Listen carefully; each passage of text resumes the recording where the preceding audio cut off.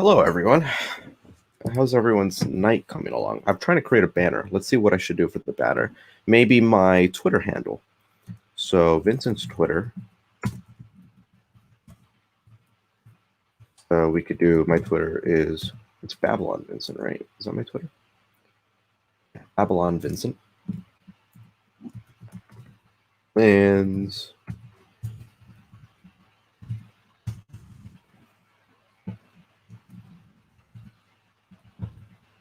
oh shoot, I can't be that long, really? Or is it just frozen? Yeah, it's frozen. Okay, there we go. And guest Twitter. Is it cool if I promote your Twitter, or would you rather me not do that? No. Show me out. Like you sell my ass like I'm a whore and you're the pimp. All right, hell yeah, let's do it. I will. What's do.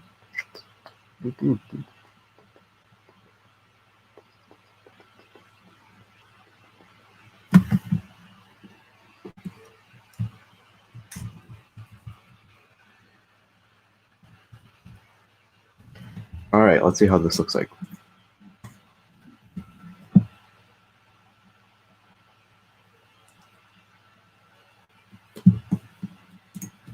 Oof, look at that. Oh, I could probably edit that. Let's edit that.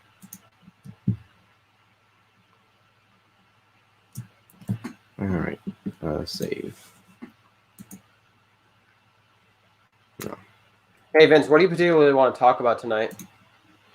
You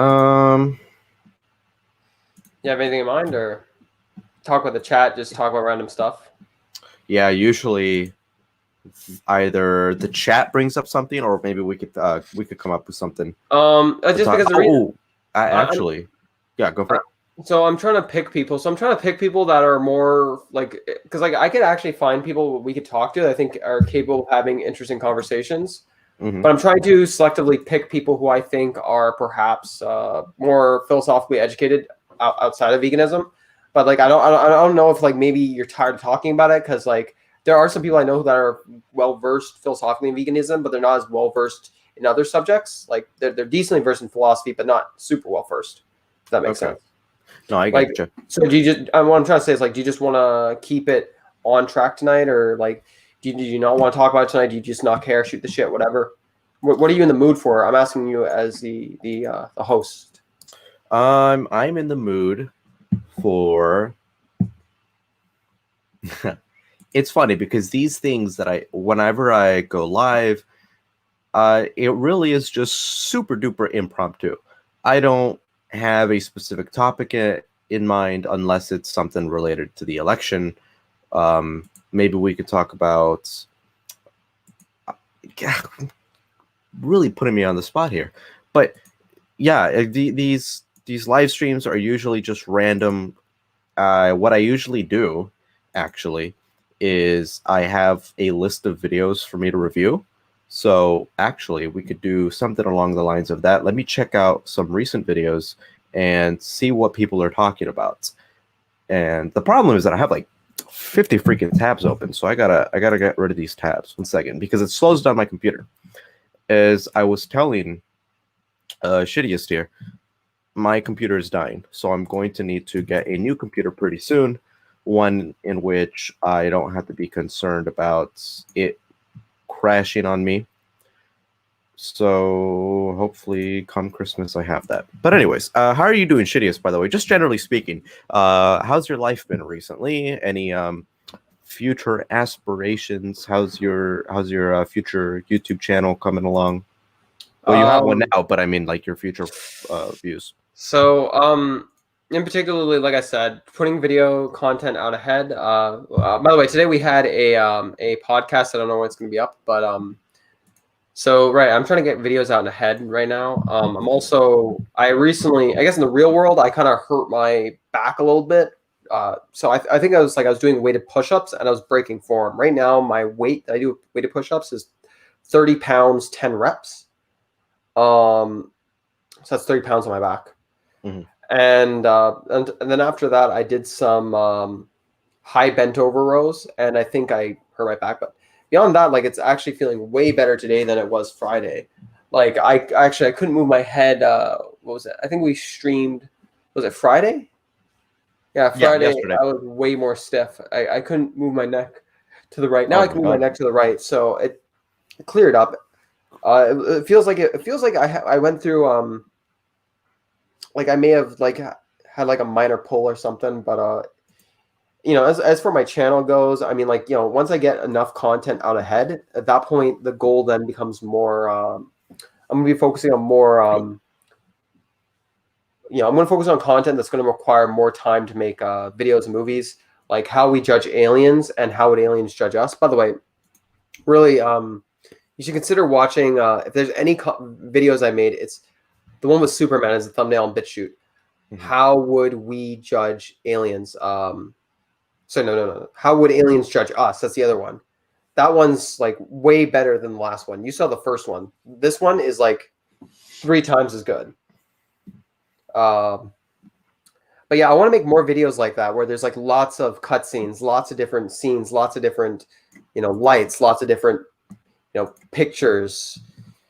So I kind of like some, kind of like Mouthy Buddha's videos without all the animation. If you've ever heard of Mouthy Buddha. Mm-hmm. Oh, you know what we could do? We could actually review your video. We could actually talk about it.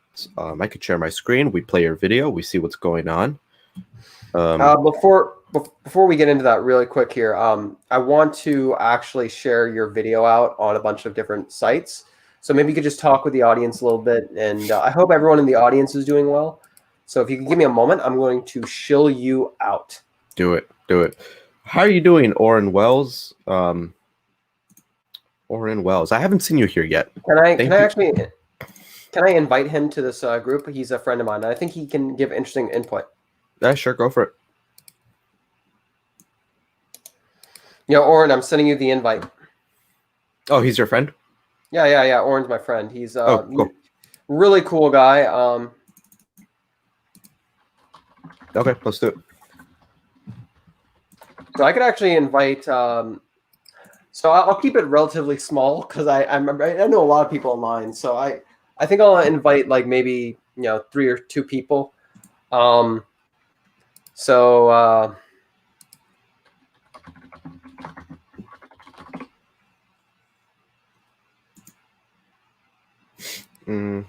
one on veganism with the Superman logo, that's only on BitChute. That's not on YouTube. No, too much cutscenes. Actually, fuck. If you decide to stream that, like that could, I'm not sure if that's going to make any. Like, actually, I don't think no. You can stream stuff on YouTube and the algorithm won't catch you. But the thing is, after you stream it, you're gonna have to unlist the video or it'll be blocked or something. So it's up to you if you want to do that. Like if you care about the monetization or not. So, and you can skip past certain parts as well. So I just wanted to warn you, because it's fair use, and also I want to help your channel grow. I don't want any issues. So I'm not sure if you care. I don't think it'll be a big issue, but I need to warn you because you're my buddy. You get some good views on BitChute. BitChute's pretty easy to get views on. Like it really is worth uploading something to BitChute as well. So I'm actually just going through everything. I guess culture. Boom. Is this him? Oh. Who's Oh? Yeah. Hi, how you doing, man? Oren, my nigga, how you doing? My nigga. I'm actually in the bathroom. Nice. Don't worry. I will mute myself. For the love of God, please mute yourself if you're going to stream. I will do that. I'm not inconsiderate like that. I don't know. I don't know. Yeah, you good, bro. You good. I'm just...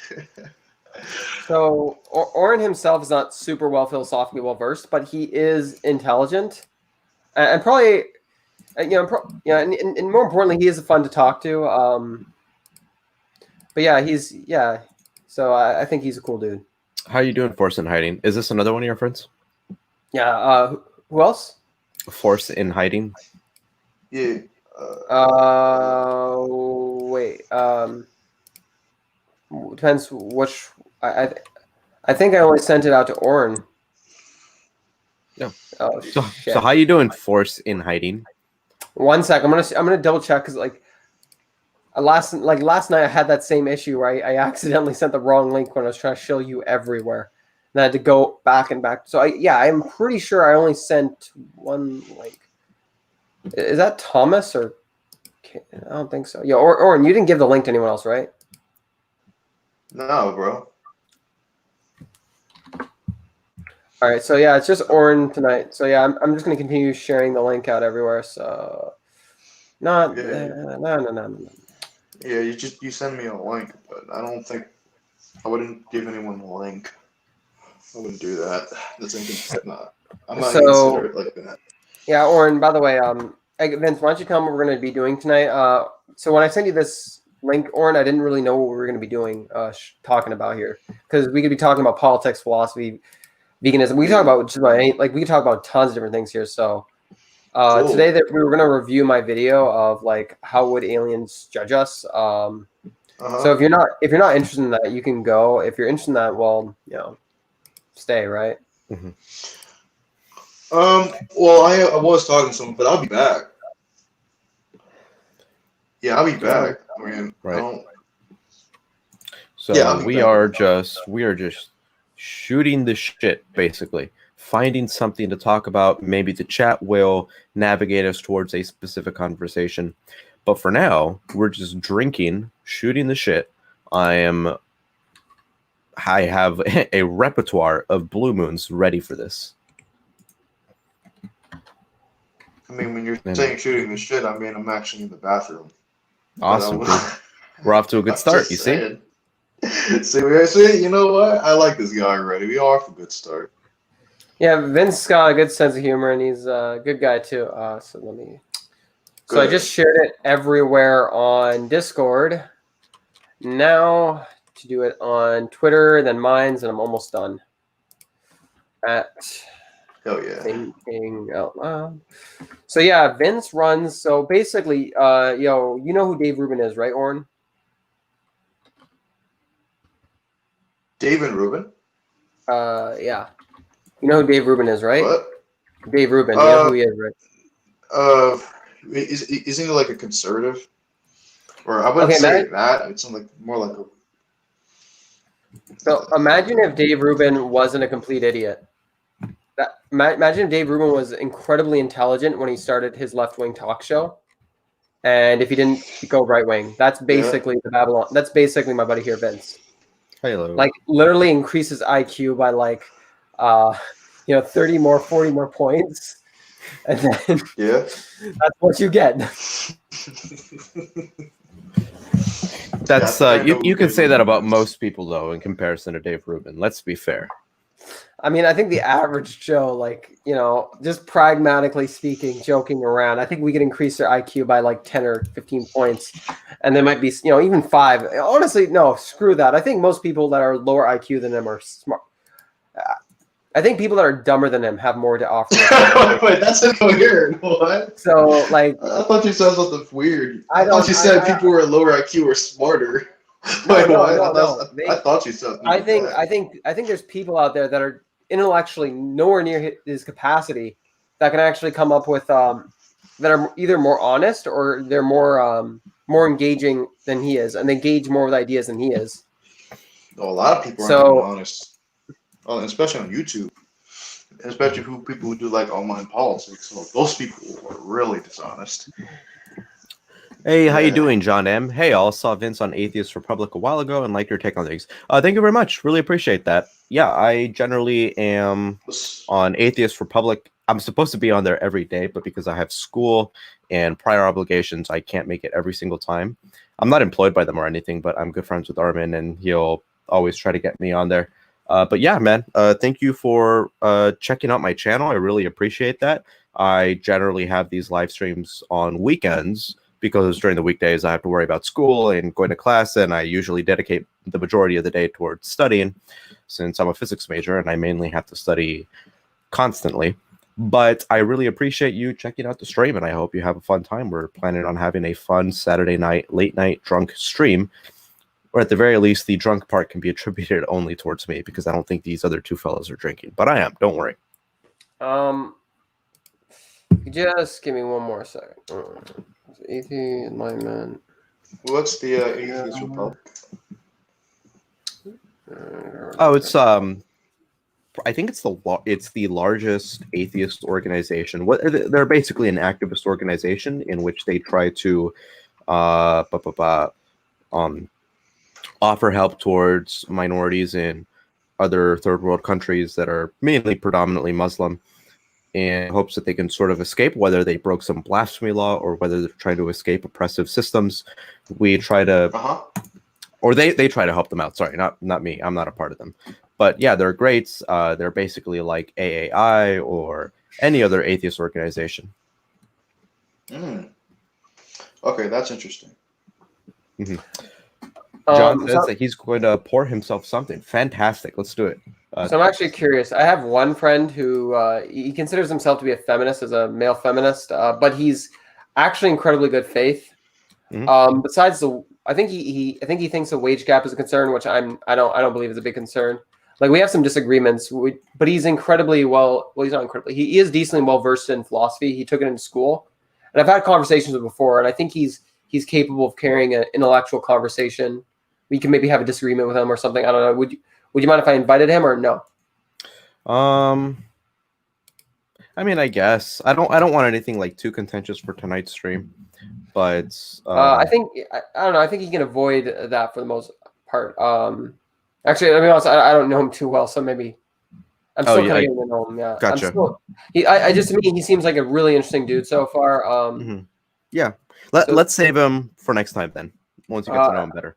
So there's one person who I know decently well. I'm gonna ask him, and then so I shared it with everybody so far, and sup, yo. I gotta check my email real quick. I'm having a few scientists on. I started a STEM podcast since I am, my main focus is physics, and I am starting a STEM related podcast. So I am in touch with a few authors. Let me check my email real quick. Oh, and your friend left. I could he said he'd be back. I could also. Have you ever heard of Perspective Philosophy? I don't know him personally, but I guess I could. Actually, no, probably not. I don't know him personally. I do know him. My friend debated him. Would you want him chilling here or no? I don't really know him, but I don't know. Just if we want more people to chat with. No, just we can forget about it. Perspective a lot. Let me him, right? The one that my friend debated. Yes, it is him. I don't think they debated. I think he just called. Wait, did they debate? Let me check. Yeah, let me check if they debated. Actually, let me send him a message because I know he talked with him about veganism. Let me see. Because he's vegan, right? This guy's a vegan. Yeah, so he's kind of like He's also talked with Rationality Rules and Cosmic Skeptic before. Mm-hmm. Right. Yeah, so I think my friend debated him. Yeah, it must have been a debate then because my friend is not vegan and he argues against veganism. So, yeah, I'm assuming that's what that was. Let me find that video, actually. Maybe we can check it out and review it. Yeah, and if you ever... Actually, I'm curious. If you ever want to actually have any feminists that are well-versed in their theory to try and debate them on your show, let me know, because actually I know a ton of them. Actually, I know a ton of communists as well. And some of them are actually incredibly good debaters. So what's interesting is that I'm actually trying to distance myself from those types of conversations, not because I don't find them interesting or I don't find them productive, but rather because I think the best way to go about the situation, and maybe we can start a conversation on this, in which I'm increasingly more focused on epistemology, because I think that is the main catalyst of what screws up. Oh, it is this video. Sorry, I found it. We can actually review it, because I think that's mainly the thing that really screws up everything.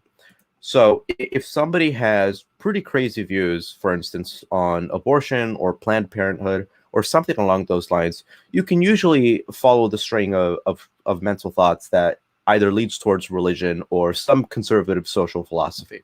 So what I'm thinking about doing is mainly tackling epistemology first.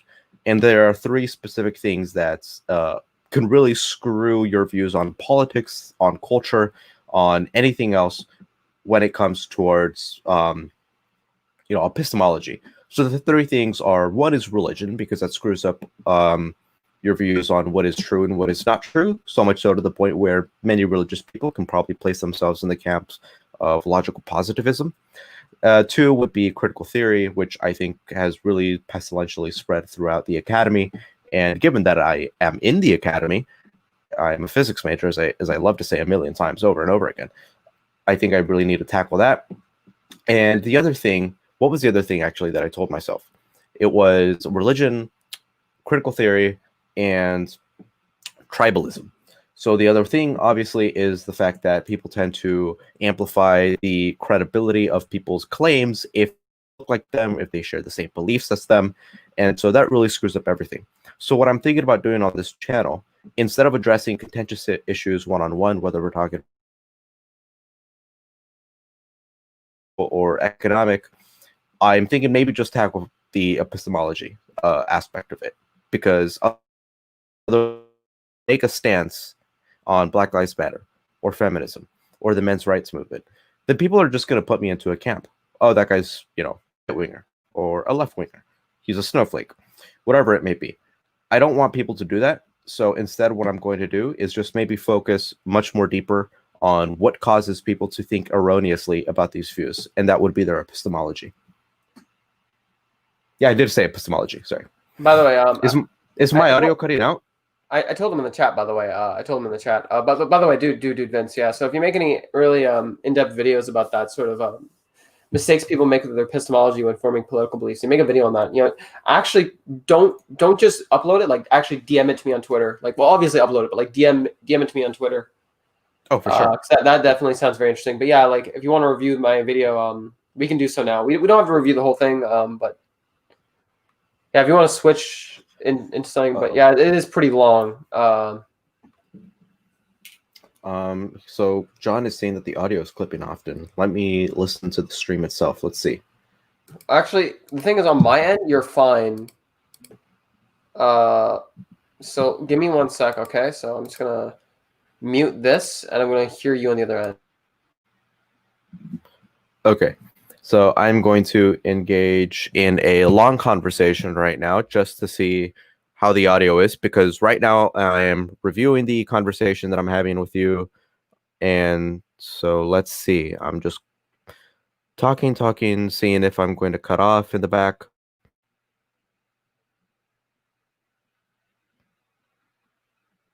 It doesn't seem like, well, I mean, maybe it was worse before then. He said mic closer. Wait, so was the reasoning why I was cutting out because I was a bit honestly, Vince, I think your audio is fine, dude. Like, straight up. Like, I just listened to a little bit of it. I just listened to the stream, so it sounds fine on my end. By the way, everyone who joined, thank you for joining. Okay, we'll see what happens. I did cut out a bit in there, and honestly, my internet is terrible. So if there is some issues that can be attributed towards internet connection, that is 100% on me. I live in a place that is far away from the center of where the signal would come from. And so because of that, we don't get the best internet providers. And fastest internet that we can get is nothing to dream about. So I have some pretty shitty internet. It's not like a Walgreens connection or anything like that, but it definitely isn't conducive towards me being a very popular and famous Twitch streamer, in which the expectation would be that I have incredibly fast internet. That I would not be able to do that. So I can never be a Twitch streamer because of that, but at least I can upload YouTube videos and supposedly stream on YouTube. But anyways, so this is Perspective Philosophy, and this is my friend. If you've watched a few videos ago, or a few live stream videos ago, he joined me. So let's actually see who joined you. Said of him. Who joined this guy? So if you're looking at the stream, this guy, he's my friend. His name is Aporia. This guy, good friend of mine. No, I haven't heard of him. Yeah, he's pretty cool. Let's see what the comments said about him. I think his take on veganism is bad, but let's see. Oh wow! So the first hour is off topic.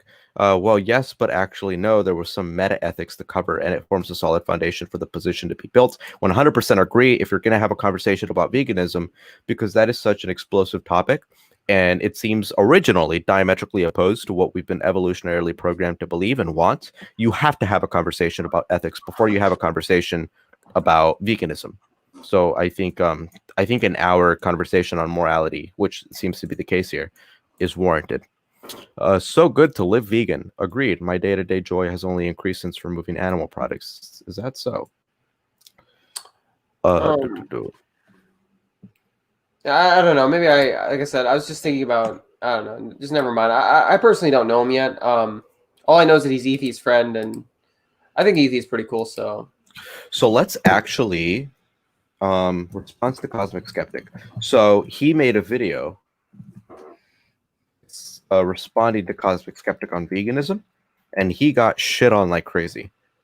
So, and Cosmic Skeptic addressed this video as well. So let's take a look at it. Here it is. Yeah, it has over 1,000 views. I remember when he uploaded this because we went to school together, or same university as me. Wait, and who did this guy Aporia, who had a conversation with Perspective Philosophy. He has 10 subs. Yeah, 10 subs. He's not a YouTuber or anything like that. Okay. He's just But he made a video responding to Cosmic Skeptic, and Cosmic Skeptic found it. Here he is commenting on it. And I remember when he uploaded this video and it blew up, or at the very least blew up towards a couple hundred views at the time. He got a lot of responses, and he was just responding to every single one of them. And so whenever we would be hanging out, since we were both in the same club back then, the Secular Student Alliance, every time he was in a meeting or we were coming up with something bureaucratically for the club, he was just responding to these conversations. But let's actually review this video because I forgot what his argument was. But and since you're a vegan and you're a vegan activist, let's see what you have to say about it. Yeah. So this is a response to Alex O'Connor. Can you hear it? YouTube channel Cosmic Skeptic. He issued a challenge to make a rebuttal to his video where he makes. Can you hear the video? The audio? Yeah. Just since you paused it, yeah, I can hear it. Nice. Okay, awesome. Let's do it. Is for veganism. First, I want to mention that I greatly enjoy Alex's work and have a great deal of respect for him and everything he does. That being said, I don't think he presents a convincing argument for veganism in his video. You should definitely watch that video first because I will assume you have seen it when I make my responses. So, while watching his video, I noticed that Alex has one key argument and 3 responses to possible counter-arguments. The problem with this is that I don't share one key implicit premise that is foundational to Alex's main argument, which means most of his preemptive counter-arguments are irrelevant to what I will say, since I will not be making any of those arguments that he is preempting. Instead, I will challenge his foundational ideas of why certain actions are moral and certain actions are not. So let's begin. First, I want to mention the similarities of ethical veganism arguments with anti-abortion arguments. Both arguments hinge on the idea that the reason it is bad to kill both X and Y is because it is impossible to make a non-arbitrary separation between X and Y. The structure for these arguments is almost identical. For example, Alex explains the name the trait argument, which posits that any trait that distinguishes humans from animals is arbitrary as a means to distinguish why we consider killing one okay and not the other. In the same vein, one of the most popular anti-abortion arguments is the flow argument, which suggests that the reason it is bad to kill fetuses or embryos is because they have a future like ours, and eliminating a future like ours is what is wrong. So he's actually going to join. Yeah, he's actually going to join us right now. So he could probably steelman his own. Ooh, let me stop sharing the screen before I. He's actually going to join us right now. He's a good friend of mine. He's super duper cool, and I'm sure you guys can actually have a very fruitful conversation because he is not a vegan. He has arguments against veganism, and we made I think it was the second episode of the Sodomite's Guide to Reality. It was me and him debating it because again, I'm not a vegan, but I'm very sympathetic towards the vegan arguments in a way that I expect myself to be vegan in the future. I cannot imagine myself 5 years down the line when I'm not a vegan. I can't. I don't know if it was. I think I may have listened to him in the past then because I may have listened to him in the past. Yeah, he's really cool. He's really smart. I like him a lot. He's a computer science scientist. So let's see. So he's joining soon. Oh, and your friend's here too. Oh, he left. Whoops. Or Oren, I'm not. I think Oren might be coming back. I don't know. Okay. But yeah, sure, yeah, let's talk with him. So are we gonna like review his video together and then us talk about it? And We could, but in all fairness, he has said that he wishes he doesn't agree with his video anymore as much as he should. He thinks that there are some problems with it, and he probably could have worded his argument better or conveyed it better. We'll see what he said. Sorry, I was talking to someone. Okay, yeah, don't worry, dude. Whenever you're ready, you can come back in. In that case, I think it's probably better if we like we can chat with him like and review his video. Like if he doesn't fully stand by what he says, and if he has 10 subs and he has 1,000 views, like I get it why he probably wouldn't want to take that video down. Like I get it. It's exposure, right? But yeah, then we can review something else if you want or do something else. Sure. I don't know. Whatever. We can do whatever.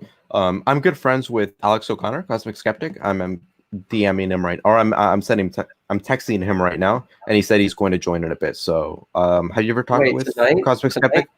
Tonight? Yeah, he's joining in a bit. Have you ever talked with Cosmic Skeptic?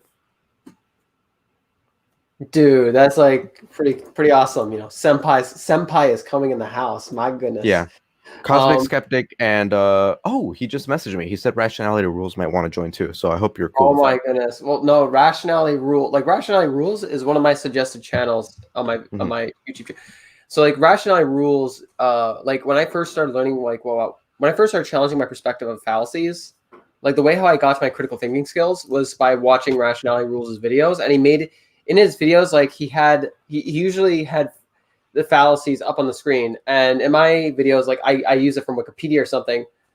But like, man, Rationality Rules, that guy was inspirational to me, and like, man, that guy, like, I don't know, if he's on here, man, like I'm gonna be like super stoked. Like my whole story of how I became a vegan and a vegan advocate actually, he was a part of the beginning of it all. He was a part of the foundations before I first went vegetarian, then vegan. So oh my god, do you know who Genetically Modified Skeptic is? Drew, yeah, honestly I'm familiar with him, but I'm nowhere near as much of I enjoy Cosmic Skeptic and Rationality Rules a bit more. Yeah, okay, Drew. So it seems like Cosmic Skeptic, Rationality Rules, and Genetically Modified Skeptic are joining, so that's cool. It's awesome. Maybe we could review my video together. Yeah. I don't know, but in all fairness, actually, if they come in here, that would be really awesome. I guess we could do whatever they want to do. I don't know, but right. By the way, I'm totally fucking with you. I don't know these guys in real life. They're not. I'm actually pretty. Yeah. So I don't know Cosmic Skeptic or Rationality Rules. I was just messing around. I'm pretty good friends with Drew though. Genetically Modified Skeptic. I'm friends with him on Facebook. He was on the podcast. We've messaged back and forth. He recommended me get this Yeti actually. I could invite him. I doubt he'd join though. But yeah, he's I was totally kidding about all that stuff. But Render Under Caesar says veganism is like electric transportation, inevitable. I agree with you.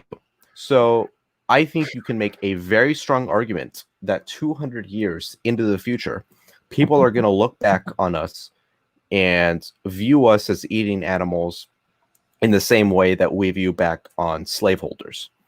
I think you can make a strong argument. I don't know if that's what's going to happen for a fact, but I think you can make a very strong argument that that's what's going to happen. What do you think about that? I think that there's a million and one arguments, but I think a very simple way to frame this, and I'm going to try and frame this carefully because it's late at night. I'm getting tired. I might word things fallacious or misword things. Wait, it's 10:30 over there for you, right? Yeah. Okay. Well, I stayed up pretty late last night. Like I stayed up till almost 3, and I woke up at like 9, and I don't know why I couldn't go back to bed. But forget about it. I'm just saying I'm going to try and word this carefully. Our basic intuition, empathy, it is more complex than the average individual might think, and its ability to benefit us. And when you start to look at the facts, you then have to add up if expanding empathy to animals is rational or justified. And I think in today's modern age, it is overwhelmingly justified.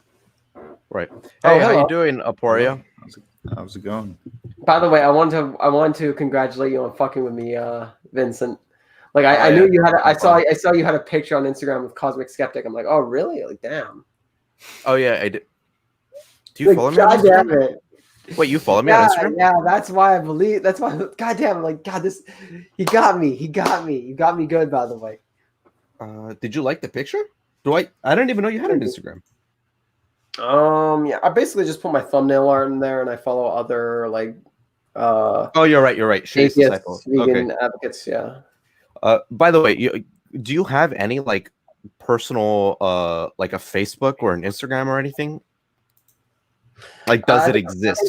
I think I'll keep my personal stuff No, to myself. no, not a problem, not a problem. But so you do then. You don't have to like obviously announce it here, but you do have one. I think I'll keep that stuff to myself, Vince. Go for it. Yeah, all right, no problem. I was just mainly curious because I don't know, because in the same like what I usually do is I have a personal Instagram, but I never use it. So and it's like it's under like my real name or whatever. So if anybody from like my high school or whatever finds me, they just follow me there. But I have one that I mostly use that's associated with my like my YouTube channel. And so I get annoyed whenever people from my high school find it and they try to follow me. And it's open, so it's not private, so they can easily follow me. And I'm assuming that they're expecting me to follow me back. And I get annoyed because I'm like, this is for my own shit. Can you please not like it's not even under my name. I don't know how you're finding me because I have a fake name under it. Freeman is not my real last name. So if you went to high school with me, you should I would assume you know what my real last I don't know. I feel like I get annoyed when people that I know in real life or I used to know in real life try to follow me on this account because I'm not going to follow you back. I mean, like, yeah.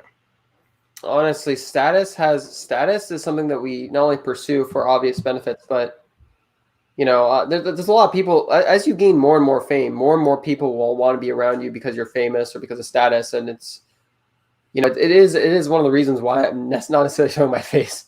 Like status definitely does do something to.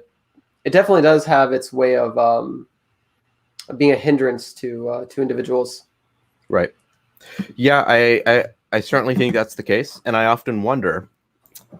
First of all, let me be perfectly clear. I am not under any expectation that I'm going to get famous or well known in any noticeable sense. I've said it before. I do this because I think it's fun. I like having these conversations. I love getting the opportunity to talk to people that I look up to. That's why I do this. I'm not under any illusion that anything is going to happen out of this. I do this for fun. But let's say for the sake of the argument that I do get famous, noticeable, I often wonder how my social status among people that I went to high school with will change. Am I going to start getting DMs from high school people asking me to whatever it may be? I don't know. I don't know what the reaction would be like if that were to happen, right? But again, I am under no illusion by any stretch of the imagination that that's going to happen, and I am not aiming for it to happen. I'm just doing this because it's fun. Yeah. By the way, Aporia. Yeah. I know you've been sitting here not saying much. I appreciate your ability to listen, but if you want to say hello, introduce yourself. What's up, man? Yeah. How you doing? I'm Aporia. This is sort of impromptu, so I'm just trying to catch up to a little bit about what you guys were talking about. Right. We're mainly shooting the shit. We were reviewing your video actually that you did. I'm curious because I think my video is not that great. I think I was pretty well in the comments though. So I messaged not messaged, sorry. Yeah, I was telling History's Shittiest Disciple here that it probably isn't the best thing to review it, mainly because he said that he didn't like it that much anymore. So I said, and that's when I was like, maybe we should just invite him. I don't think I made any like poor arguments. I just went for shortness and brevity. So a lot of my arguments were like missing steps. But in the comments, I responded to the actual points. So yeah, but even with that being said, like if I have a chance to talk to you, I think it'd be more productive to talk to you. So I don't know. Do you want to have a discussion with me on veganism, or do you want to review your video? I'm down. I haven't really discussed veganism for a while, but I'm down to discuss it. I mean, like, so how about we just mind if I just say then some of the things that we were kind of thinking about doing? Go for it. So we could talk about a number of different things. We can talk about anything you want. We could review your video, then talk about it. We could review one of my videos and then talk about some of the parts in it, or at least a portion of it, I guess. Or we could just have a conversation, just you and me. Like, so I'm asking you, Aporia, I'm trying to be gracious here. What do you wish to do? We can just discuss whatever's easier. I'm down to discuss. I'm down to review any videos. I'll tell you a little bit about my like ethical system. I'm a psychological egoist, I guess, sort of, in the sense that, or a moral anti-realist. So I don't make any moral acts or moral proclamations. And that's sort of the framework where I criticized Alex O'Connor's video. I didn't necessarily buy his arguments for moral consistency. I'm not sure about you. What sort of ethical background do you have? So I'm a moral nihilist. I'm a threshold deontologist.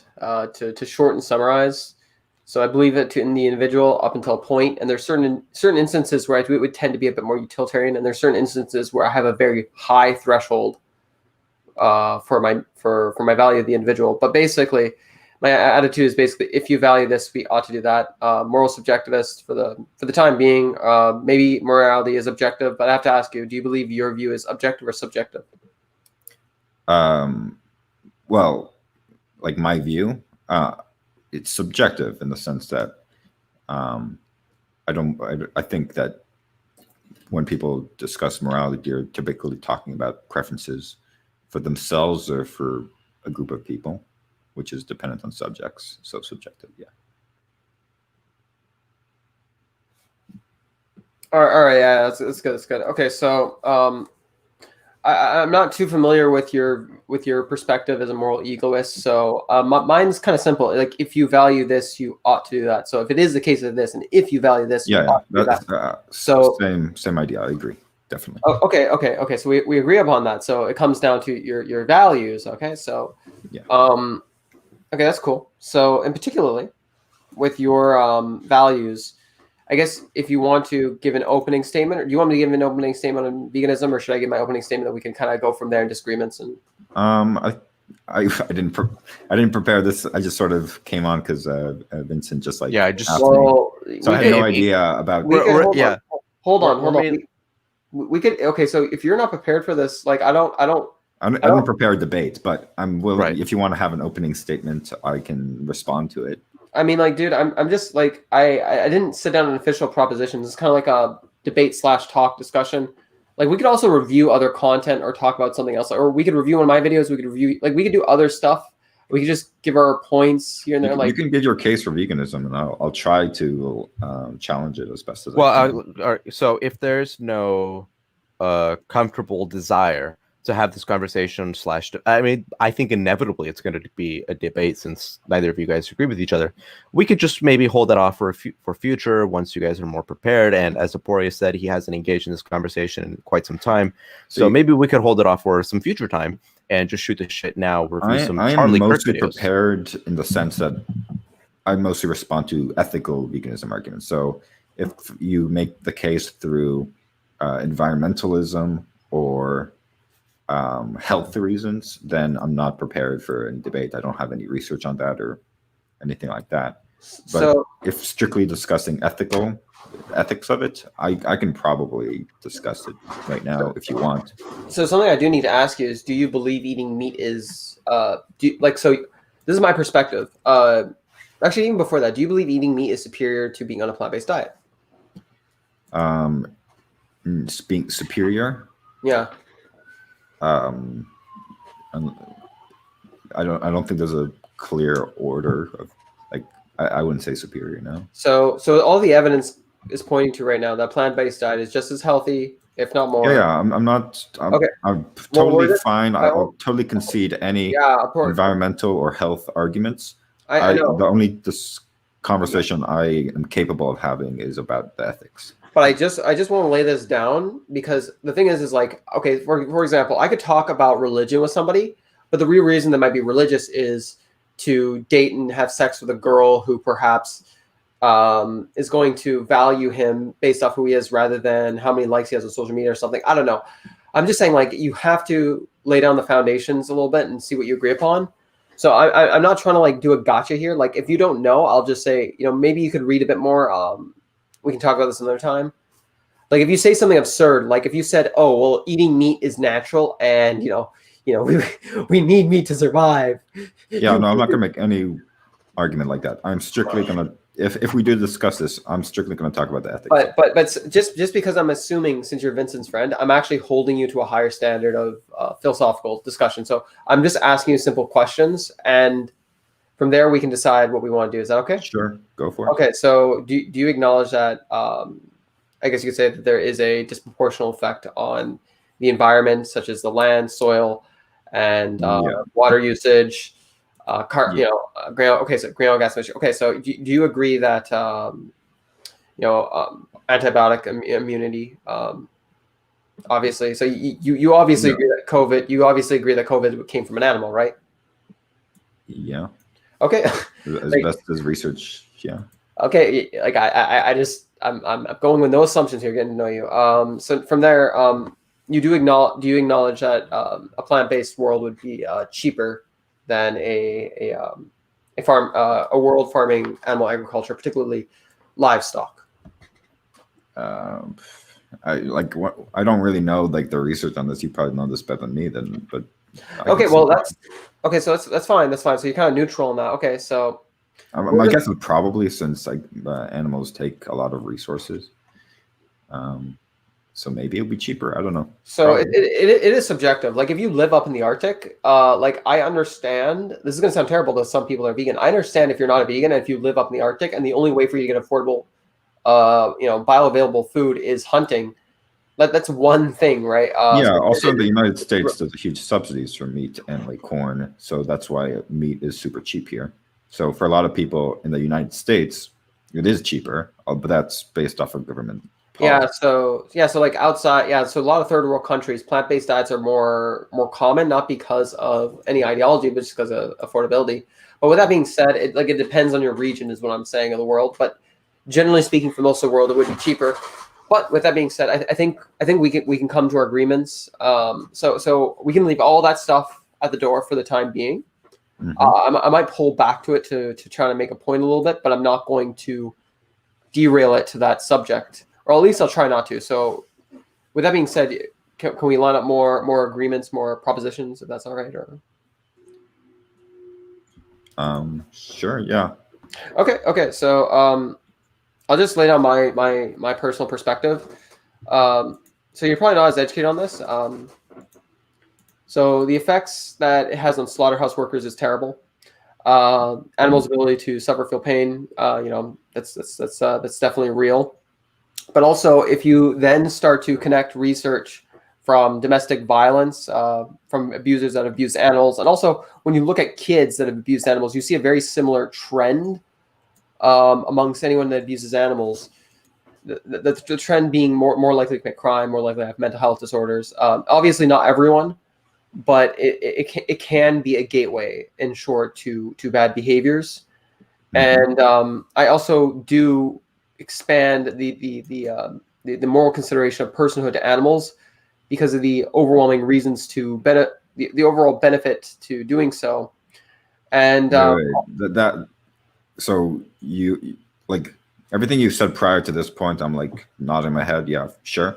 But then right here, you said something that is like a fairly large ethical statement, that you're giving animals the protections of humanhood, and then you justified it by saying what was that? It is overwhelmingly beneficial when you look at multiple different perspectives. Beneficial to what? Environment. Like there's the environment, there's the health, there's also like economics, but there's also like the you're effects giving moral. Hold on. Okay, sorry. The effects. There's also the effects on slaughterhouse workers, and And then not only that, but then you also have to expand it beyond what you eat. Like, for example, like giving rights to pets and to wild animals. It also would prevent people from. It would also help prevent people from abusing animals that are perhaps they're perhaps not in the animal agriculture industry. So overall, I just see a benefit. Yeah. But anyways, I would like to finish what I was saying though before you actually. Continue. So not only is there overwhelming benefit for human beings, but I also think that it's I think it is a more, I think personally for my own values, I think it is moral to value decreasing the suffering of animals, since they can suffer, or sentient beings in general that either have the ability to feel pain and are sentient, or conscious beings with a episodic memory. These are things that I personally value, and if something is sentient but is not conscious, it's to me it's more of a gray zone, depending on circumstance. So, anyways, I'll let you talk. Okay. So I will concede pretty much all of the environmental reasons, all of the health reasons. I think you can make arguments, but the main point that I have is that the ethical part, right? So why? So all of your points ended up being why we should do this in order to benefit humans, right? So you said we should. It's bad for the environment. That's bad for humans. It's bad for health. That's bad for humans. And that's fine. That's fine. But why should people value animals to it? You even said the personhood status. So before we actually do that, I could pop into a room in Discord and probably get a bunch of people to watch this stream. Can I do that really quickly? It'll take like 5 seconds. Sure, if you want. Oh, yeah, I'm sorry. I'm so sorry, Aporia. Please, 1 second. Are you part of like the Ask Yourself Discord, the veganism Discord?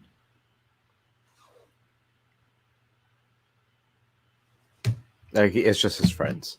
I see, for sure. So anyways, what we can do in the meantime is we can watch Charlie Kirk's stream that he did after the election. Oh, by the way, so Joe Biden is our president. How do you feel?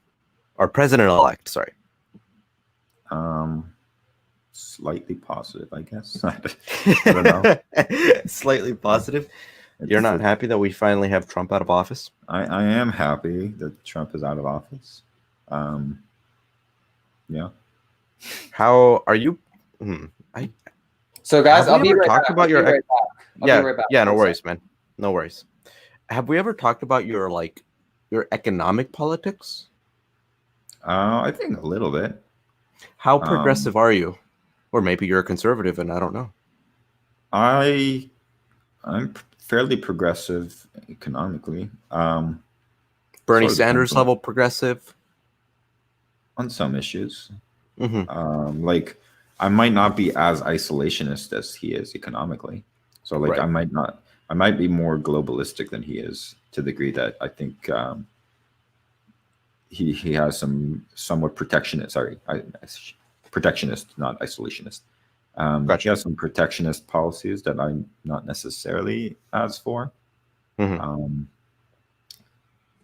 But I think it is worth investing in higher education, and I think we should have a safety net Right. for people. I think agree with- healthcare- I am for not necessarily single payer healthcare. I'm also okay with a multi-payer healthcare, but I think whatever it would be, it's probably better than what we have. Is Bernie Sanders who you supported mainly? Yeah. Okay. For the most part. What did you think of someone like Andrew Yang? I liked Andrew Yang. Okay. Yeah, I did. Okay. I'm pretty... I would probably place myself economically in the same realm that Destiny would place himself. He's pretty neoliberal. I'd probably place myself there. So I'd probably put myself pretty similar to a Destiny. What am I more progressive than Destiny on? I think we need to adopt a healthcare system similar to the Scandinavian countries. I think our healthcare system is a joke. I think we need prison reform. I think we need.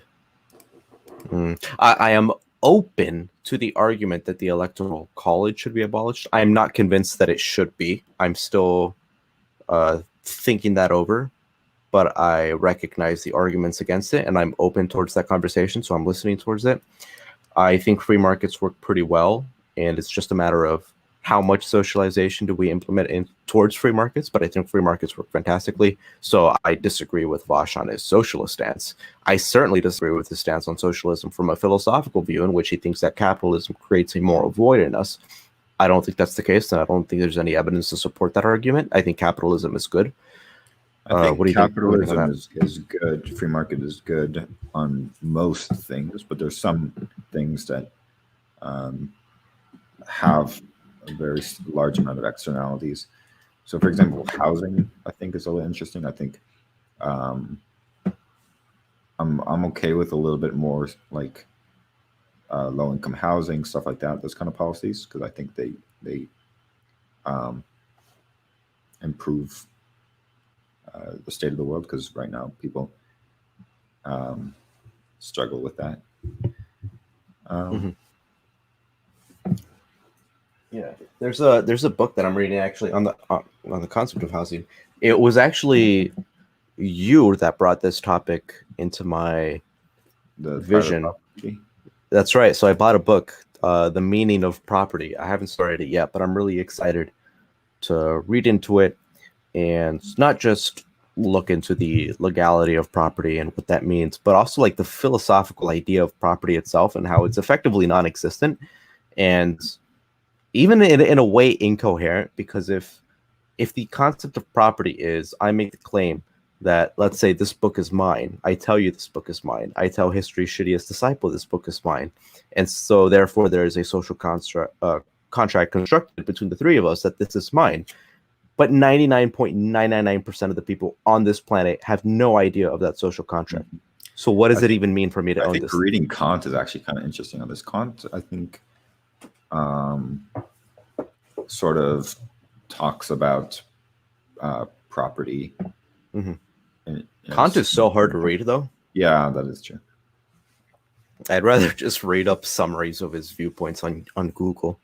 It's really hard to read philosophy, and this is why I'm so I'm not so hardcore into philosophy as I come across as. So when I talk about like the Vienna Circle of logical positivism and empiricism and the problem of induction in philosophy and the philosophy of science and reading Kuhn, people are under the impression that I must love philosophy. I really don't. I'm actually skeptical of it because a lot of philosophy, especially if you read Slavoj Zizek, who comes across as the most potential, like the most pretentious people on the face of this planet. That's really what philosophy comes across as a lot of the times. I'm not saying it is pretentious, it's intentionally pretentious, but that's the way it comes across as.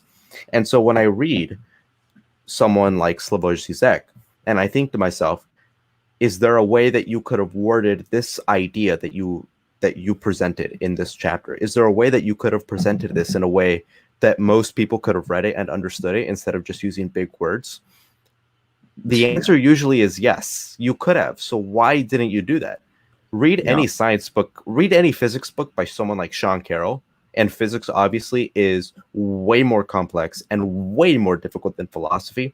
But someone like Sean Carroll, or physicists in general, want to dumb down that information so the public population can understand. Like the whole point is so people can understand it. So why aren't you doing that with philosophy? And so sometimes it comes across philosophically that like they're just pretentious. I'll read you something actually. That's the same position I have on philosophy pretty much. It's like I am interested in it. I just wish that as a field it had more of a focus on brevity and like simplicity. Like let's just make the points. Just your entire philosophy book, just write it all in premises, premise one, premise two, conclusion. You don't need everything. Maybe explanations for each one, but like you don't need the fluff. Yeah.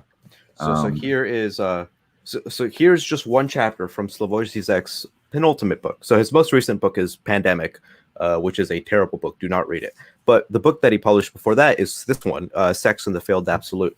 Let me just read you one of the chapters. Corollary 3, the retarded god of quantum ontology. So, and all the chapters are like this, right? So it's not like that's in isolated instances. You have Theorem 3, the three unorientables, schematism in Kant, Hegel, and sex, sinuosities of sexualized time. Sex is our brush with the absolutes. It's intellectual intuition and intellectus archetypus reflexivity in Kant and Hegel.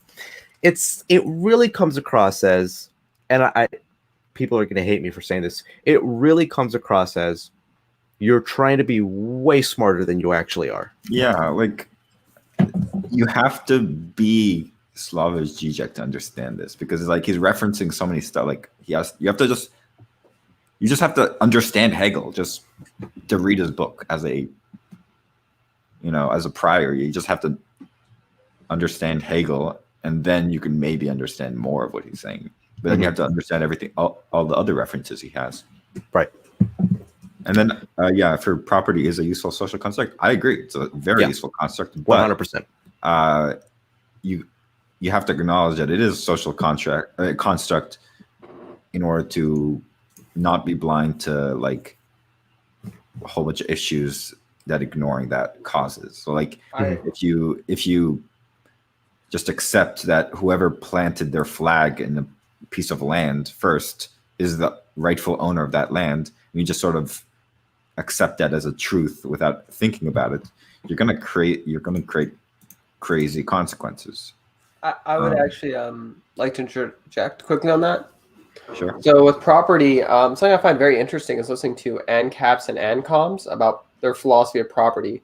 Yeah. So I recently heard about personal property.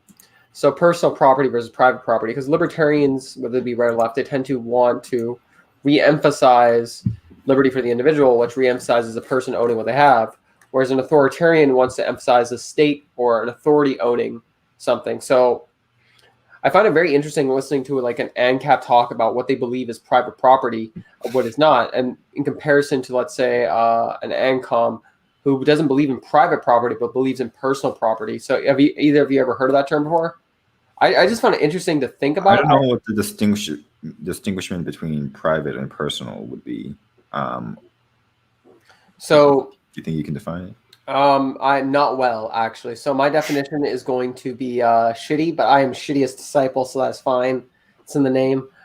Personal property, pragmatically speaking, private property is something that you own and something that you can use to create revenue or income, even if there's multiple people. So basically, private property is something that is privately owned to you, whereas personal property, even though it can be privately owned to you, only under certain circumstances. For example, your books could be privately owned to you so long as it's yours and you're not using those books to make profit with multiple other employees. So for example, if you had property or a camera or whatever, or if you had a computer, if you had multiple people working for you at a certain point, it would therefore transition to I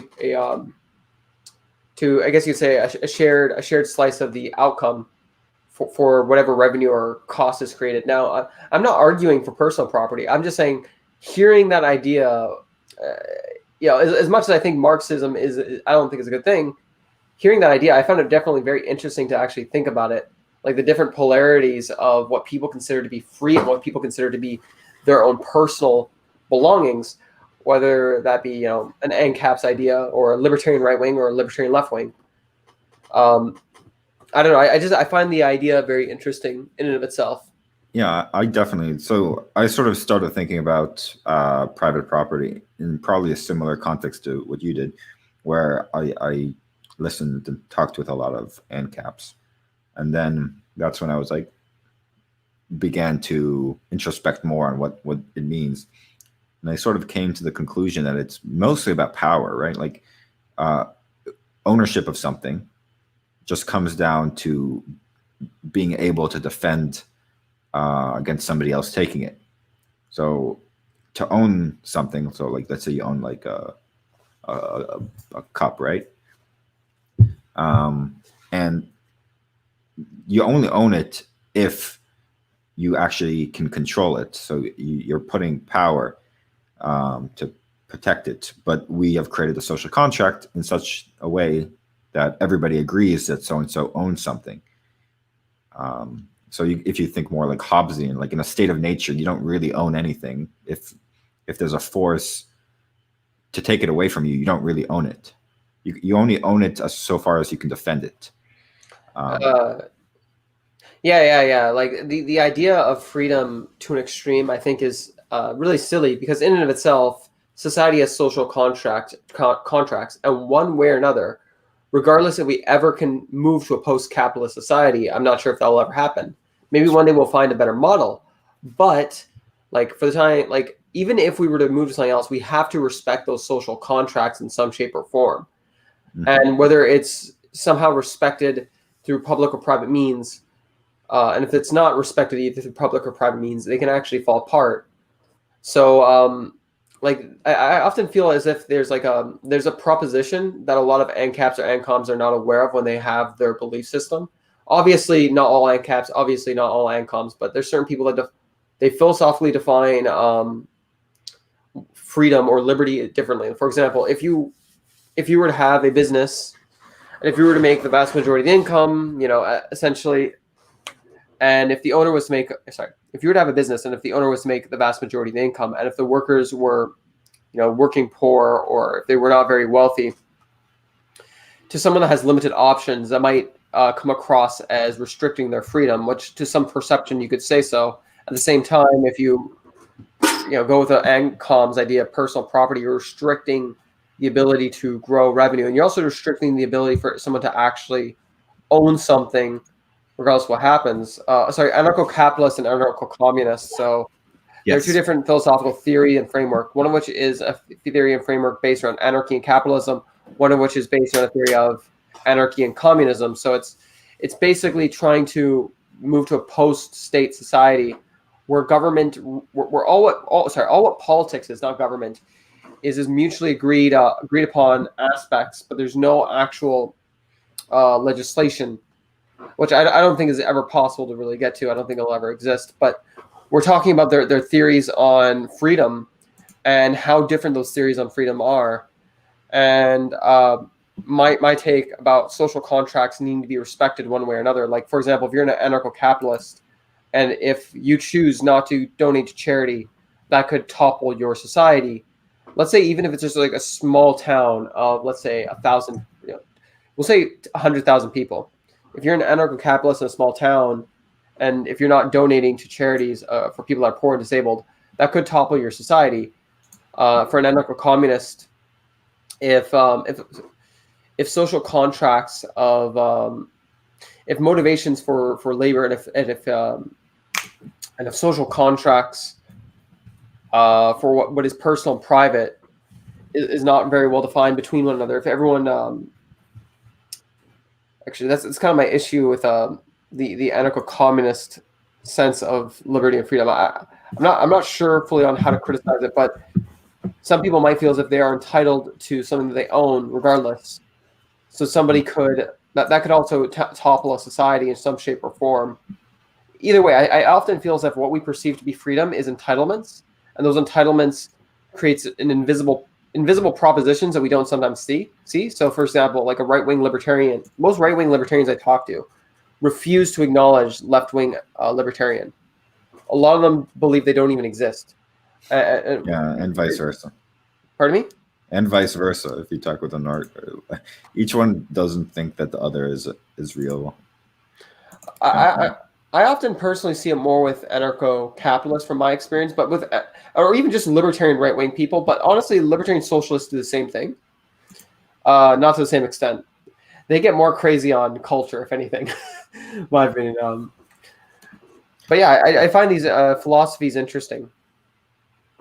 Yeah, we're actually having Oh, yeah. So I think Go ahead. taking the extreme views on certain issues is a great way of creating a good ethical understanding of why you're not one of those. Like, just taking the most extreme positions and dissecting them is a pretty good idea. I think. What were you going to say, Vincent? Oh, so we're actually going to have a conversation with Nate Talks to You about property next week. We were supposed to have it tomorrow, but due to some personal issues that he's having to deal with, we postponed it towards the 15th. So that's going to be very fun. We are going to talk about libertarian socialist. How does that work? You'd be surprised how many libertarian socialists exist, actually. I would probably consist. I mean, like I said, John, it depends on what you define as freedom and what limits freedom. To me, my opinion, what limits our freedom is social contracts. We're contracted in some shape or form to respect one another. That does create that's where the limit is created. Like if you want to be truly free, in my opinion, the best place to be is out in the middle of nowhere with anyone else, where you have no obligation to anyone else. In my opinion, a society is not free, but that's what I meant by there's sort of invisible propositions, John, or there's invisible ideas of what freedom means, and that's where the disconnect comes between ANCAP and ANCAP, or libertarian socialist and libertarian capitalist. By the way, what is your I'm amazed that I still don't know this. Shittiest, what is your political philosophy? What are you? I actually don't know this. So, in the past, I've taken political tests and I've gotten left wing. The last one I got, I was center, but slightly center right up, right authoritarian. I'm like, oh my god, no, I'm catching up to homie Hitler. No. Jokes aside, I'm relatively apolitical. So far, as in the sense that I don't feel as if there's any political party that completely really represents what I believe. But on top of that, I also try to remove emotion as much as I can, and also look at policy from a factual basis. I also try to look at it. No, I try not remove. I try to isolate my emotion and my logic. I try to be fully aware of just how much my emotion and logic is actually affecting my opinion on things. So I guess I'm kind of by policy. Like for NBC, where I live, I voted for the furthest left-wing party, the NBP.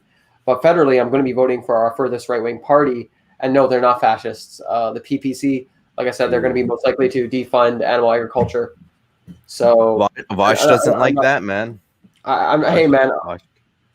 I mean, Vosh is going to come in here. He's going to start screaming at me. And then I'm going to say, why do you eat chicken, bitch? Why do you eat chicken? And then he's going to leave. I'm just going to start asking questions about veganism, and he's just going to do it. He's just going to dip out. Do you want to continue on the conversation of veganism a little bit? Sure. You actually had some criticisms for me. So to recap, do you remember your criticisms, or do I need to recap? Well, I didn't really have criticisms yet, because I'm more of the negative position. So you did positive position of no. You did actually have some criticisms, though. You were about to say something, and particularly based around the fact where I mentioned things that I believe in, such as the benefits to switching over for humans to a more plant-based vegan world. Can I ask a real quick question? So vegan gains, what is vegan? What are vegan gains' views on intersectionality and capitalism? I'm not really impressed. I did watch some of his video with intersectionality, and I was not impressed. He actually said one of his issues with it is the culture. I mean, you could say that you could use the exact same argument for veganism. I don't want to call myself vegan because the culture, the red pill community is fucking disgusting as fuck at times, but not all of them are like that. Number one. Number two, if you agree with some of their ideas, you'll never be able to destigmatize the actual core of it if you don't actually represent it nicely and try to show people how to represent it positively. I mean, so as far as intersectionality, vegan gains his ideas. You don't necessarily need to be an intersectionalist to recognize that certain forms of oppression can be what's a good way to say this? It's not fallacious. There's different definitions, but pragmatically speaking, from my memory, which might not be the exact definition, vegan gains perceptions. You don't necessarily need to be intersectionalist to recognize that different forms of discrimination can exist within the same individual. Someone can be discriminated for being a Jew and white, or Jew and black, or Jew and brown, or Jew and Mexican, or Jew and anything. Or somebody could be discriminated for being a Christian and this and Christian and that, whatever. So there's multiple different forms of discrimination. But in particularly, I haven't really watched his full conversation with Vosh. Mm-hmm. Yeah, so Vegan Gains, he's not an intersectionalist. Vegan Gains, is he anti-woke? Kind of, actually, yeah. He's created anti-SJW content, but he's also criticized anti-SJWs like YouTubers like The Quartering, who, like I said, he's kind of like... I'm anti-woke, and I've criticized The Quartering. That's a low-hanging fruit. Yeah. I mean, I call The Quartering my art-hearted friend. Like, sure, he might say some things I like. I don't think he's like an evil Nazi or a crypto-fascist, but I think he's kind of our art-hard, speaking code here. Mm-hmm. Man, Vegan Gains is fucking built. Yeah, man. Like, I'm trying to catch up to Vegan Gains, but it's hard. The guy's built like a tank. This guy is... I'm not gay, but he'd definitely be on my list if I were. I mean, I partially swing that way, so I mean, I have to say, Vegan Gains is the most gorgeous thing I've ever seen. Goddamn, on YouTube. How tall? One of my favorite things to do is, like, whether I'm under the influence or whatever, I absolutely love watching liberals go on Jesse Lee Peterson's podcast. It is the most fun thing on the planet to see Vosh or Destiny or David Pakman just meme with Jesse Lee Peterson. And so if there's one aspiration that I have, the only one is to go on Jesse Lee Peterson's podcast. That is the only thing I care about. Such a meme. So personally, I think Vegan Gains, I think he does okay in debates. I don't think he's amazing. I'm not trying to be mean to him. I think he does okay. And in a lot of ways, I think he's relatively good, but I do think he could be a lot better. And for the most part, I mean, even myself included, I think sometimes I could be better at times. But basically, overall, my impression of Vegan Gains is, he does all right in debates, and he's a smart guy. He's not woke. He's not he does try to avoid fallacious reasoning the best he can.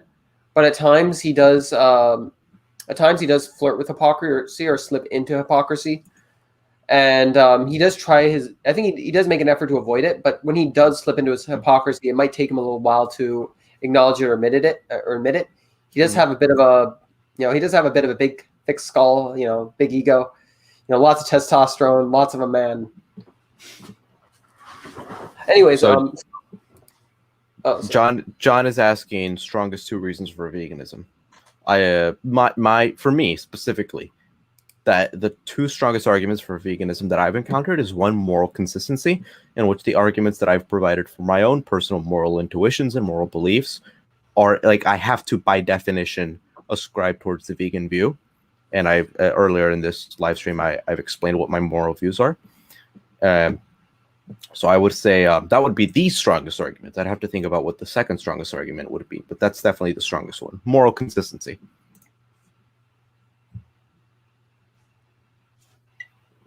Anyways, I don't really know how to answer that question because it's different per each person. But I'd say, if I had to take a guess, I think moral consistency is definitely one of them. But if I had to say the second one, it's probably the complexity of understanding empathy and how it can correlate with facts.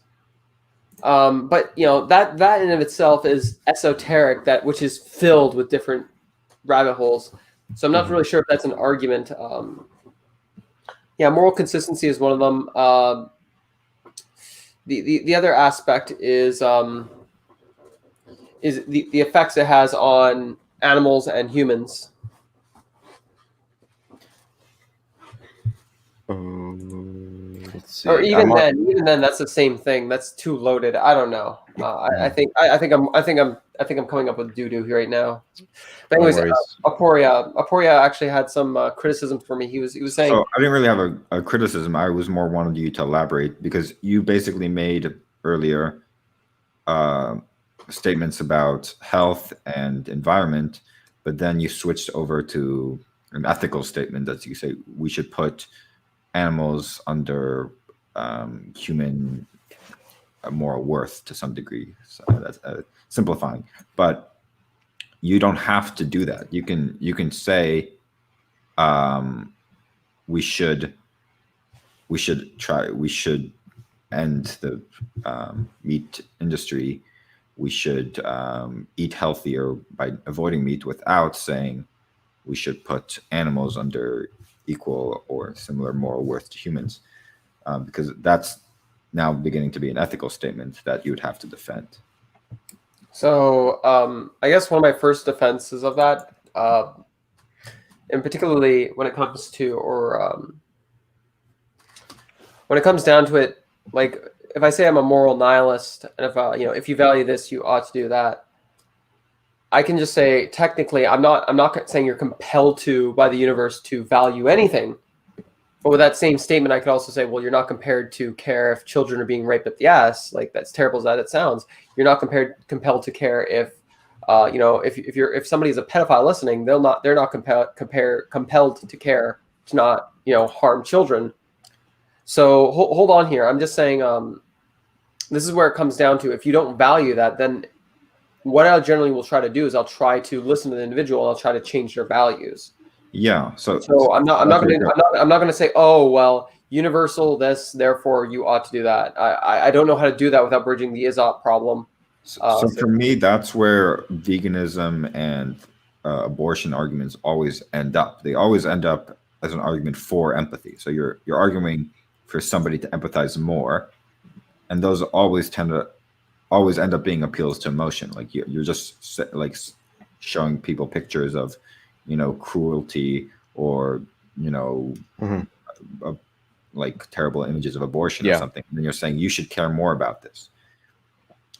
So for me, if your goal is to make an actually like a logical argument that appeals to logic, I think most veganism and abortion arguments all end up failing. It always leads to arguments for empathy.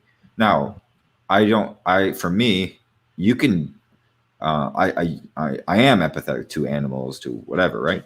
I do care about these things, but I don't understand any argument that says you ought to be more empathetic, because now you're making an ought statement for somebody to be more empathetic. So I don't know how you can possibly do that. I mean, how could you possibly tell a pedophile he's not supposed to rape children? Yeah. How could you? All right. Well, right, but if you're abiding by the rule, I'm assuming. Okay, yeah, I'll let you go. Go for it. So first off, what Vince said about moral consistency, that's one thing. You don't even have to really have a whole lot of empathy to value moral consistency. But another thing I guess I could say is, and this might be close to empathy, but it's not necessarily. It's valuing justice or fairness, which inevitably benefits yourself.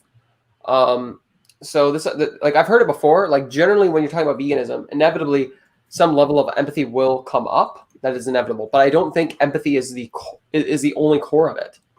I think it's more complex than that, and I could elaborate.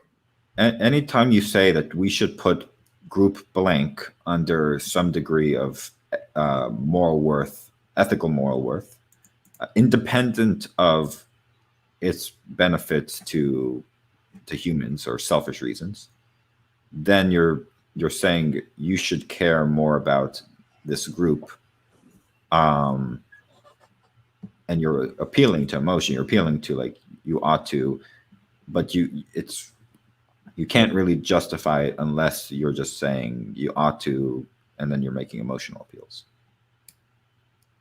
Okay, so generally, I think a lot of vegans do that to some extent. But if you have traits and if you have reasons, I wouldn't say it's necessarily an appeal to emotion fallacy. So are you saying it's an appeal to emotion fallacy, or are you saying it's appealing to emotions? Because there's a difference. Like so appealing to authority and appeal to authority. My biggest question is, what should be under moral consideration to a degree? What do you care about? That what should we value? There is a large list. Like that's a for me, that's a it's pretty loaded in the sense that I could talk about fairness and justice. I could talk about empathy. Sure, I could talk about moral consistency. I could talk about empirical facts. I could talk about valuing what's best for yourself in the long run. I could talk about valuing what's best for society in the long run. I could talk about a large number of things, but like I said, I'm a moral nihilist. So if you don't value something, I'll try to change your mind to value something else. Should we value ants? I'm gonna. Should we value ants? Are ants under moral consideration? From everything I've been shown, no. And one of the reasons behind that, like I said, it comes down to, like I said before, empirical facts. So there's certain issues I have with pests and rodents, things that spread diseases quickly, things that reproduce really quickly, things that can physically harm you, that cannot be reasoned with. And it's either all these traits or a portion of these traits, which we have mice, rodents, rats. In my opinion, it takes away their moral. Should you be able to eat rats? Well, that depends. Like, did it die on the? Honestly, to be honest with you, my belief system isn't even about that. Okay. So, because, like, I could answer that, but that's not what my belief system's about. And honestly, a lot of vegans, their belief system's not even about that in general. So, do you like? Yeah, because for me, maybe this is I don't know how accurate this, but I don't think most vegans become vegans, and this is true for also religions too, become vegans because of these like logical reasons or like or just reasons. It's always just empathy in the end.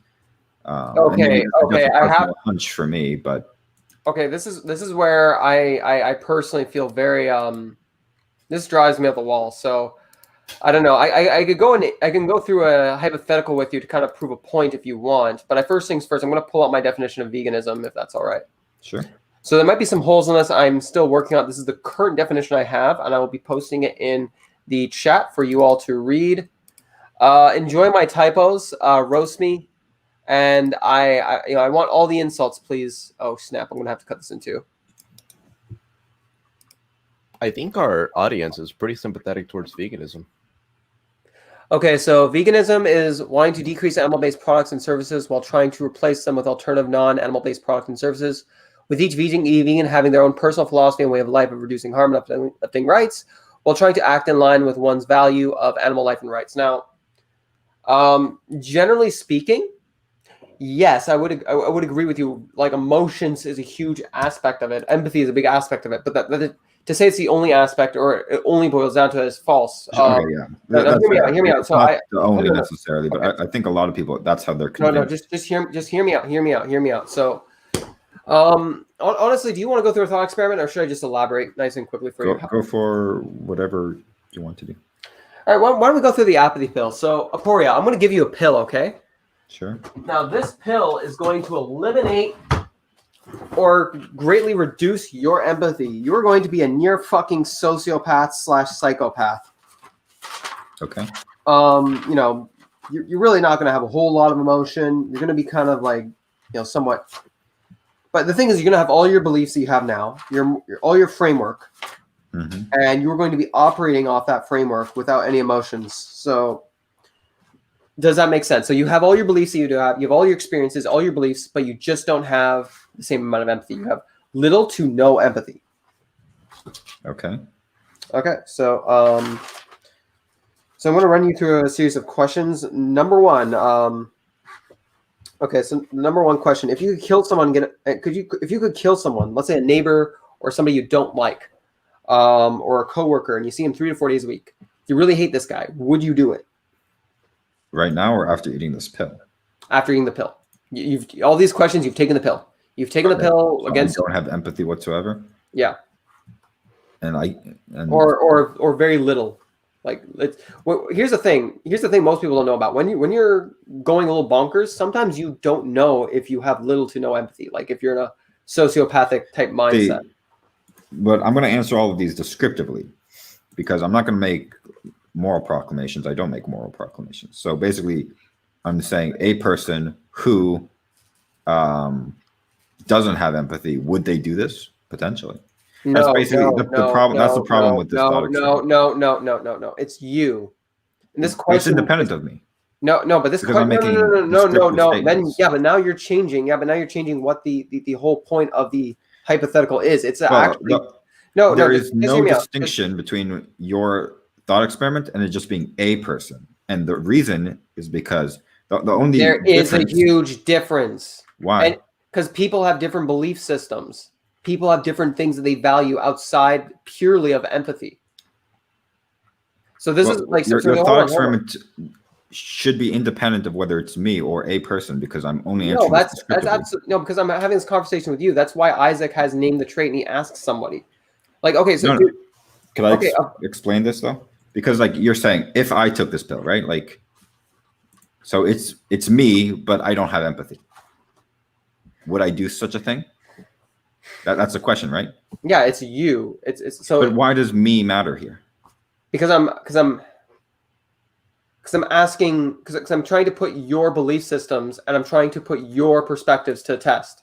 Like, But it's me without empathy. I mean, like if I tell you everything right off the real honesty is there's a number of reasons. It's one of which is obviously to put your belief systems to test and to see what you would do under these certain circumstances. That is one of the reasons. There's other reasons. But I mean, like this is just it. When it comes to hypotheticals and these types of things, I can understand with Name the Trait why some people don't want to answer it when you get into the realm of aliens. I get it. Some people think some hypotheticals are so absurd to the point where they have no grounding in reality. Even though I don't agree with that, but I'm just because hold on. I'm not saying it's okay. It's just basically your hypothetical is saying, would I do this? Right? Like, yeah, if I didn't have empathy, would I do blank? Yeah, I'm asking you. So but like I will only be answered descriptively. I'm not saying like I'm not making any like would a person without empathy do this if they're only basing it off of logic and like doing what is selfishly best for them. That is okay. Maybe. So now okay, yeah, but are you assuming that everyone without emotion is going to make everyone without empathy is going to make the same decisions, not emotion, empathy? What else do they have besides emotions to do? Okay, so I'm getting very frustrated here. You said you're okay with this. I just want because I think it's fine to analyze the thought experiment thoroughly. But my main point is that this is descriptive. I'm just saying because it's me, but without empathy does something. But like, would I do it? But that means nothing. Would I do it? It's not me. It's me without empathy. That also takes into consideration how well you know yourself. If you don't know yourself well enough, you can just say, I don't know.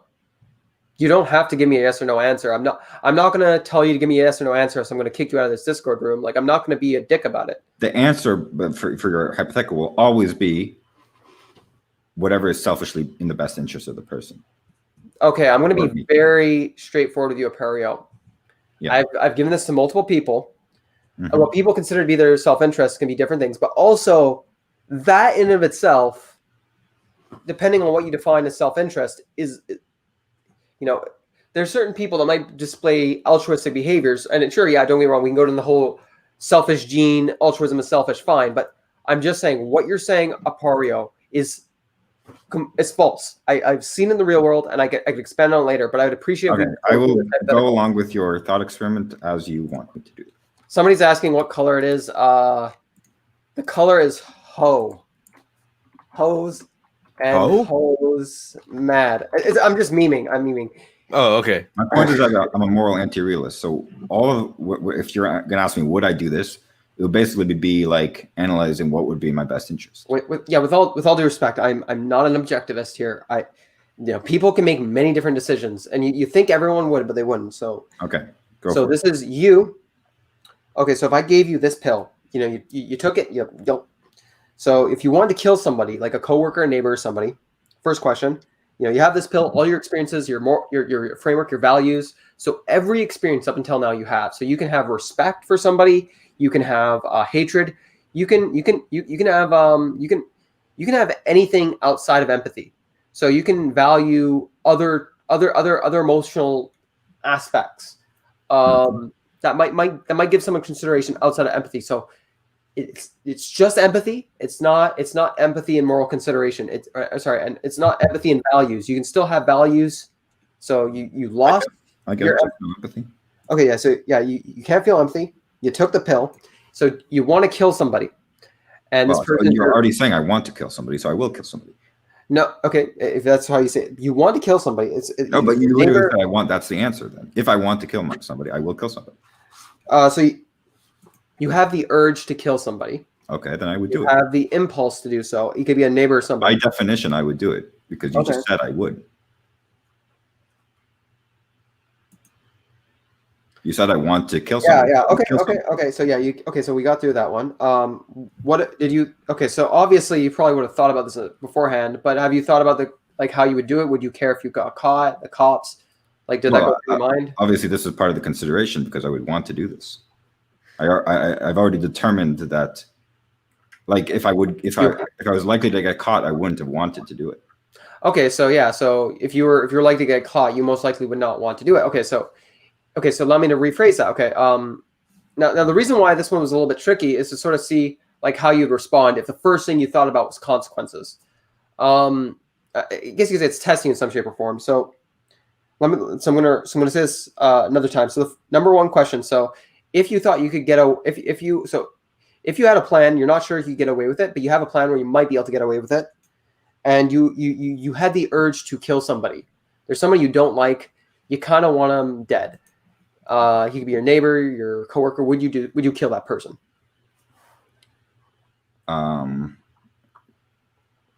So I kind of want to kill somebody. I'm trying to rephrase it because I think how I'm phrasing these, I think I need to change my apathy pill because I think even though I disagree with a lot of what you're saying, I think I could be wording myself better for you. So I would like to apologize. I'm using want in a very philosophical. Yeah. So I'm apologizing. I'm so sorry. No, it's fine. I'm sort of messing. I'm sort of messing with you. I'm using want and not the colloquial definition of want. So you have the not saying the initial maybe part. A lot of people when they say want, it's like a part of their consideration. I want to go drinking, but I'm not gonna because that's a terrible idea. Well, then you don't really want to do it. Okay, so yeah, so you have the urge to kill somebody. Yeah. You think you can get away with it? Mm-hmm. Would you kill somebody if you had the urge to? Okay, I'll use a more light version of want, where it's more of a colloquial. Where it's actually no, I'll try to change. I'll try to change what I'm saying for you. I'm so sorry. No, it's fine. You know, okay, go for it. Well, no, I just asked you, dude. Okay, so I have a slight urge. Well, I would, there's repercussions to anything you do. You'd have to, we have a social contract with people. So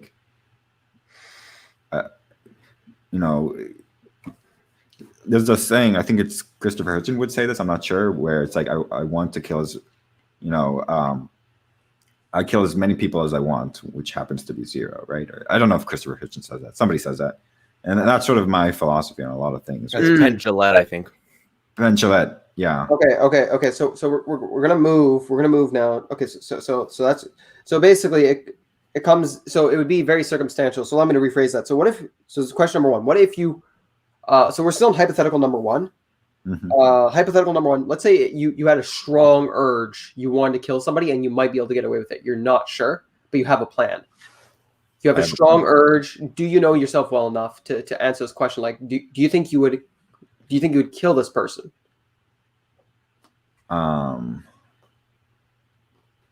These are hard questions to think about because I've never had a strong urge to kill somebody.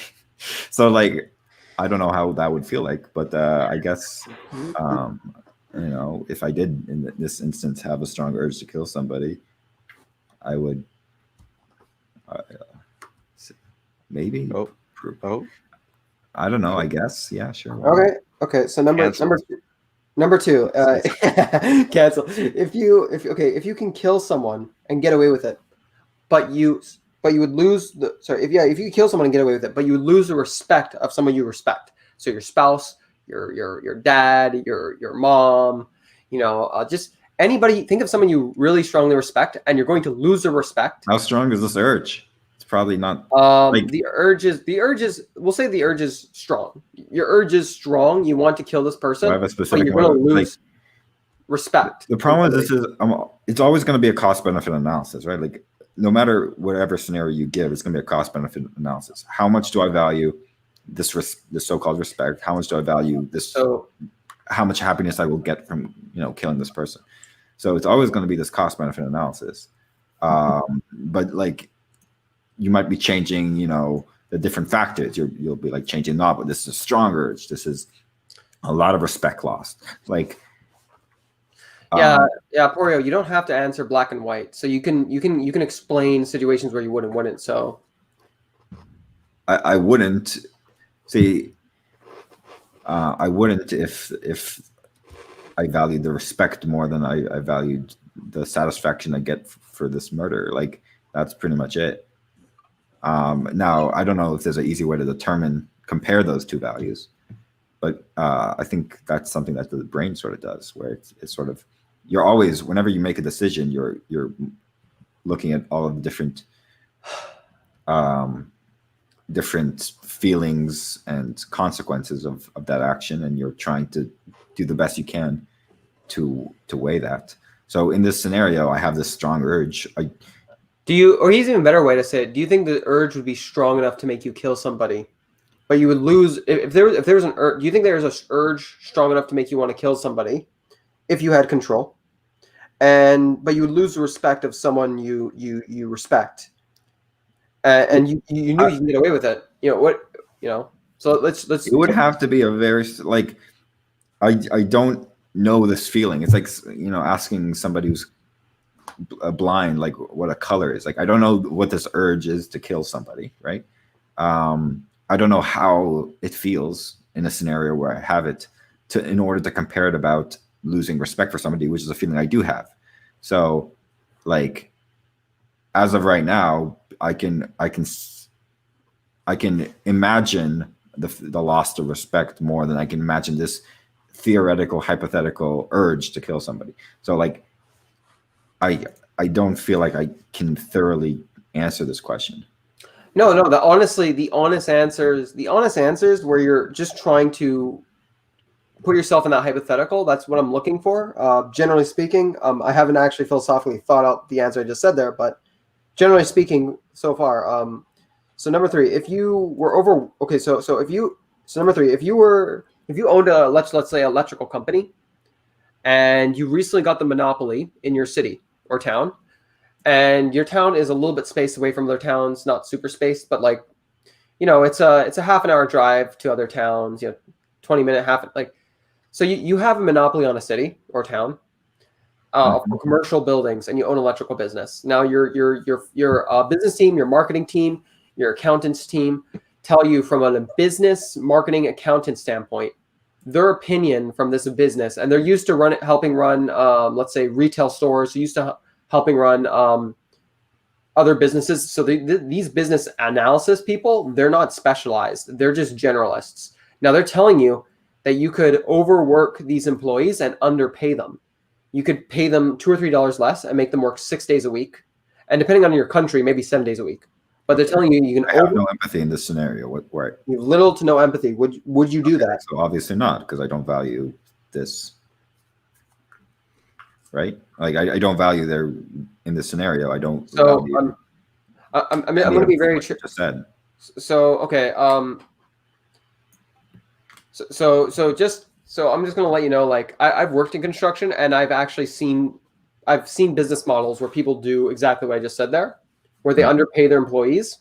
And even though some of them are successful businesses, but they have a lot of lawsuits waiting to happen behind closed doors. I've seen people fuck up on job sites because they weren't motivated, because they're dealing with high level of assets, and especially with electricity.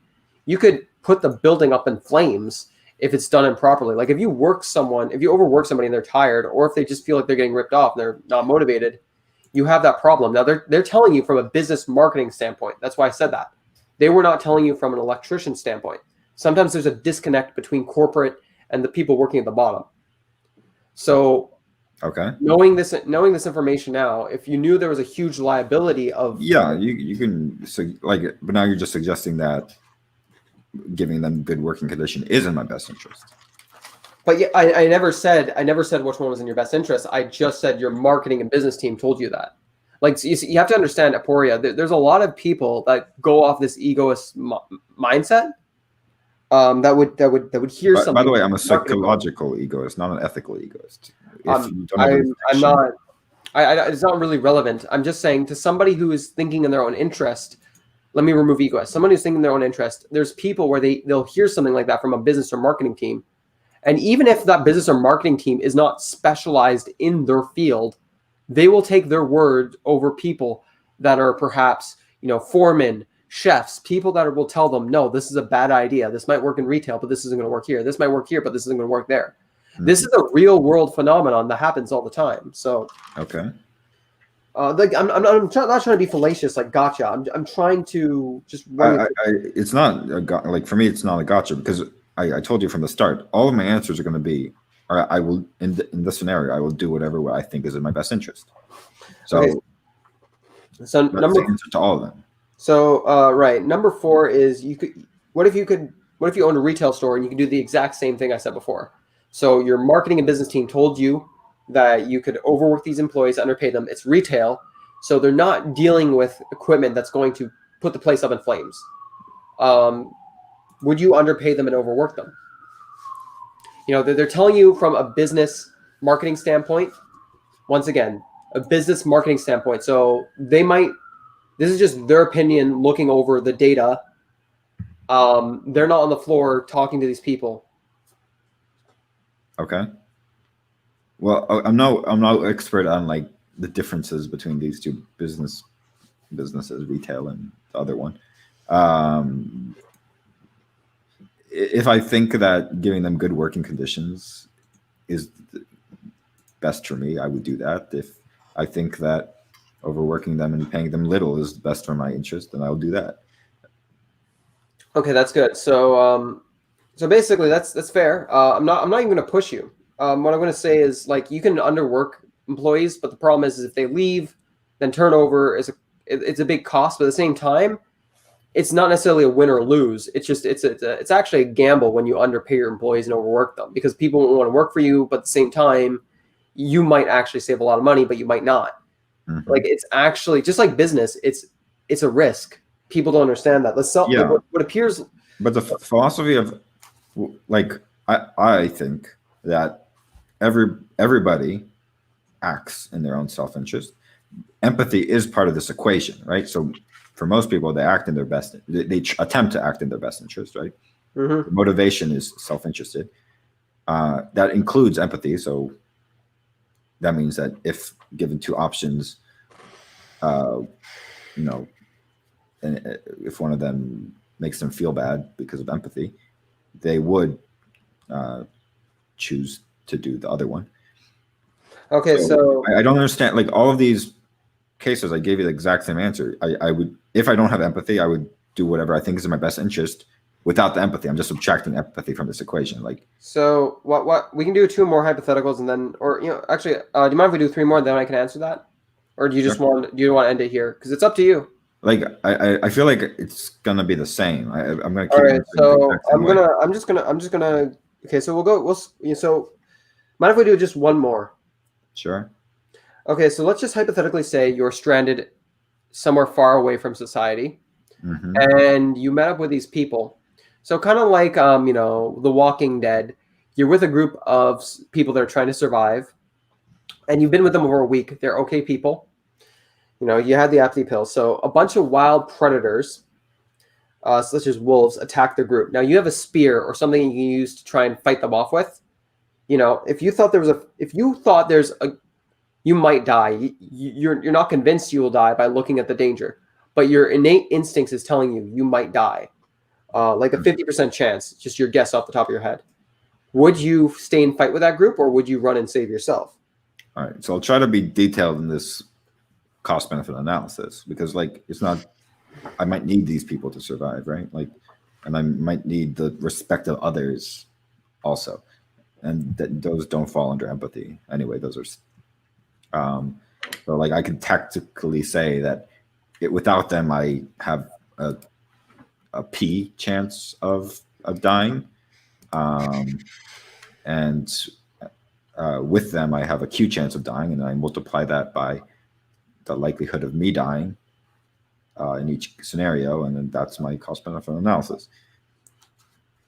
All right. Well, I guess. I guess okay. So that's fair. I'll just say this much: if a bunch of wolves came at the end, you know, if you ran away, like what would you do if the wolves came at you and you're alone? So, last thing, I guess if there's one more thing, you'd obviously kill someone if you could get away with it, and if they were really irritating you, right? If you could get away with it, and just irritating me. You had an extreme urge to kill somebody, and you could get away with it. You would do it, right? You thought 99% chance, so you don't lose anybody's respect.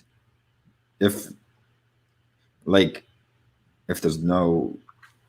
there consequences? Yeah, there are consequences. Well, I mean, like, there's always other consequences. Anything can happen, but realistically, there's a 99. There's a 99. I don't know how much of an irritation could possibly outweigh the chance of, like, you know, prison or death sentence. Yeah, but okay, so you're out. Are they physically threatening me? No. They're not physically threatening you. You just really don't like these people. Maybe they've really pissed you off. Maybe they've offended you. Maybe they've personally offended you. Maybe they have insulted your family. Maybe they insulted people you respect. Maybe they are just complete douchebags. I don't know. But for whatever reason, these people aren't the worst people on earth, but you just extremely hate them, and they extremely hate you, or for some reason, or they just don't like you or whatever. But like, if you had a very strong urge to kill somebody, and if you knew you could get away with it, you don't lose anyone's respect, would you do it? Nobody would know. I would do the exact same. I would do a cost benefit analysis again. Like, there's an opportunity cost. Like, could I just avoid them? Okay. Like, that's a better alternative that doesn't. What if you couldn't? What if you couldn't avoid them? What if you couldn't avoid them? If I couldn't avoid that, well, then now my opportunity cost is reduced, I guess, or increased. Okay. So now, like, if they're extremely irritated, like, you know, I could ask them politely, like, "Hey, chill out." Like, that's okay. So this is why at the beginning I think I got your answer. Do you want to continue? I'm sorry, Aperio. I'll let you go. For me, just every single one of these questions always comes down to the same thing. Like, I don't know the exact scenario. Like, I don't know all the details involved. I would always, with empathy or without, like, this isn't exclusive to empathy. Like, I would always do what I think is in my best interest. I think people always try to do that, right? Always try to act in their self-interest. Murdering people is typically not the correct choice. Nobody wants to do it. Like, most people don't want to do it for empathy and other reasons. Continue. Sorry. So, like, this is like, I honestly would almost prefer if you'd almost define self-interest. Just because this is what I want to say is, like, self-interest. Like, if you're going off Richard Dawkins, the selfish gene. If you didn't want to go to war, but if the draft came and you decided to go to war and fight, and if you more so personally, emotionally, you wanted to run, but you decided to stay and fight because because you felt obligated to, or because you thought it was the right thing to do, or because you felt as if you were owed something. Like, just hear me. Means empathy. But just hear me out. My genes. No, but hear me out. I'm just saying. What I'm trying to say is, like, altruism can considered to be selfish. So when you say, like, self-interest, like, if someone's willing to die for you, like a friend, or like or if somebody is, like, beating you up in public and some random dude saves you and risks his life, you could say that's selfish. But at the same time, it muddies the waters in this conversation because it's a different kind of selfish. Just like it. Yeah, I'm a psychological guy. So if somebody did that, if somebody had the impulse to do something, I think they acted selfishly. Yeah, but I've done it. Yeah, but it's still okay. So I'll explain what I meant by it's a different kind of selfish, and this is kind of like the issue I have where the word selfish is muddied by our knowledge of the selfish gene to some extent when dealing with these conversations. So I'm going to explain why I asked it. So one of which is sort of putting your views to the test, consistency test. Number two, it's see if maybe I can try and get you to think about your worldview, your perspective, your answers. Mhm. You know, third thing is like, what if you were to have back your empathy all of a sudden? Like, how would you feel about all this? Nothing would change except my calculation would be slightly different because now I have empathy. Yeah, I know. Number 3 is like, sorry, number 4 is let's say you don't necessarily have to have compassion in order to value respect and justice or fairness. Like I've actually met people that didn't have, or sorry, I didn't particularly. It's actually Nick Lyston. I've known other advocates. I've known vegans that were very low in empathy. They can look at slaughterhouse I'm footage. not low in empathy, by the way. I never said you were. Yeah, make that clear. I never said you were. But my point is, I'm trying to say is that is one of the big points. You don't necessarily have to have compassion to value respect and justice. Number 4 is the individual's well-being is tied to the collective, but I think you understand that. So under certain situations. Number 5, to make someone realize what they're capable of doing in worst. No, fuck, I'm mixing up the numbers. Making people realize what they could do in worst case scenario. But something else that this is about is wait. I need to think here because I just said the individual situation. Make someone think about what they're.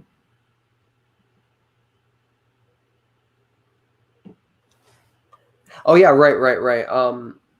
Aporia. Yeah. Last thing, obviously, is number. I guess I get to almost say this is number 7 because I'm miscounting what I'm reading here because I'm realizing that I don't have all the reasons down. In fact, I think I'm going to write them down afterwards. But have you ever been in physical danger by any chance, Aporia? Like real physical danger? I guess so. Yeah. Okay, so like I've had somebody jump me and my buddies before. I've been in sparring sessions before in martial arts, and I've had some minor level of exposure to danger. Nothing too severe. Well, actually, no. Somebody has hold firearms to my face, so not so much actually. Now I think about it, but under heated situations, sometimes it takes more than just. In the heat of the moment, your instincts overwhelmingly could have been to run, even if it wasn't in your best interest. Mm-hmm. Having values or a value system can actually help override these instincts that I'm saying. Like, so for example, having certain values such as loyalty or even justice, or what somebody perceives to be valor, it can be beneficial in the heat of the moment if it's not there. Now, obviously, you probably know that, but this is just my issue when you say selfish. Like, they're I guess, like I said, they're different kinds of selfish. If, like I said before, and I think I get where you're coming from, but like there was a portion of my life where I wanted to kill and eat people. Not sure if I told you this, Vince. I've been sexually abused. I was never raped. I was groped repeatedly by an asshole for many years.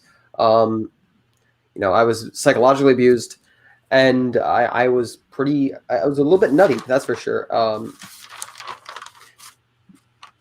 And the reality is it's sort of my value. Like, a part of it was compassion for me, but a part of it wasn't just compassion. It was my value for what I believed was just, was much stronger than anything else that I had, any other urge I had to kill somebody, which was pretty fucking strong, believe me. So I can personally speak from personal experience. If it was just compassion, I think I would have done it.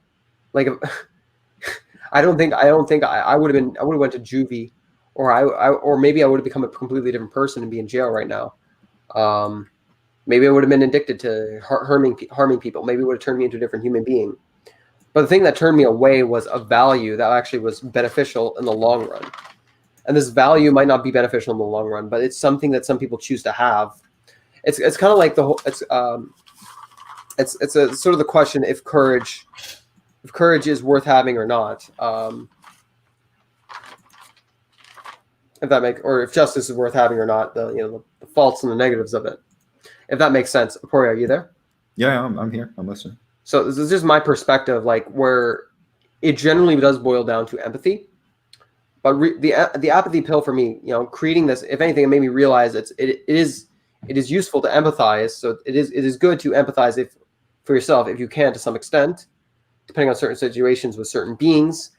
All these things, I'm not saying objectively, but what I am saying is something like this could lead to empathy, but it won't necessarily lead to empathy for everybody. Mm-hmm. does that make sense? And also from my own personal experience, like compassion is just not strong enough, in my opinion, for me to control my urges to harm people when I was younger. Yeah. So do you? Okay. Go on, what's the question? Do you think you can still hold the point that it always boils back to empathy? Like, because I know you said empathy or self-interest. What do you mean? What does always boil down to empathy? You actually said, no, I might be strawmanning you here. Because you did say it boils down to empathy and self-interest. So well, I think empathy is part of self-interest. So like me, I like Vincent. I like Vincent a lot. I don't want to harm him. It's in my self-interest not to harm him. So empathy is part of the equation. It's like there's a cute cat. I don't want this cat to get hurt. That's empathy or sympathy or something like that, right? That's part of the equation. It is in my self-interest. But do you understand that having value systems that can make you act out in manners that perhaps would not be considered selfish, manners that would be considered altruistic, whether it's linked to the selfish gene or not, whether it's impossible. When you say the selfish gene, I don't know. I'm not entirely sure. Like Richard Dawkins, the selfish gene. So what I'm trying to say is like, I think the selfish gene is a good explanation for why people are empathetic. I don't know if it's. I might be misusing it. I haven't actually read through the book yet. I haven't. I just haven't read through it yet. Oh my god, you got to read The Selfish Gene. Are you kidding me? That's a legendary book, man. Hey, when I read through one study and then I have to read through 5 other studies and then read through 5 other studies, I have stuff to read. That's where memes come from. We wouldn't have 9gag without Richard Dawkins, because I'm sure we all love 9gag. I know Richard Dawkins is based, but Aporia. Yeah. What I'm trying to say here is I'll take out the selfish gene because that's too low. It has a definition that I might be misusing. What I'm trying to say here is, do you agree with me that holding certain values that perhaps would not be considered selfish by most people, or no, that's terrible.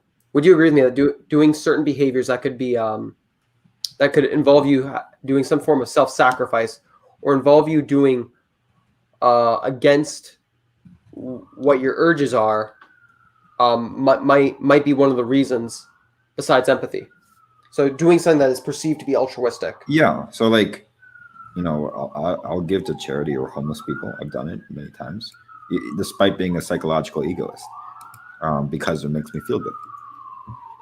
It makes me happy to see them happy.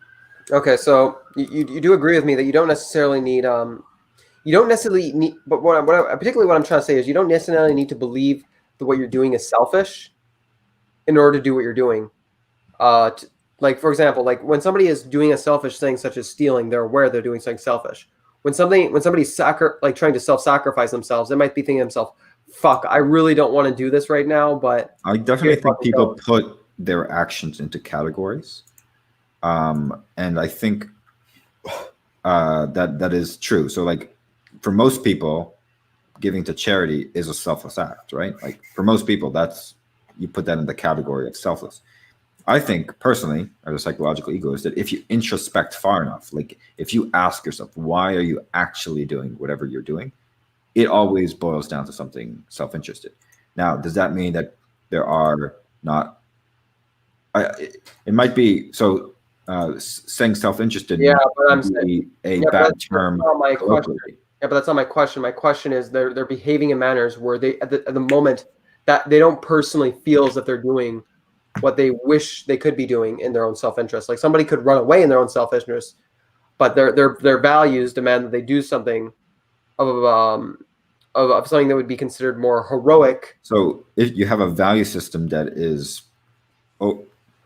overpowers your like what you think is in your self-interest, is that what you're suggesting? Yeah, I'm saying people that do something like that, they are doing what's in their self-interest, which is their values. But what I am saying is you are aware that they are not calculating that as their self-interest while they're doing it, right? Yeah, of course. Nobody's actually doing these calculations. It's always, or it tends to be just your own like feelings. Like here's the thing that annoys me about a lot of ethical systems. A lot of people evaluate ethical systems with certain scenarios. So they'll give a scenario, and then they'll show you how that ethical system leads to poor consequences. So like if you're a utilitarian, you can create up a scenario where utilitarianism leads to consequences you might not like. But then the problem is your real ethical system isn't utilitarianism. It's whatever you like, because you evaluated utilitarianism based off of something that overseeded it, which is whether or like you like the consequence. So in the end, it's always whatever people prefer. Like it's intuitive. I think it's called intuitionism. Yeah, it comes down to preferences. Yeah, it does come down to our preferences. But I'm just saying, in the heat of the moment, when there's something in front of you, like a lion or tiger. Now, now, obviously, there could be egoists that hold certain virtues like courage or valor, whatever. But most egoists I meet, they're going to do what's in their best interest, regardless of. I'm actually curious. As an egoist, do you hold any of those particular virtues, virtue ethics? I like when people have integrity, so I try to have integrity. That's okay. So what is integrity to you? Being, I guess, it's kind of hard to say.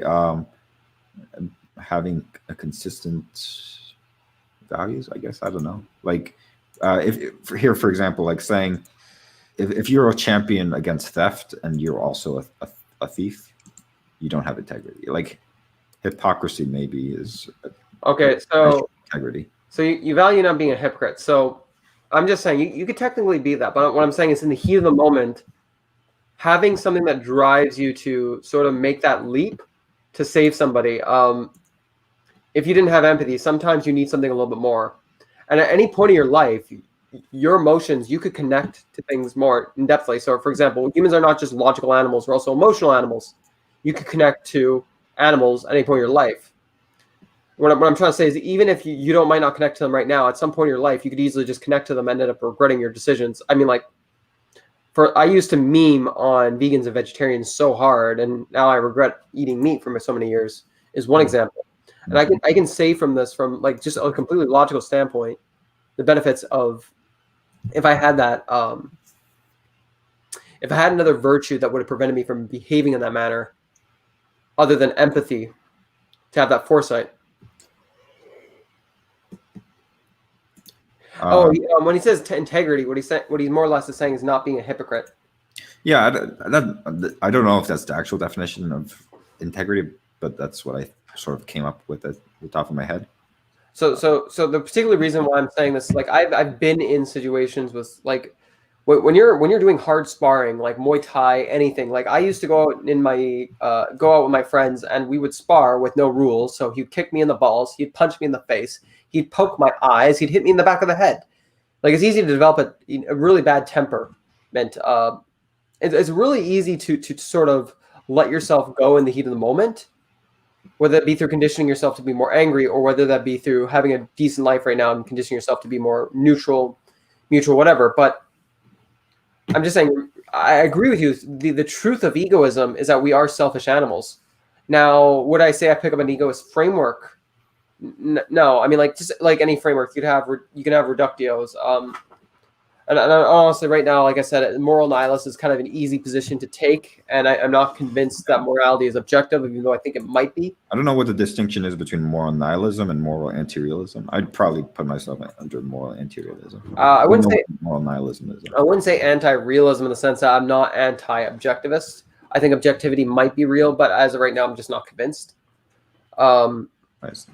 So what I'm trying to particularly get at right now is you in the heat of the moment, who you are as an individual. You could be put in any situation where you don't actually have that virtue that makes you drive to do something, and you could end up doing what you perceive to be the selfish decision in that position. But at any point, you could go back and regret it. That's why a lot of people hold these virtues. That's why I champion long term.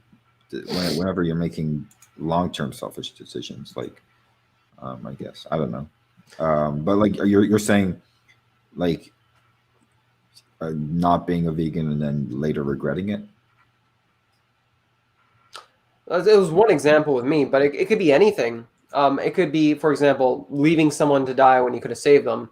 It could be a million different things. It's one of the values of having a virtue ethic in the heat of the moment. Yeah. I suppose I take that into consideration. Like if there is something like,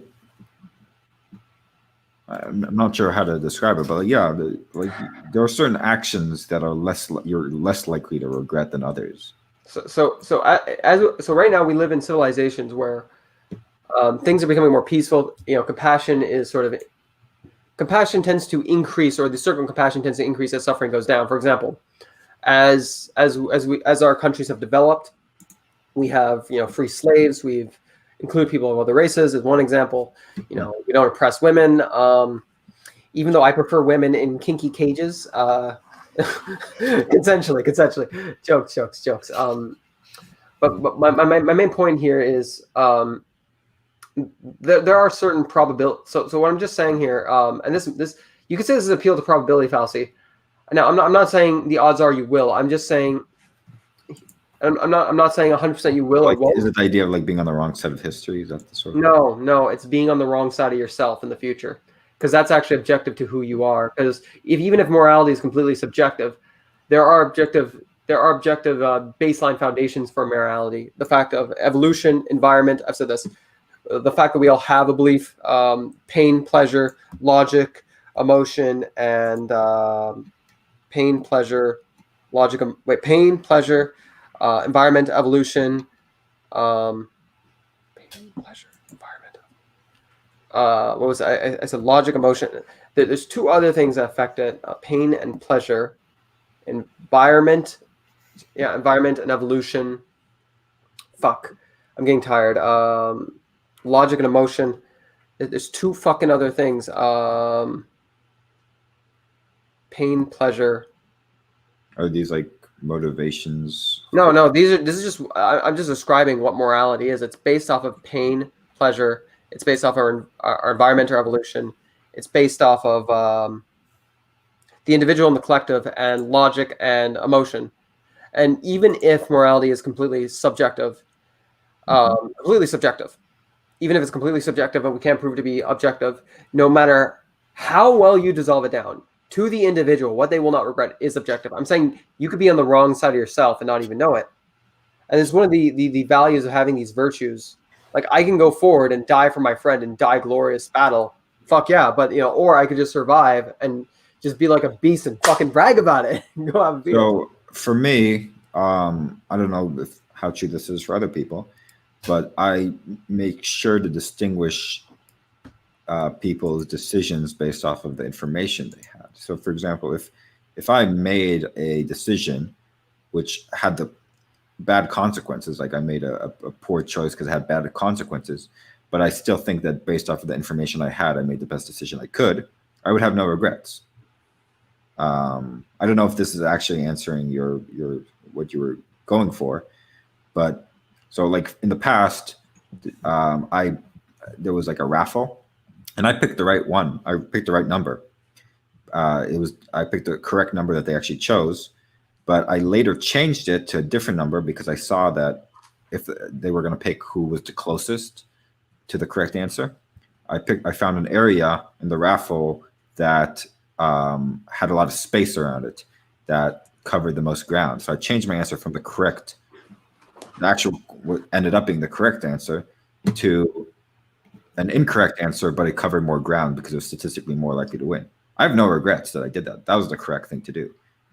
Am I sad that it got picked incorrectly? No. So like for me, I think you should only regret something if you actually acted poorly based off of the information you had at the time. So if if, for example, me in the future have concluded that based off of the best reasoning possible, I should have been vegan a long time ago, I would have no regrets because I still think that I'm being as honest to myself as possible based off of the information I currently have. If that answers any of your question. Give me one sec, would you?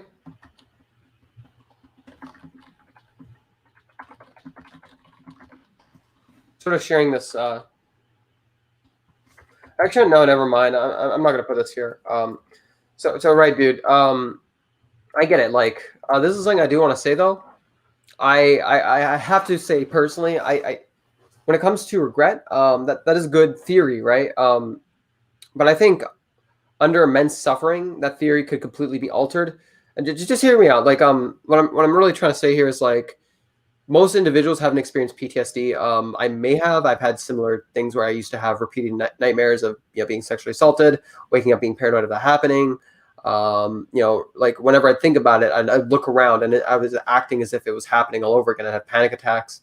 Perhaps maybe I did get over it. But what I'm really trying to say here is when you go through something extremely traumatic, it could create a nuance of emotions and logical reasoning skills. But particularly, we live in such safe societies. It's easy to forget the virtue of loyalty, honor, and courage. And it's easy to forget these aspects, especially like I talk a lot about virtue ethics, masculinity, like Jack Donovan's philosophy. Especially like the virtues of masculinity, strength, courage, honor, and mastery. It's easy to forget these things when we live in such peaceful times where we have the police. We don't have to go to war. Someone else is doing that for us. Mm-hmm. The reality is it could come back at any moment. And the people that have it would have an absolutely extraordinary benefit if they were reasonable with who they trusted and who they were willing to fight for. It's kind of like what I guess what I'm trying to say is wait, so you value honor? Like, what does that mean to you?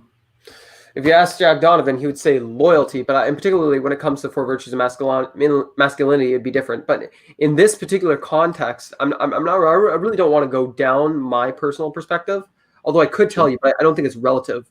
Sure, but I don't think this is relative because I think in this situation, it can be different things for an individual when it comes to veganism. But in this instance, when it comes to masculinity, which is a different subject, I would say it is an honor that is tied to the in-group as well as the mid and out-group that demands you to face inevitable, possible, and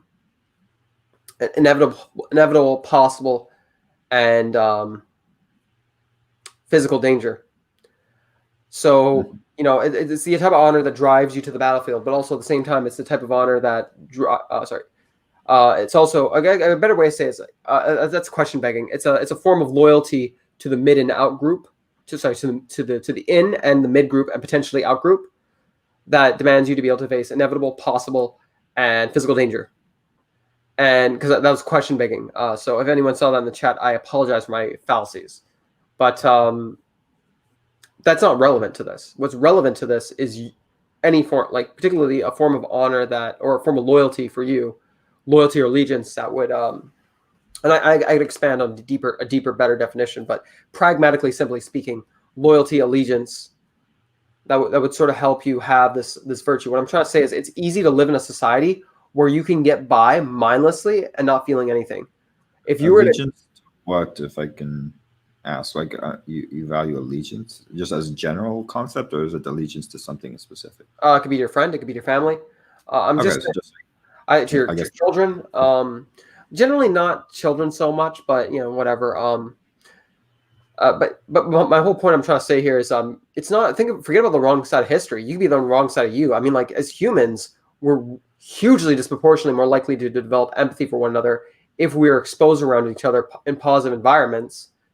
I think very few people will genetically just become racist no matter what.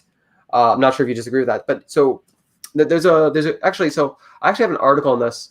I can actually tweet it out on Twitter if any of you guys want to see it. It talks about the human empathy. There's a study on how kids behaviors if they had animals, and kids that had pets like dogs and cats, they were more likely to exhibit pro-social behaviors, more likely to form bonds. They were also more likely to value animal life. They were also more likely to just overall on average be better when it comes to social behaviors, yada yada. I'm not wording anything perfectly. I'm pragmatically speaking because I'm not reading off the study. It would be a waste of time. But the thing is what I'm trying to say here is if we expose ourselves to animals, we're more likely to empathize with animals. If we expose apathy creates apathy in a very easy sense, or having empathy towards something can increase empathy towards something. Seems to me like he values awareness. Yeah, self-awareness is a good thing.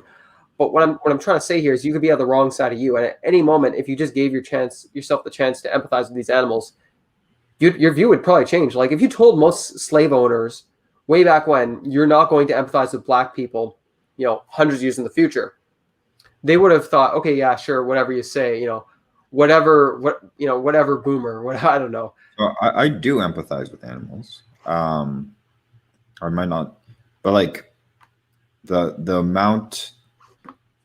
So like I wouldn't, I wouldn't try to hurt an animal ever. I think if you think about this in a more meta way, I think the amount of value that people have towards animal is dependent strictly on how much they empathize with it. So, for example, people don't empathize with ants. They don't empathize with rats or whatever. So they are much more okay with one dying. So I think if you actually analyze why people empathize with certain things, it often is because of cuteness or stuff like that. Cuteness?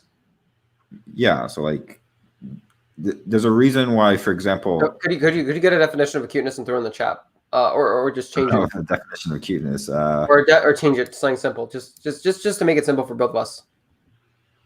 Basically, I'll tell you this: like, I know that tons of environmental money goes to saving pandas. Mm-hmm. But that money could be spent way better on other animals that are more vital to their ecosystems, and it would cost way less, and it would just be better. But because pandas are cute, they get an insane amount of money that supports them. Not other really. animals that are way more important, that are also endangered, don't get almost any money. But I just want to, with pandas, I get what you're saying, but pandas wasn't the best example because of the Chinese Communist Party. But I get what you're saying, yeah. Like there's a whole bunch of plants, for example, that are endangered that nobody ever gives money to save certain specific endangered plants. They give money to save certain endangered cute animals. I think people act based off of empathy, and I don't necessarily think that's a good thing. I actually, this is where, so empathy can lead to good conclusions that you might not have in the moment. That's true. I agree. And so this is my issue with it when it comes to empathy. Morality is both a mixture of empathy and logic. And even if it's subjective to the individual, there will always be objectivity to you. So something I want to say here is, one of which is obviously people might empathize animals more because they're sentient beings that are feeling, that are conscious. And obviously there's going to be some cognitive dissonance with how we value things. Humans aren't perfect, right? And even if these virtues don't lead you to compassion, they can also lead you to valuing justice itself, even if you don't value in the moment. Like courage could lead you to valuing justice or something. Or what do you mean by justice itself? Justice is in and of itself, it could be explained as a feeling, it could be explained as emotion, or it could be explained as a definition, like hatred of somebody who did something that hurt you or hurt other people that you like. Justice can be many different things. It can be a form of revenge. It can be many different things. And this is sort of the issue to the individual. But picking a perfect definition, I would say... because, like, for me personally, maybe this is just a hobby of mine, but like, I love to dissect these like values that people have. Really answer, what are they? Yeah, I'm not sure if I have a great definition of justice on hand, but if we go to the Oxford Dictionary, let's look up on some. So let's see if that's question. How's it going, Vincent, by the way? Yeah. What was it? Just one sec. So, based on behavior according to what is moral, right? Fair.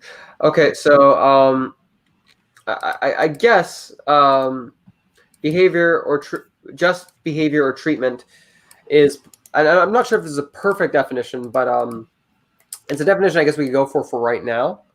But in particularly, what I'm trying to Actually, I'm forgetting about what we're talking about. What we're talking, but Jesus in Christ. Let me Like, from what I understand, you're trying to suggest the importance of having certain values external to self-interest. Is that correct or is that incorrect? Consider to what you perceive as your self-interest, whether it is or not. You see me, I'm somebody who I always bring everything back to self-interest, right? You think there is value in other values that are not just personal self-interest. What you perceive to be self-interest. So, like, for example, okay, let me give you an example. Let's say if somebody's getting jumped and, my sense of justice or courage demands me to fucking, jump into it like a beast and try and fucking, save this guy, whatever. Yeah. That's going to suck. I'm going to come out of it wishing that I didn't. I'm going to come out of it sometimes wishing I could bash this guy's skull in who I just saved. I can come out of it thinking to myself, I should have let this person fucking die. I can come out of it thinking to myself, I want to fucking kill this person. Sorry. But to really get to the point here, there are certain people that can actually recognize your behavior. And if you find people that have the exact same behavior, you can actually form bonds with them where people are willing to be able to sacrifice themselves for you, or not even people, other animals, dog. Like if you don't treat your dogs like, or maybe not dogs, but like even some wild animals could maybe pick up on your, if they were exposed to you for like months, if they could pick up on your ability to fight for them, some of them might be willing to fight and die for you. Obviously dogs is an easy low hanging fruit, but there's other animals that might be willing to reciprocate it under heated situations. I'm saying to what you perceive as selfish might not necessarily be beneficial to you in comparison. Like, and I'm just saying having virtues, even though it does suck, if you value them and if you uphold some sense of value that is meaningful to you, even if it means you face a grim end, it can be a grim end that you can be comfortable with and you can accept. We have a virtuous life, Yeah. So I don't know, like for me, the concept of dying as long as I had a virtuous life is not particularly appealing to me. But I don't know. So okay. So if you could live your life, but okay, so if you could possibly end your life and try to save 10 babies from getting raped, it wouldn't bother you. Well, that's a bit of a harsh one, but I guess like it would bother me, of course. But okay, what if you had kids and if you had to look at your kid every day and think to yourself, wow, I could have just saved 10 kids like him. You say this now, but in the heat of the moment, I think it's going to be tougher than just saying that. Yeah, like, and this is why I brought up the whole the study where humans empathize with the animal. They're more likely to empathize with the animal. There's a reason for that, though. Like, I think there's an evolutionary reason why people behave this way. That doesn't mean necessarily that I think people ought to for their own. Like, I don't think necessarily it's irrational for people to behave that way, but I think it makes sense for people to behave that way, including me. Like, so if I saw kids in danger, I would try to save it too. Yeah, no. So is that rational for me to do that? Probably not. So this is you go, yo. But I there's a good chance I would, right? Like in the heat of the moment, there is a good chance I would. But I don't know how you can possibly make that a statement like I should do it. Like, because I don't think, in fact, you can probably more easily say I shouldn't do it, but I would do it.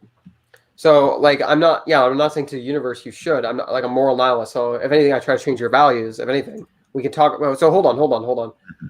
But then for me, it's all descriptive. It's like I would probably, there is a good chance I would do this. Like, because I'm not, perfectly rational, I might do this. So just hear me out. Just hear me out. So when it comes to things like, what was it? When it comes to things like rational decisions, what you perceive to be rational could not be rational at all. What you perceive to be emotional could actually be greatly more rational. Rational only in the extent to my goal, and even then that can if your goal can be anything. Yeah, your goal can be to eat animals, but there's a number of costs with that where I would say it's not very rational.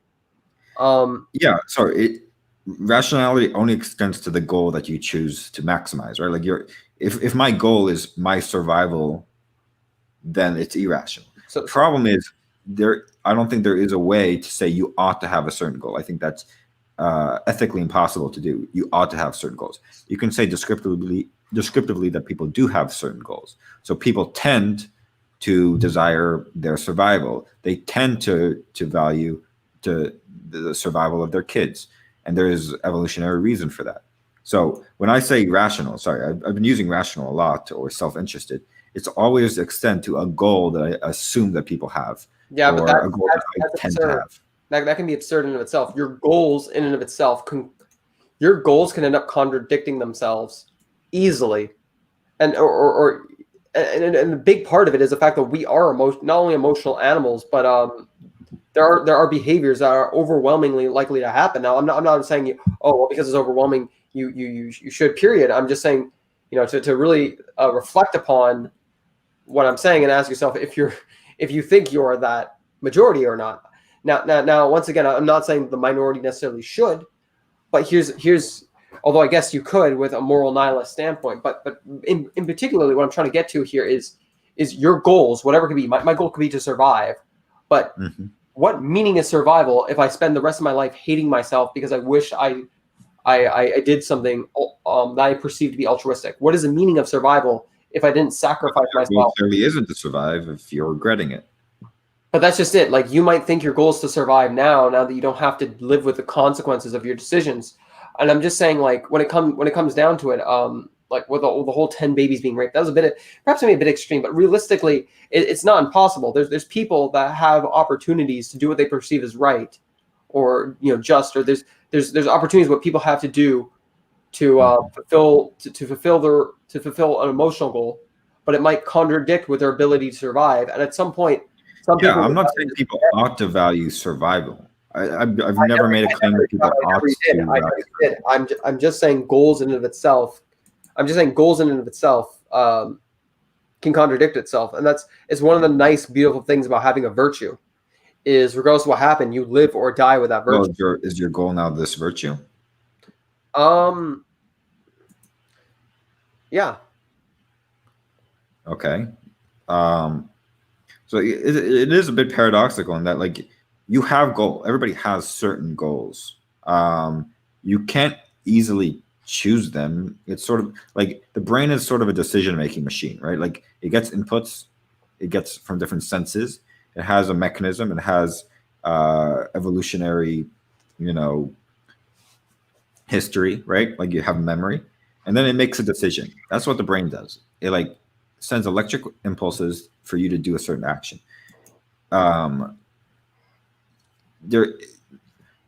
For me, it's really hard to interject any ethics into that. Like, I can just say people tend to do certain things. They tend to have certain goals for evolutionary reasons, and then they do things that their brain concludes based off of its calculations would lead to those goals. That's what the brain does for me. That's what the brain does. So even with my virtues, I could end up regretting them, right?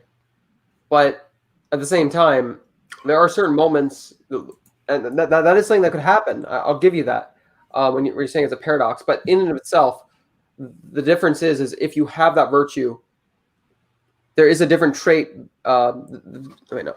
Give me a second. Can you give me a second to think? Go for it. Yeah, think as much as you want. Vincent, do you have any opinions in the subject since you've been quiet for a while? I'm gonna turn this down a little bit. Vincent? Sacrifice yourself.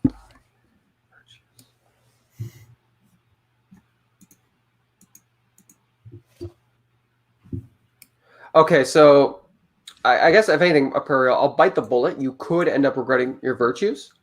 But the inevitable difference, in particular, that I'm trying to say here is just like anything you could end up regretting, is these virtues can actually allow you to these virtues can allow you to they can give you not only some means of survival benefit as a group or as humans, but it can also give you and obviously, you don't want to apply these virtues to everybody. You don't want to give loyalty to anybody. But these virtues also inevitably do have a utility to help you survive. Well, that's only if you care about survive, not survive. It gives you the utility to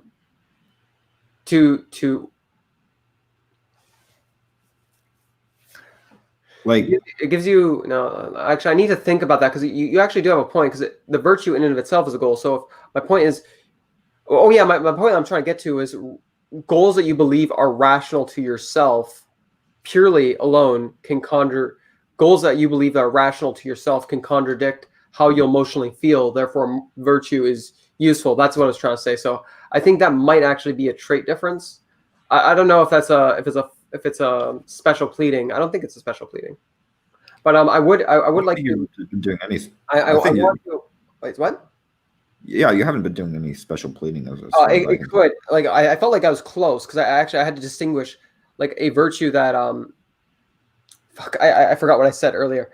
A virtue that is a goal that is not virtue. No, that's not no.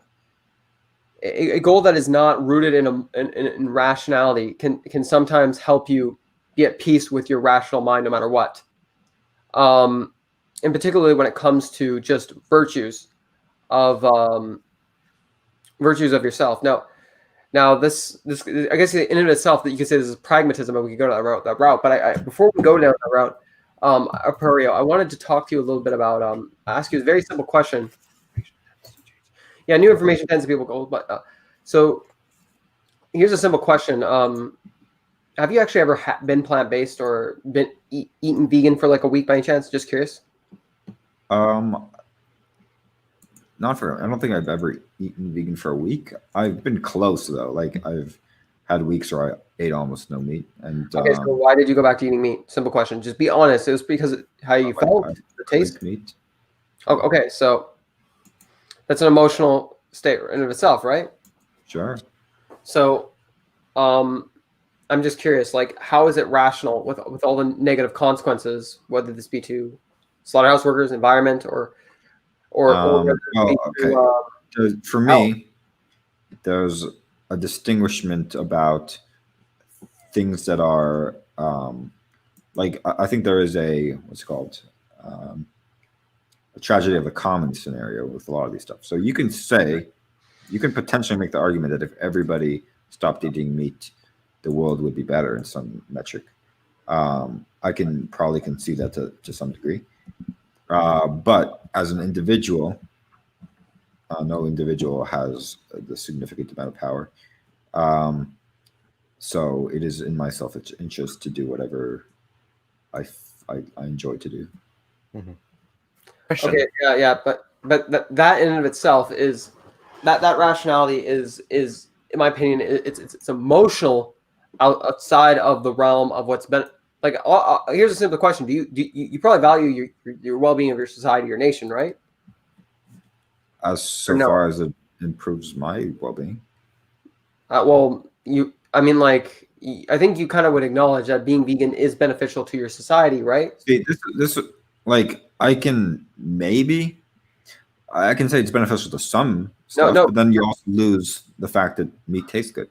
Yeah, but this is just it. I get it's a rational goal you have, but I'm just saying your rational goal, in my opinion, when compelled with the empirical facts, it doesn't add up. Like for example, with killing an ant, I can name traits why we don't care about ants. I can name traits about rats. Pestilence, the ability to breed incredibly quickly, the inability to reason with them, and actually trying to physically harm you. These are particular things that are not necessarily true of something like a dog. Could a dog breed quickly? Sure, but it can't breed like rapidly, quickly, like parasites and pests. I don't totally understand how the rate of breeding is relevant, but okay. So if somebody shows up to your door, another species of some sort, like for an alien, and says, "I need help," and you help him out, but if he breeds incredibly quickly, could you really help out? Like what I'm trying to say is the reason why it's relevant is because apathy is somewhat inevitable if the resources to help them are insufficient. Like that's why we have to some extent kill rodents in farms, like or in crops. Like there's not the resources to save these rodents, or at least not that I'm currently aware of. So that's why it's relevant. And particularly, I'm just saying, like when it comes to valuing, when it comes to eating meat, I'm just saying, if you didn't have the pleasure from that meat, I don't think there's anything beyond that why you probably would do that per se. Yeah. So I'm just saying, when it comes down to it, like a lot of egoists I meet, and some moral nihilists. There's a lot of people I meet that absolutely fucking hate anything that's based around emotional argumentation.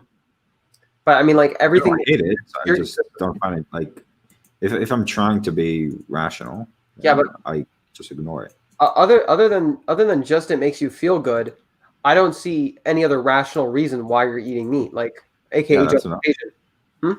Yeah, that's enough. Okay, so if somebody feels good by raping children, is that enough? For them to do it?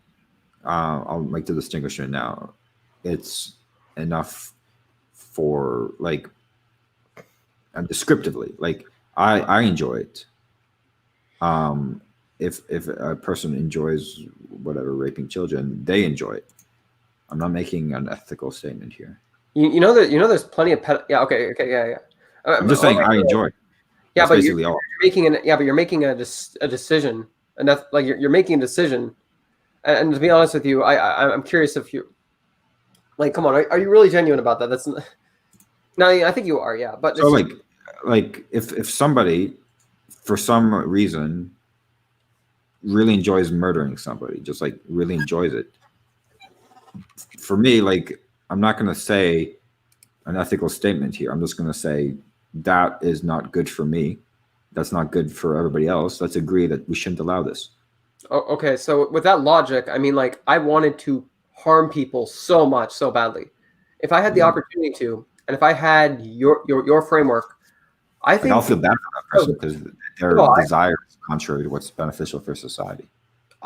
No different than eating meat. I would kill you and eat you. See that's it right there. If I was the only person in the world who enjoyed eating meat and everybody else thought it was evil, whatever, they would put me in prison for doing it. And that's normal. Yeah, but just because it's popular, I'm not even saying you said it was a justification, but just because it's popular, aka appeal to popularity, again, I'm going to be very careful with my words here. Just because it's popular, I think that's a kind of a silly reason to do so purely alone. Well, if I was the only person who wanted to eat meat, no. Popular and no. Hold on. Just because it's popular and there's an authority saying that you can't do this, I think that's a silly reason to just alone to not do something. These authorities can go away. These authorities, the recognition of authorities, other people can go away at any moment. If you have somebody who really enjoys murder, they will murder. No, if they don't have authority to prevent them. Is it wrong for them? No, that's how do just you it.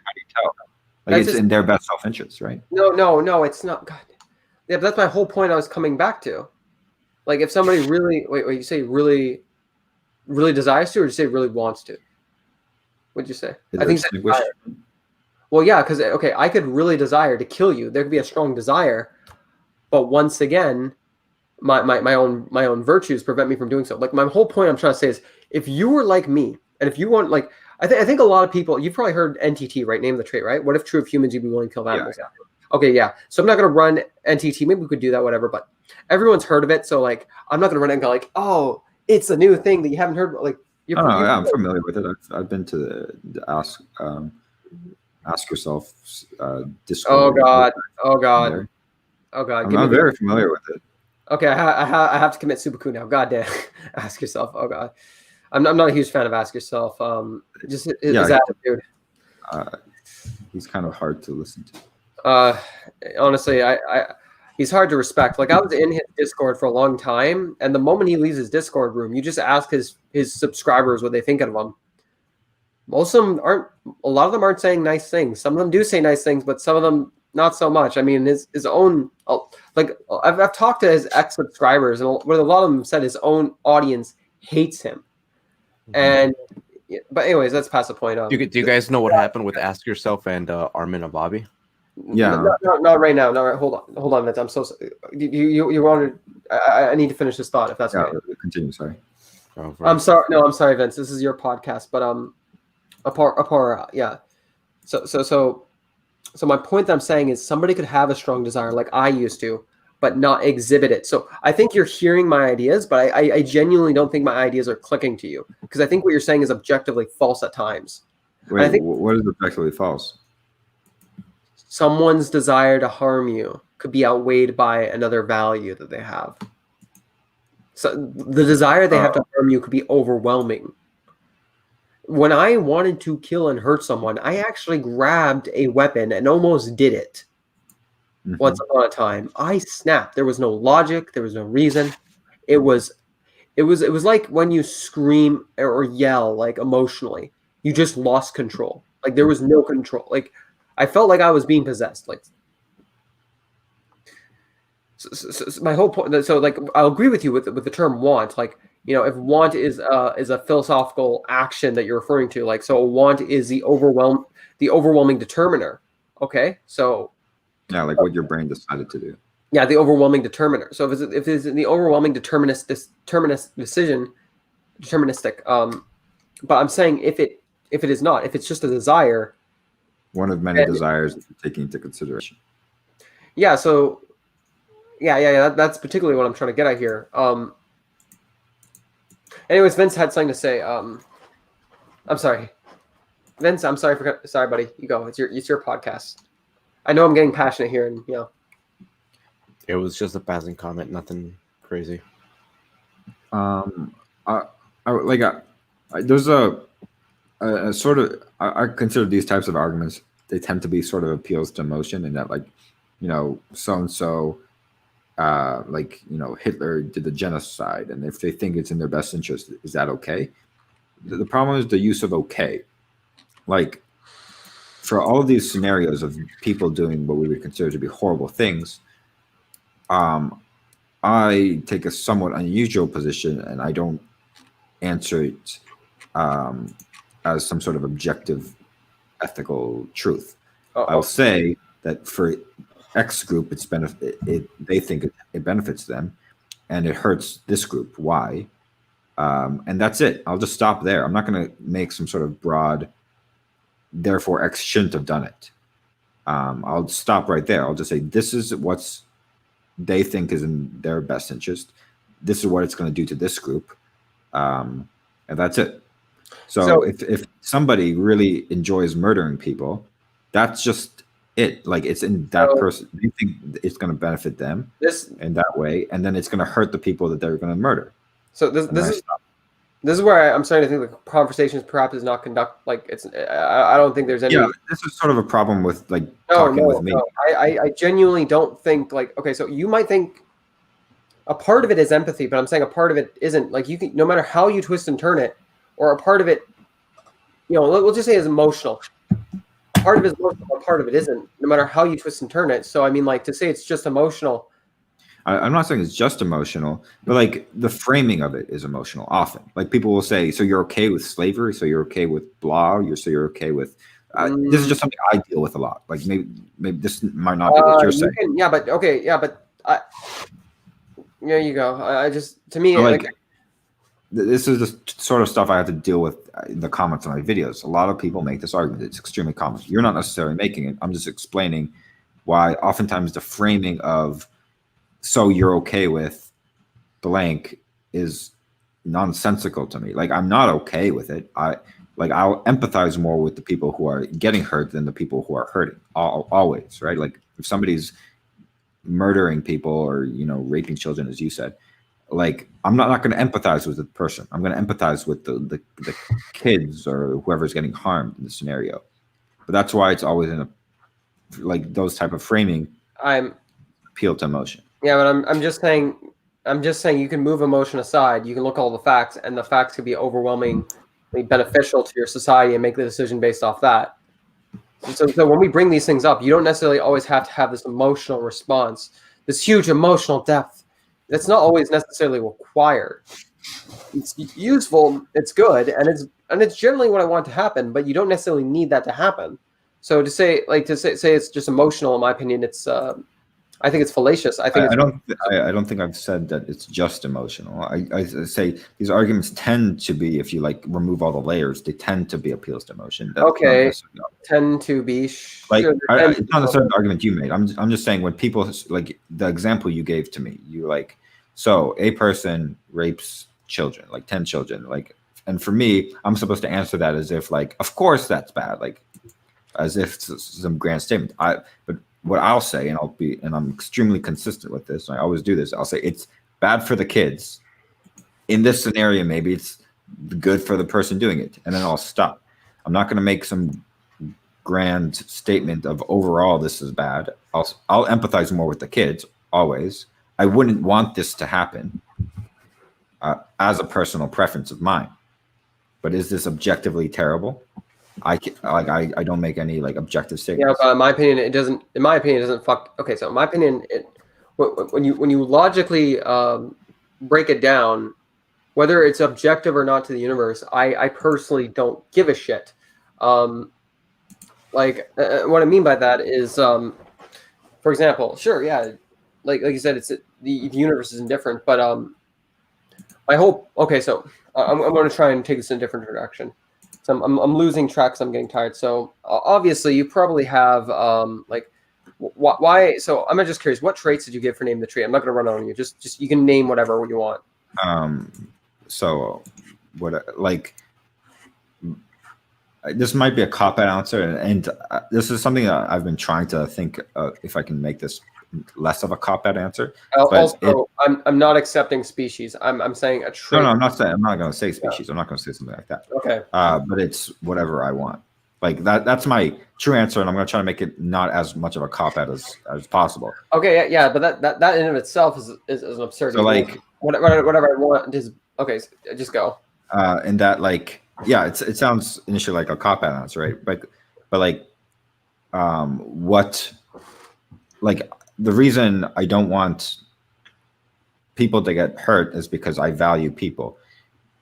I also value certain animals, for example. So like I value people's pets, or whatever, stuff like that. So I wouldn't want them to get hurt. But I value less, like, chickens. Like my value for chickens isn't as much as my value to be able to eat chickens. Okay. So I do it. So I'll give you this much. Your answer is, in a sense, is actually when it comes to the egoist aspect of morality, or the aspect of morality that is whatever, selfish, whatever, or considered to be selfish to the individual, whatever you want to say. Actually, I'm going to throw egoist.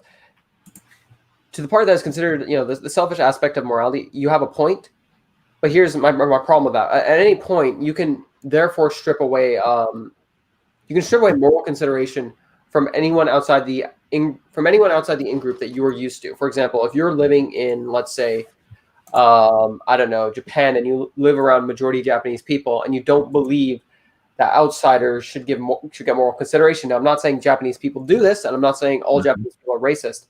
I'm just saying people empathize with what they've been raised around. If you've been raised around wolves, you empathize with wolves.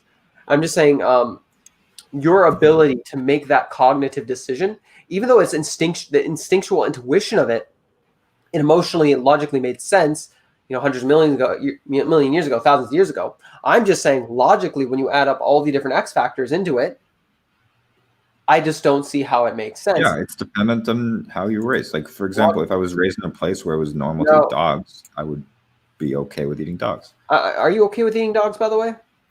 I'm raised in a place where that's not okay. So I've been sort of, I guess, conditioned to find that abhorrent.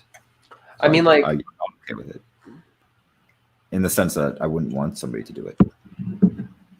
But that might just be I think people should challenge those kind of beliefs too. So like, I think people should always think critically of why they believe certain things. So maybe I could be convinced that it's fine. So, okay. Okay. I'm actually curious. So if somebody raised a dog, obviously, and like you said, these are more emotional aspects, but I'm actually curious to hear your response.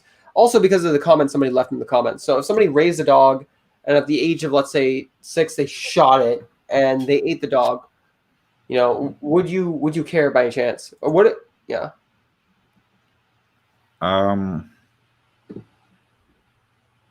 Like, I wouldn't want to see it. Okay, yeah. So here's the other thing too. Like, you even said you wouldn't necessarily want to kill an animal. Like, I'm actually curious. Would you even want to kill an animal yourself? No. Okay. Do you think you'd even be able to hold your position if you had to go through what slaughterhouse workers had to go through? Like, I could give you. I think my position wouldn't matter, because my position is flexible in that way. Like, it's highly dependent on the context. So if I had to do it, I might not do it. So do you know? Okay, yeah. You know, I can send you some studies on it, like perpetration-induced stress trauma. So it's like PTSD from killing another being.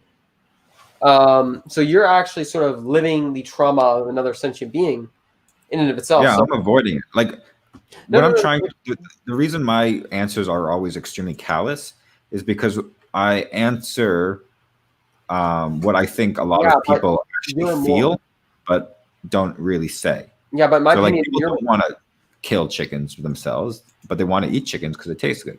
Yeah, I'm just saying that in a ethical framework. I'm trying to tell you right now, your ethical framework has no moral consistency. It really doesn't. It's just you're just honest that there's no consistency. You'll just do whatever you want. No, but it doesn't. Like, what's inconsistent? What's inconsistent is that there's sometimes desires of what people, sometimes people's personal desires is overweighed by their moral framework to be consistent at times, if they believe that their framework is still justified. I'm just saying, like you saying, I basically value whatever I want. Is saying that there's no real consistency. I just do what I feel. There's nothing to be consistent. It's always dependent on what's in my self-interest, what I want to do, and that's consistent. Yeah, so that's where you are consistent. But I'm saying the value of life, I'm saying in and of itself has no consistency. Yeah, it doesn't have to be. Like, why should it? You admit it. Well, no, that's different. It's not my ethical system is inconsistent. It's the value of life is inconsistent under my ethical system, and that's fine. It doesn't have to be consistent. Okay, well, you might think that I would disagree. My whole point is, if you were a slaughterhouse worker and if you had to deal with the shit they go through, or if you had a brother or sister or daughter, if you had to choose between your mom dying or 5 strangers in like somewhere like India or something that you've never met and have no connection to, and you had to pick one, because according to you, your value of life is consistent, then you would pick the 5. I might, but I'm not. I'm also not a. I'm not a. I'm not. I don't think. I think a lot of people. No. You're also Aporio. That in of itself was very. I'm a threshold deontologist, so I wouldn't necessarily pick the. There's a good chance I wouldn't pick the majority. I'm a deontologist. I believe in the individual. So, to be consistent. Not necessarily. At a certain point, I will value the collective over the individual. Yeah, but you're always going to care more about the people who are closer to you than the people who are far away, and that's natural. And that demonstrates that, like, you might, if you have some sort of utilitarian perspective or something, you might like pretend as if you would be like, oh, of course, yeah, the 5, obviously it's more people, and then life for you has equal worth, and it's consistent, right? It's consistent. My position, and I think this is the position that people actually feel, and maybe that's too bold of me to say that, but that people don't actually have consistent values of life. They have convenient values for life. Whatever's convenient to them, their value for somebody they care about is higher than the value of somebody they don't care about. So as somebody who's been in real stressful danger, no one is ever 100% consistent, but there are people that are much more consistent than your personal belief. And that is my issue. You're not even making the attempt to be consistent. Yeah, because I feel like people lie to themselves. I appreciate, and I'll be honest here. At times, I might contradict my belief system. At times, I might end up changing it. And at times, I might end up believing that what I believed currently was wrong, or what I believed currently was incorrect, or my values may change, whatever. But what I'm trying to say is I do to some extent try to live up to my value of what I claim it to be. And you might say that right now that people are dishonest to themselves. And I agree, a lot of them are, but I'll be straightforward. Are there times where I will fuck up or realize, yeah, I guess I was wrong with this? But why do you care so much that the value of a life would be consistent? In particular, in this note, the reason why I care is because I find your position to be absolutely, to be polite, absolutely absurd. I find it to be... How's it absurd? Exactly what I said before. If people could just consider whatever they want, technically pedophiles who have technically it leaves room for people to not actually question their preference, and it leaves room for people to not value virtues over their preference. It leaves an insane amount of room. Preference for you. Like, pardon me? Why should people do this? Like, because it can reduce suffering for not only the individual but the collective. Okay, so it's dependent on the collective. It can also increase. No, I said the individual. What I'm saying is no. I said individual and collective. I said it can reduce suffering for the individual and collective, and it can also increase well-being. And I'm not sure, because you said caring about your family is natural. I'm not sure if that was fallacious, appeal to nature fallacy. No, I'm not sure. I'm not saying because it's natural, it's good. I'm just saying people are like this. Yeah. I haven't been convinced that they shouldn't be like this. Yeah, my whole point is people should only value their in-group to an extent. There are extents where it just doesn't make logical sense, where to me it just sounds absurd. I feel like it makes sense why people value their friends, their people close to them more. It makes sense, and I haven't seen any convincing argument for why they shouldn't. I mean, this is going to be perhaps maybe a little bit, I don't know, exaggerated, fallacious, but I mean, like, somebody could value chopping off their own, ding dong downstairs, even if it's not the most rational decision. They can say, well, I rationally made the decision to do what was in my best interest. Sure, but when you look at all the facts, when you look at all the facts, if they wish to live, it's not really. I understand that morality is based in both rationality and reason, but it's just your particular position, eating animals products. The reason why I care right now, like beforehand it was different, but right now I believe your position is absurd. But to answer your question, you asked the question why I value animal life, right? Yeah, or like what in animal life you value? What? Pardon? What aspect? I guess it's sort of the name of the trade in reverse. Like what do you think? Well, to be practical, to be very practical, there are practical implications where I do have to think about my my metaethics. But in reality, if I could reduce suffering for all beings, perhaps I would take that position all the time. Obviously, there could be consequences between that, like, for example, valuing my family over valuing everyone else. Or there could be positions where I'd be willing to be tortured so no one else has to suffer on the planet Earth. I think I'd probably take that position if I could be tortured and everyone else could be fine. Like, sexual assault for multiple years, growing up being abused. I think I'm like, your mind tortures itself. Sure, whatever. But the reason why I value animal life is multiple. One of which is I value justice, fairness. One of which is I see it as logical. One of which is I can emotionally relate to where these animals come from. And another aspect is I can't think of a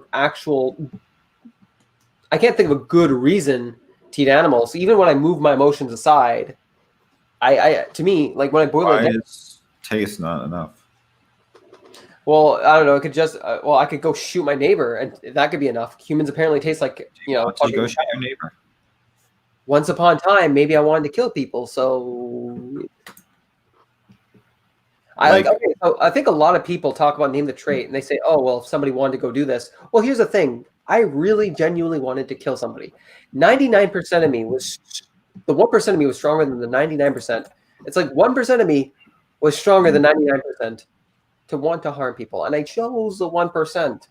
So I mean, like, I'm just saying, right there, what you're saying is taste. And even though you're claiming it's not justification, I would argue when it comes to your actions, it is what you believed is reasonable. Like, you're not saying it's an objective justification, but in my opinion, what you're saying, some of these things you're saying are justifications. Like, you just case, you've given multiple other things. Individual preference. I just think I just don't see what the problem is with people, like wanting to eat meat because it tastes good. Because I would have fucking killed people, human beings, if I had thought that. Like, you realize that doesn't really like translate. Like it does. No, you're saying that because you didn't go through it. Well, that is fair. I don't know what the experience is like to have that sort of motivation. That is experiencing to anecdote, and not all the time. But there's a very good chance if you went through it, you wouldn't have that position. Like, maybe. I'm not sure. I can't That's really fair. answer. That's fair. Maybe you would. Maybe you would. I don't know. Maybe it would. I personally doubt it. I can't know what it felt like to. But like, yeah, I don't want to do an appeal to what was it? Anecdotes. I don't want to do an appeal to anecdotes. Like, I'll try to like. So what you're saying, I'll try to steelman this as possible. Is you having these greater values prevented you from doing an action that would you consider immoral, and thus having these values is important for people to have in order to prevent them from acting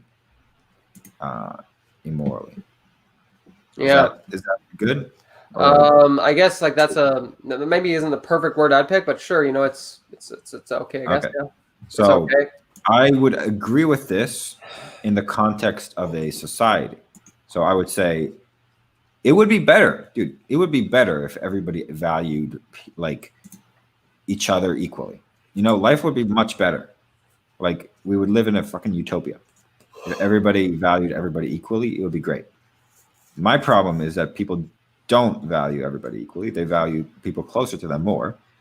And is that wrong for them? They're acting in their own self-interest. I can't convince them that it's incorrect. Now, to my values, I would say, yeah, I believe that to be wrong. But to the universe, I'm not claiming it is, or objectively. But here, not just to the universe, just to society, right? Like it would be better for society if everybody. But that just was hold on. You kinder, nicer. Yeah, but you think these things would be It's not necessarily always about what benefits society. To some extent, it's also what benefits you as the individual. Okay, then what benefits me as the individual is doing whatever makes me happy, regardless of what value, like what. Have you ever seen the anime Kengan Ashura by any chance? No. Okay, so in the anime Kengan Ashura, there were a bunch of merchants, and so they said, why don't we just kill the competition? And then guess what? The competition mimicked that, and then it continued and continued. Yeah, no, I don't disagree. Absolutely. So I'm just saying, like, this is the absurdity I find. That's why you have social contracts. Yeah, this is the absurdity, and I personally believe we make social contracts. That's why I don't steal. That's why I don't like do things that harm other people. Like, I have mutual respect with Vincent. I'm not going to steal from him, even because it is in my best interest to abide by these contracts. Okay, so I'm actually curious. Would you? So if you could never get caught, would you sexually assault or rape a retarded person who's unconscious, and if you could completely get away with it? Probably not. No. Okay, so that's terrible. Yeah, so like you can say whatever you want. If there was somebody who would do it, that would be their self-interest. Yeah. Yeah, which once again, hope we create laws to prevent those people from doing that. Yeah, but just because there's a. Can I ask a question real quick? This is where I personally, in my opinion, even though you're not saying it's justification, I personally take that as an appeal to authority. It's not an appeal to authority. I'm not saying because of the authority. It says it's bad. It's bad. I'm just saying there are people who have desires and wants that are bad. No, you're right. Okay, so Could I very quickly ask? I have been 100% aside from this conversation because I'm interested in hearing both of your guys' perspectives. But so from what I've heard, Aporia, the reason why you care about me, well, obviously, it is very selfish, and I would agree that. And what my argument from my own personal moral framework is that morality 100% is selfish. Where the reasoning why I care about other human beings is entirely selfish because I have a subjective feeling of wanting to care about other people because I'm under the impression that they have similar conscious sensations as I do, and there is a link between the way that they feel and the way that that alters my feelings based on their experiences. So by definition, it's selfish. Would you agree with that? Yeah. Okay. So if that's the case, the reason why you don't want to steal from me, as you said previously in this podcast, why you don't want to do any harm to me is because you recognize that I feel similar experiences as you do. And it makes you personally, it makes you feel bad if something bad were to happen to me, right? Yeah, that's empathy. I have it for you, Vincent. Okay, cool. So if you were to be convinced that the sensations that animals feel was similar enough to the sensations that I feel, would you then feel morally obligated? If you were to be convinced of that position, would you then feel morally obligated to raise some concerns there? My empathy isn't necessarily based strictly on what an animal or whatever sensations are. Like that's not why I empathize. If there was like an ant that, you know, like had your sensations, whatever that means, that's not why I protect it.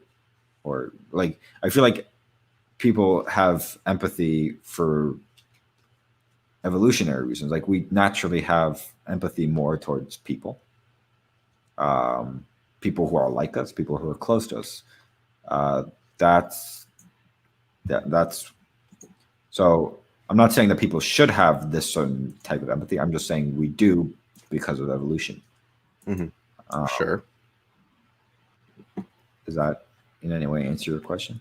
It does not, respectfully. So you said that the reason why you feel empathy for me, or why it makes you feel bad if something bad were to happen to me, is because it harms you specifically, right?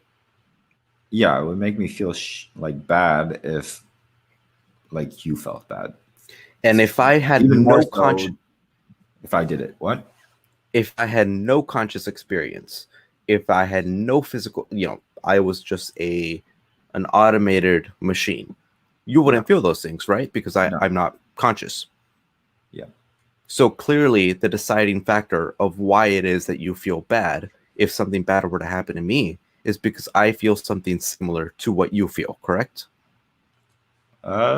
Potentially, I guess that maybe. So if animals were to feel something very similar to what I feel, similar enough, then would you also morally consistently be expected to feel the same way if something bad were to happen to them than if something bad were to happen to me? Because I don't think it's exclusive to that. Like, I can't talk with, a chicken or a cow, whatever. Like, I can't, a chicken or a cow can't partake in society in any way, besides like being consumed, really. So I like, it's more of like analyzing and introspecting over what we actually have empathy for. And that's fine, and I think that's a good idea. But I take people having empathy like it's more of a statement. Like, I do have empathy for you, and I have empathy for cows and chickens also. It's just not as much. Now, whether the source of why I have this varying amount of empathy, I can question that as much as I want. You can deep dive into it. You can do some Freudian like analysis or something and ask why. I'm just saying as a fact that I do have more empathy for you than a chicken. And I just hold that as a premise. Right. So No, I'm not denying that you don't have that.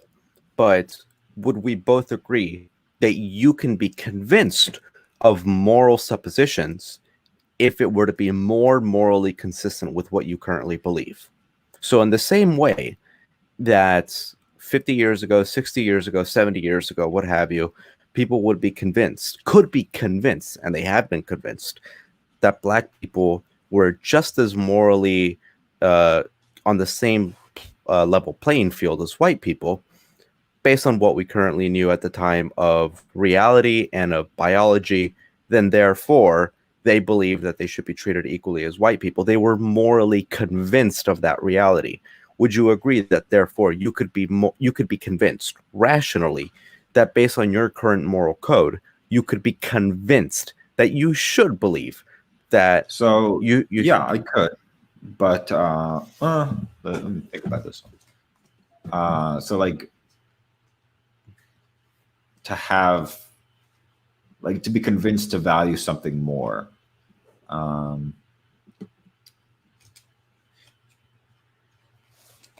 That's a tough and interesting question that I might not be able to answer immediately well right now. But my initial impressions is kind of, but I feel like it would be really hard to do that with a chicken. Like, what could you possibly say that you know, the chicken is like just as like there's going to be a transition, like if you go from ant to to lizards to rat, as you go further and further from actually like a human, there's a concept of dehumanizing, right? Like making a person feel less and less like a human, so you empathize less with them. I don't know if there's as much of a concept of rehumanizing,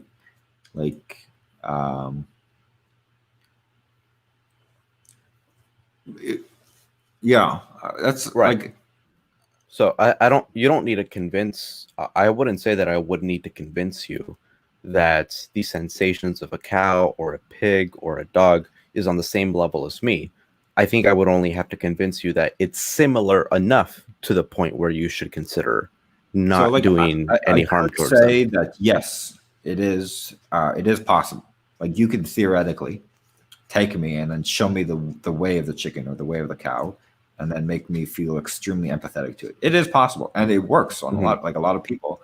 You show them videos. And real quickly, I don't mean to interrupt you, but if contemporary neuroscience were to prove that, would you change your mind? So I would actually say yes, but I'll say it in this way.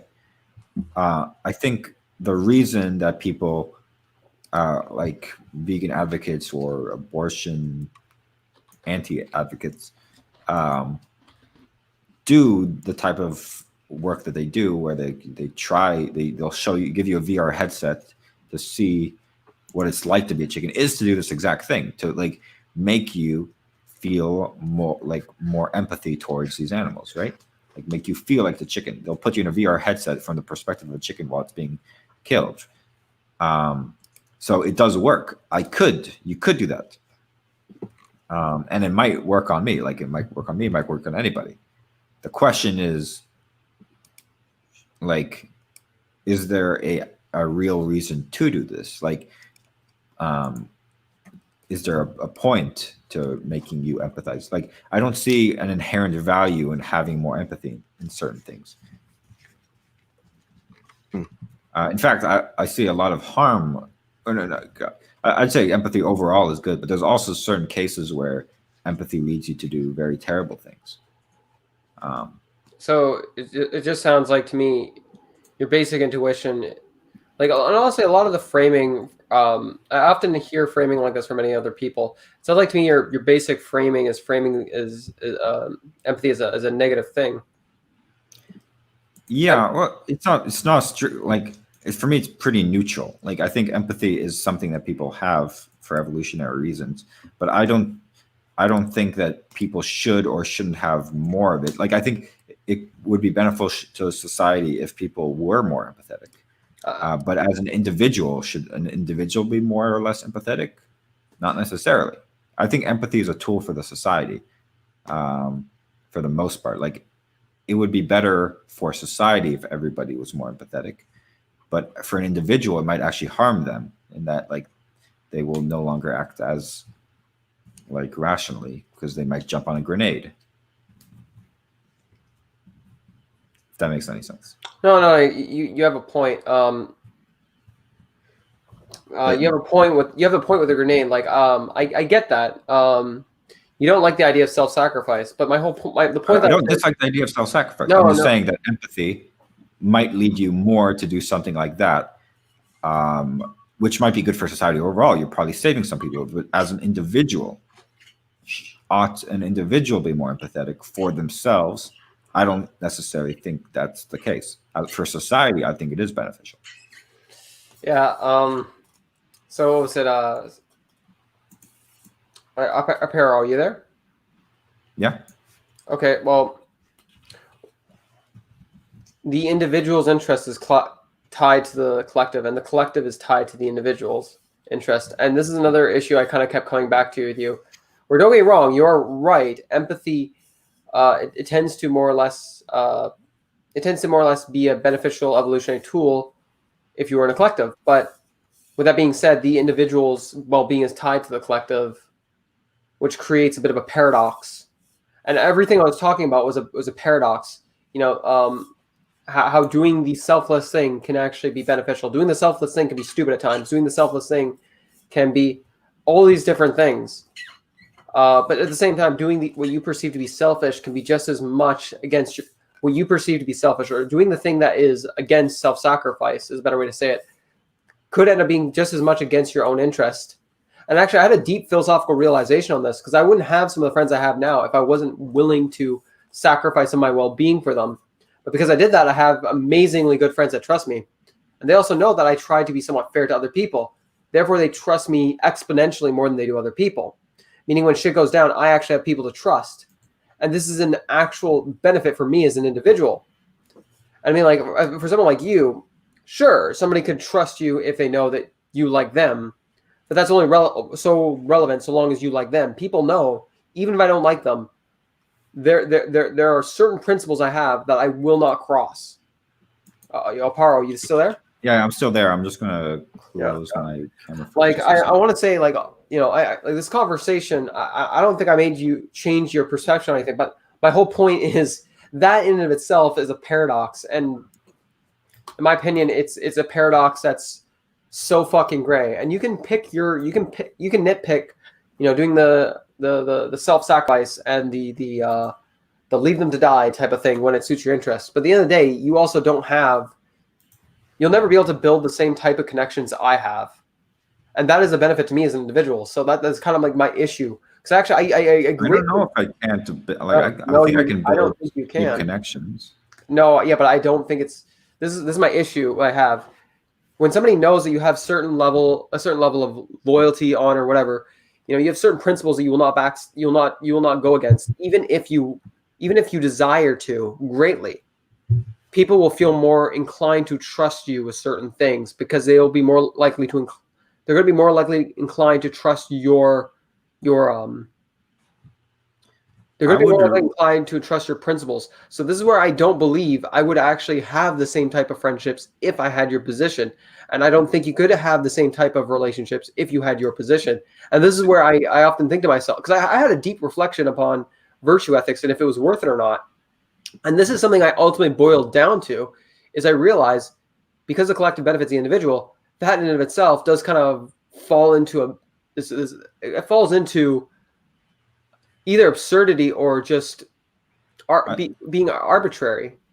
I would much rather so I'm a very trustworthy individual. Like I'll keep promises. I will do everything that would somebody I think who has like virtues, quote unquote, would do. You know, I would by any definition have integrity, but I do those things, and I introspectively know, because it makes me happy. Like I'm going to like.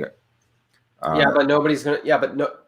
This is where I have to say what you're saying to me, in my opinion, is absolutely. To me, it comes across as absolutely false. With all due respect, may I interject, or do you want to finish?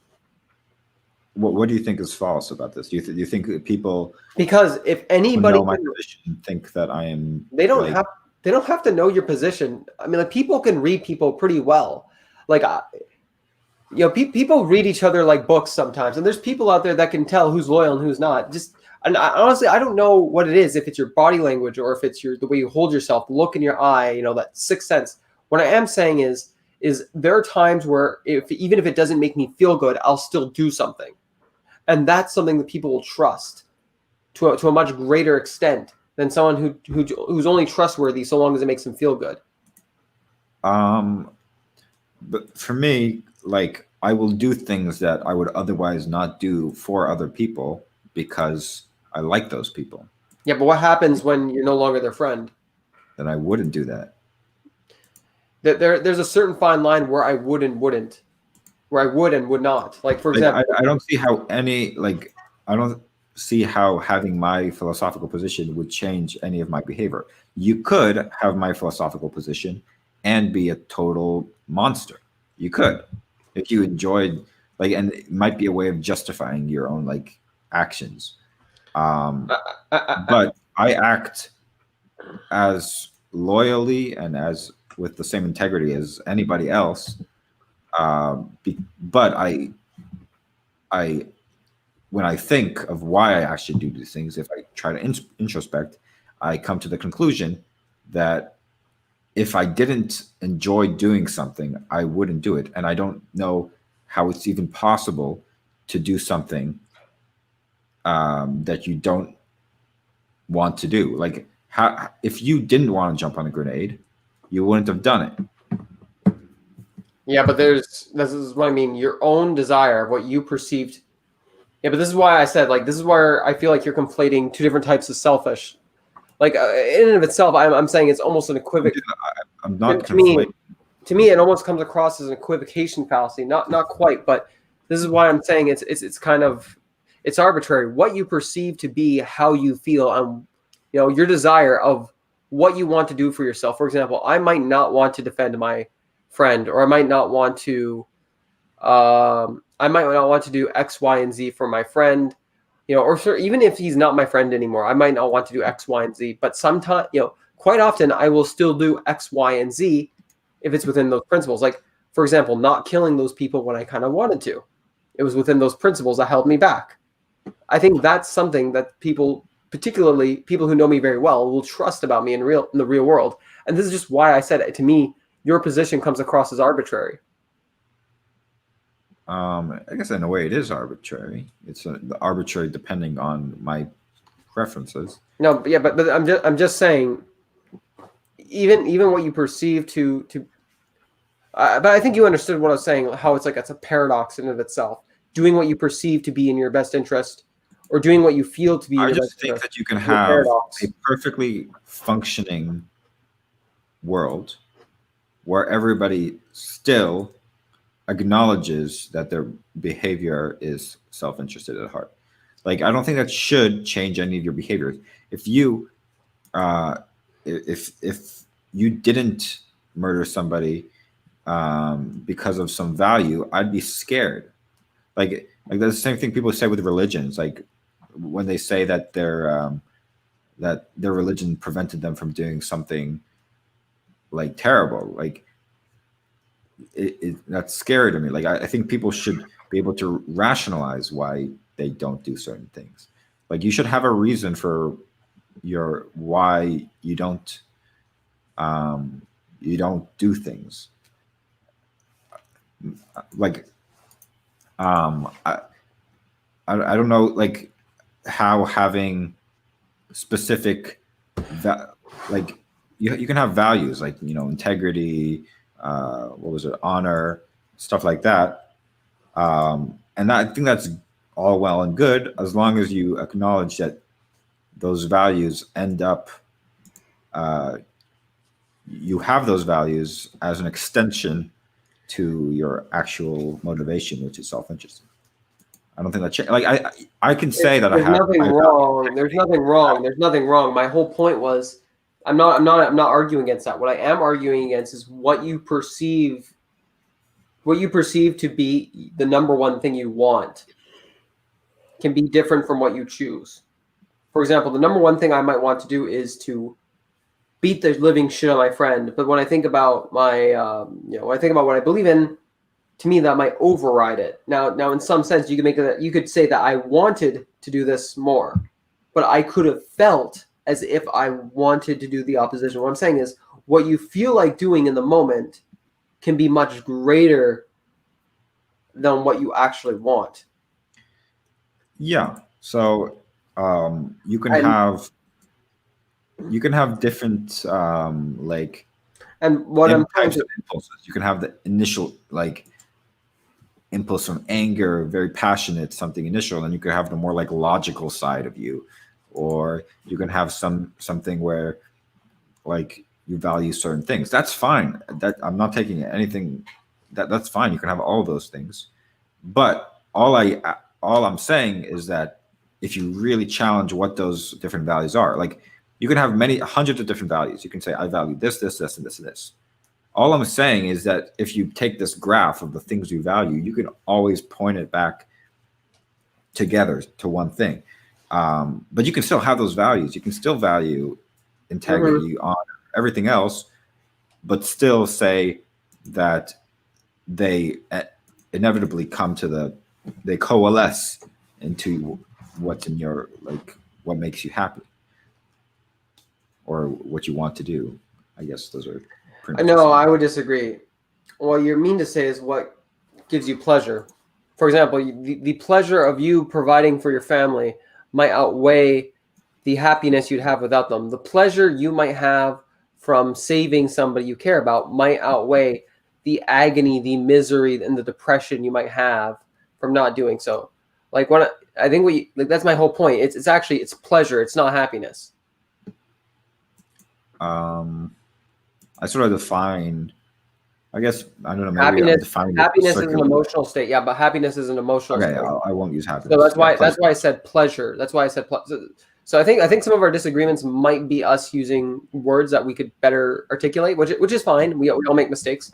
But so like pleasure. Yeah. So Vince, do you agree with me? Like ultimately, like your decisions do come down to pleasure, not necessarily happiness, because you might have greater pleasures outside of your emotional state. Yeah. You can, for example, I think that's a fair criticism. You can definitely say that you value knowledge, like truth, over pleasure. Like you can say, I'd rather know if my partner is cheating on me, even though if that's gonna make me sad. Right. Like so, and you can combine those as an overarching idea of like pleasure, while still maintaining the different concept of. All right. So wait, real quick though. Define what you mean by pleasure. I have a general idea of what you mean by pleasure, but what specifically do you mean by pleasure, and what do you mean by happiness? That's tricky. Because I get the general distinction that you probably are thinking of in your mind, but just for the sake of being clear, what do you mean? Find a definition. I'm not sure if I have a good definition off the top of my head, but I think what I'm trying to go for is a philosophical definition outside of an emotional state. So a pleasure is something that you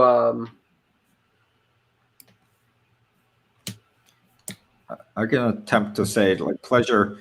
Maybe not. It is some shape or form of well-being that can be outside of your emotional spectrum.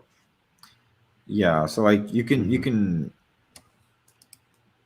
So you can gain pleasure from taking a bullet from your friend, even though you're depressed, angry, and anxious afterwards. But you can take some level of pleasure in it, even though you were in a more depressed, anxious state.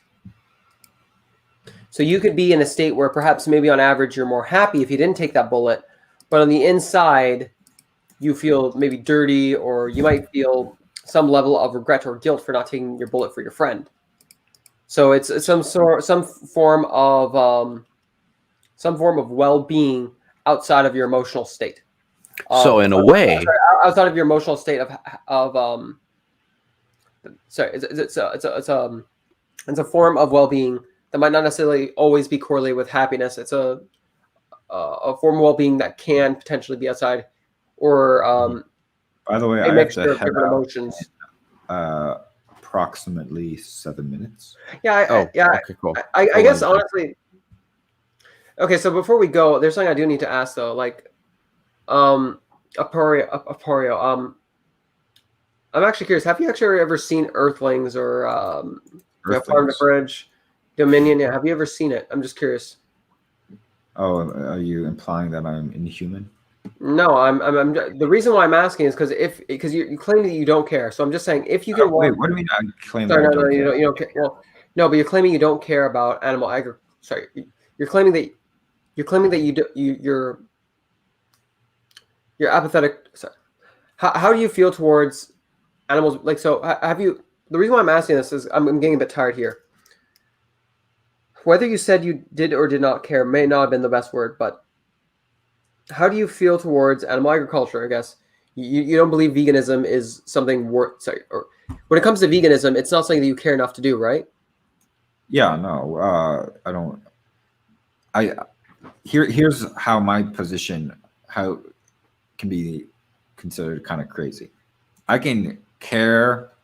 I can think that animal agriculture is terrible, absolutely terrible. I can concede every one of your points about how its effects, and still eat meat because I'm acting in my self-interest and that it tastes good. Okay. And I don't think my individual contributions will affect anything. That's actually where I completely, honestly, I'll tell you so I'm going to tell you a few reasons why I completely disagree with that. Movements are started by individuals. Number one, obviously. Number two, you are a very intelligent man. So in comparison to some vegan who's screaming emotionally on the streets, you actually would be much more of an asset to, I guess you say, making change. Honestly, I think I'm happy know that. people are vegan. No, but I'm saying I think you in particular have more of a power than your average vegan who just screams emotionally on the streets. No offense to those people, they're doing what they can. But next thing is like if you don't necessarily if it's not something you don't necessarily don't believe in, I'm just asking, why not actually give some of those films just a watch? I'm just curious. I've watched vegan films. I watched the VR headset films that like people. I think it was what was the name of the group, like Animal Rights. I've seen like the films, and they do make me feel sad, but not sad enough. Yeah, well, I don't think you can make me sad enough to not eat meat. Like, wait, really? You wouldn't be able to. There's no situation in which the sadness would overwhelm the pleasure that you get from eating meat. Like if every single time I ate meat, it would make me like cry and be miserable, then yeah, like right, like because I'm without a doubt. Well, real quickly, without a doubt, slaveholders felt joy from holding slaves because they didn't have to do the work themselves. Sure. So, but then later on, people would recognize, well, understanding the level of stress that they undergo and the level of sadness that they undergo, the level of anxiety that they undergo, that realization is greater than the joy that they feel from owning slaves. So if that's the case, then couldn't you attribute the same level of logic towards your situation? That's fair. There is a scenario where I'm so sad that I wouldn't eat meat, I guess. I mean, I'm currently under that state, but yeah, if everyone had this apathetic stance that, well, my individual contribution didn't matter, people could say that every time there was a fascistic or a authoritarian uprising. Yeah, they do. Yeah, but that in of itself, it's a self-fulfilling prophecy. You can only say that's bad for society. No, you can't say that's bad for an individual.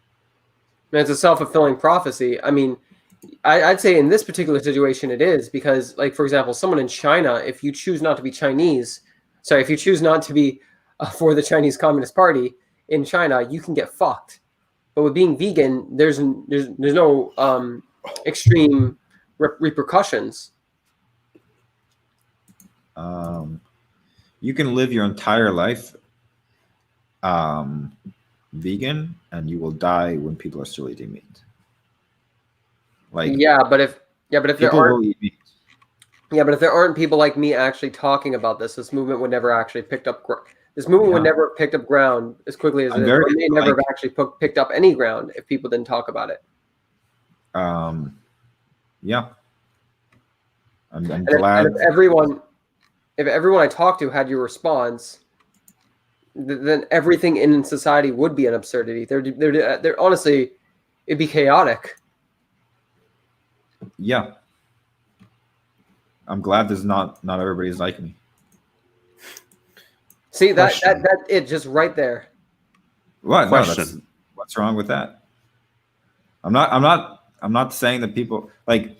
I'm saying individual. It's not in my self-interest that everybody would be like me. I'd be much happier. Like it would be in my self-interest if more people acted against their own self-interest in favor of mine. Honestly, I'll be very straight with you. If you ever so let's say we're living in a post-apocalyptic society. If I even got the feeling that was your attitude, or if I was around someone like you, even if they seem nice, there's a good chance I might just abandon them or kill them. Goddamn. Like I'm not even saying that as like an appeal to emotion. Like right. Well, I have a question for Aporia though, real quick. So you said it is in your best self-interest to other people to act against their own self-interest to believe in what you believe, right? Is that what you said? To do things that are in my interest. I have to go in like literally a minute. My internet gets cut off. That's right. Yeah, you told me about this before. So very quickly then, would it be in your self-interest even more so if they didn't act against what they believe in, but rather they were convinced of your position? Would that be a better alternative? Like what's in my best interest? Yes. I mean, by definition, that would be a position. Yeah, it would be much better if everybody was delusioned into doing whatever is in my best interest. Yes. Okay, so rationality is a part of the equation. See, I think for the most part, I feel like if more people were rational, that would be in my best interest. Okay, awesome. So if veganism were to be proven rational, then you would change everything. Yeah, but that's just true in regards to a lot of issues, but not every issue. Right. So like, yeah, sure. 100%. Very quickly though, why don't you have a YouTube channel yet? That you are actively uploading on. Well, that would make more people like me, and that would be bad. And on that note, I have to go. Yeah, for sure, man. Thank you so much for coming on. Again. Sorry, I'm kind of like I'm kind of an extremist in my philosophy, so it's kind of hard to talk to me. No, but I try to be as honest as humanly possible. Okay, and that's my right. Aporio, so even though I was frustrated, even though I'm angry at you, I'd like to say thank you for this conversation. And I really appreciate it. It was fun to talk with you, and I'd love to talk with you again, but I have to go. Peace, bro. Please take it easy. I'll see you tomorrow on Among Us. Yeah. All right. See you. So I would like to talk to you a little bit, Vincent, before we go. That's all right. For sure, dude. Yeah, not a problem. So we can talk in private, or you can end the stream if you want. Whatever you prefer. Okay, so first off, I'm actually curious, just because I like feedback to grow, learn as somebody who likes to debate. I'm a vegan advocate on, in the depths of Discord, I debate veganism, and sometimes I get people to go vegan. Have you actually gotten a message from someone saying that you convince them out of meat eating? Oh, nice. Actually, I might actually have one. So there's actually 3 people. One of which was a message in text. The other two, one of which was, there was a person who I debated and I did the apathy pill on. Like the guy said he said he'd go vegan for 6 months. I don't know if he stayed vegan though. He said he was in AY. He said he would literally rape a woman. So I asked him, if I raped a woman, hypothetically, if not me, but like universe be me, rapes a woman, she gets pregnant, and he has to watch that. And then 9 months later, I bring him back there and I kill that baby in front of him repeatedly, and he has to watch all of it. Would he care? And he said, no. I'm like, dude, are you serious? And I'm like, dude, you're trolling. He's like, dude, no, seriously, I don't care. And it took the apathy pill actually made him realize he was wrong on one thing. And then as he questioned more things, he asked what else could he be wrong on. And he was apparently very well versed in vegan argumentation. And I think that in particularly but the thing is like so far I've only made, 3 people that I'm aware of go vegan. Now that could be more, including my content on BitChute and YouTube, and also I don't know how many people I made go plant-based. So, because sometimes you plant seeds and sometimes they go like, you never really know. But yeah, like the thing is like, I guess what I'm trying to ask is like, I'm asking for your feedback as a friend. What do you think I could improve on? I think you're actually pretty good. And that could be me being biased because I sympathize with the vegan argument very well. And again, as I said before, I can't imagine a world in the future in which I'm not a vegan. I would be amazed if I travel fast forward 10, 5 or whatever, how many years into the future, and I'm still eating meat. I'd be amazed. But I think you do pretty good. I think your hypotheticals are pretty good, and they illustrate a situation in which the opposition has to think about their positions. And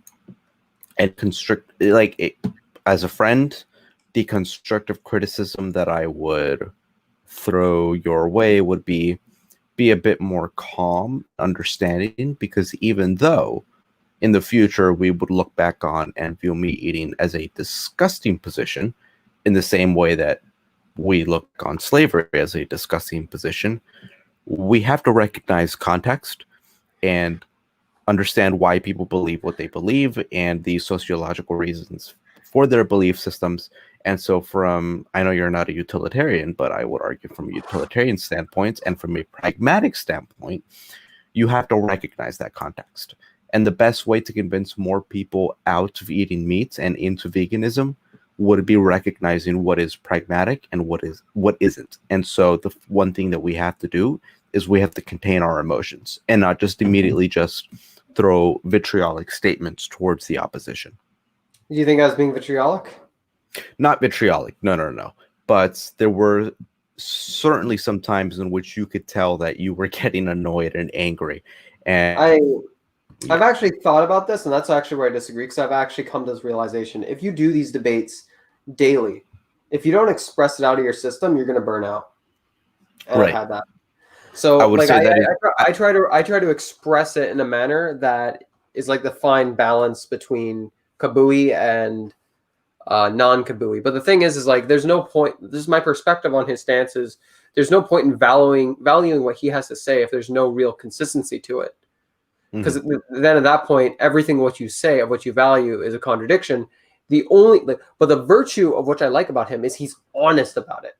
It's the nice thing about him as a human being. He's at least honest about it. Right. But I would say that tactic is fine if you had a large platform in which the point was to convince that platform.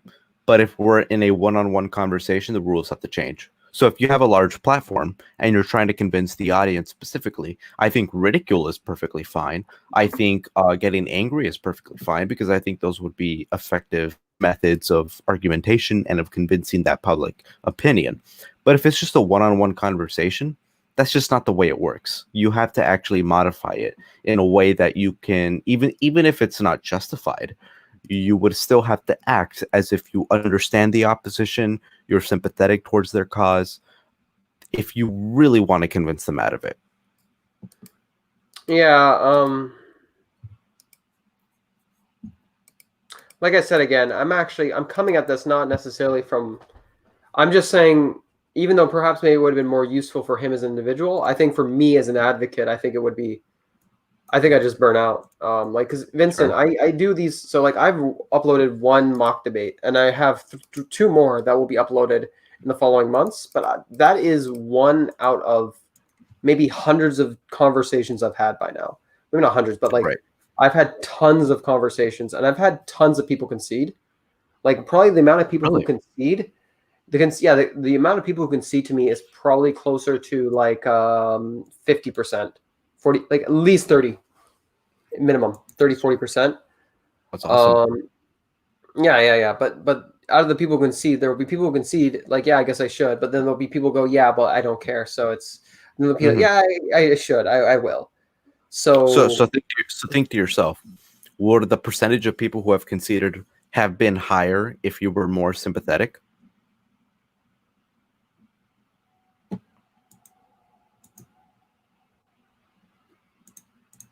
Like, yeah, don't get me wrong. You're not wrong. I'm just saying there's a limit. I'm saying there's a limit on how much sympathy I have.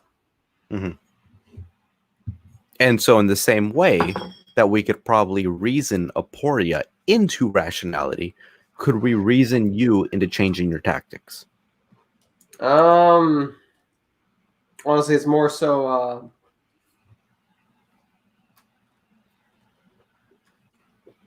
honestly,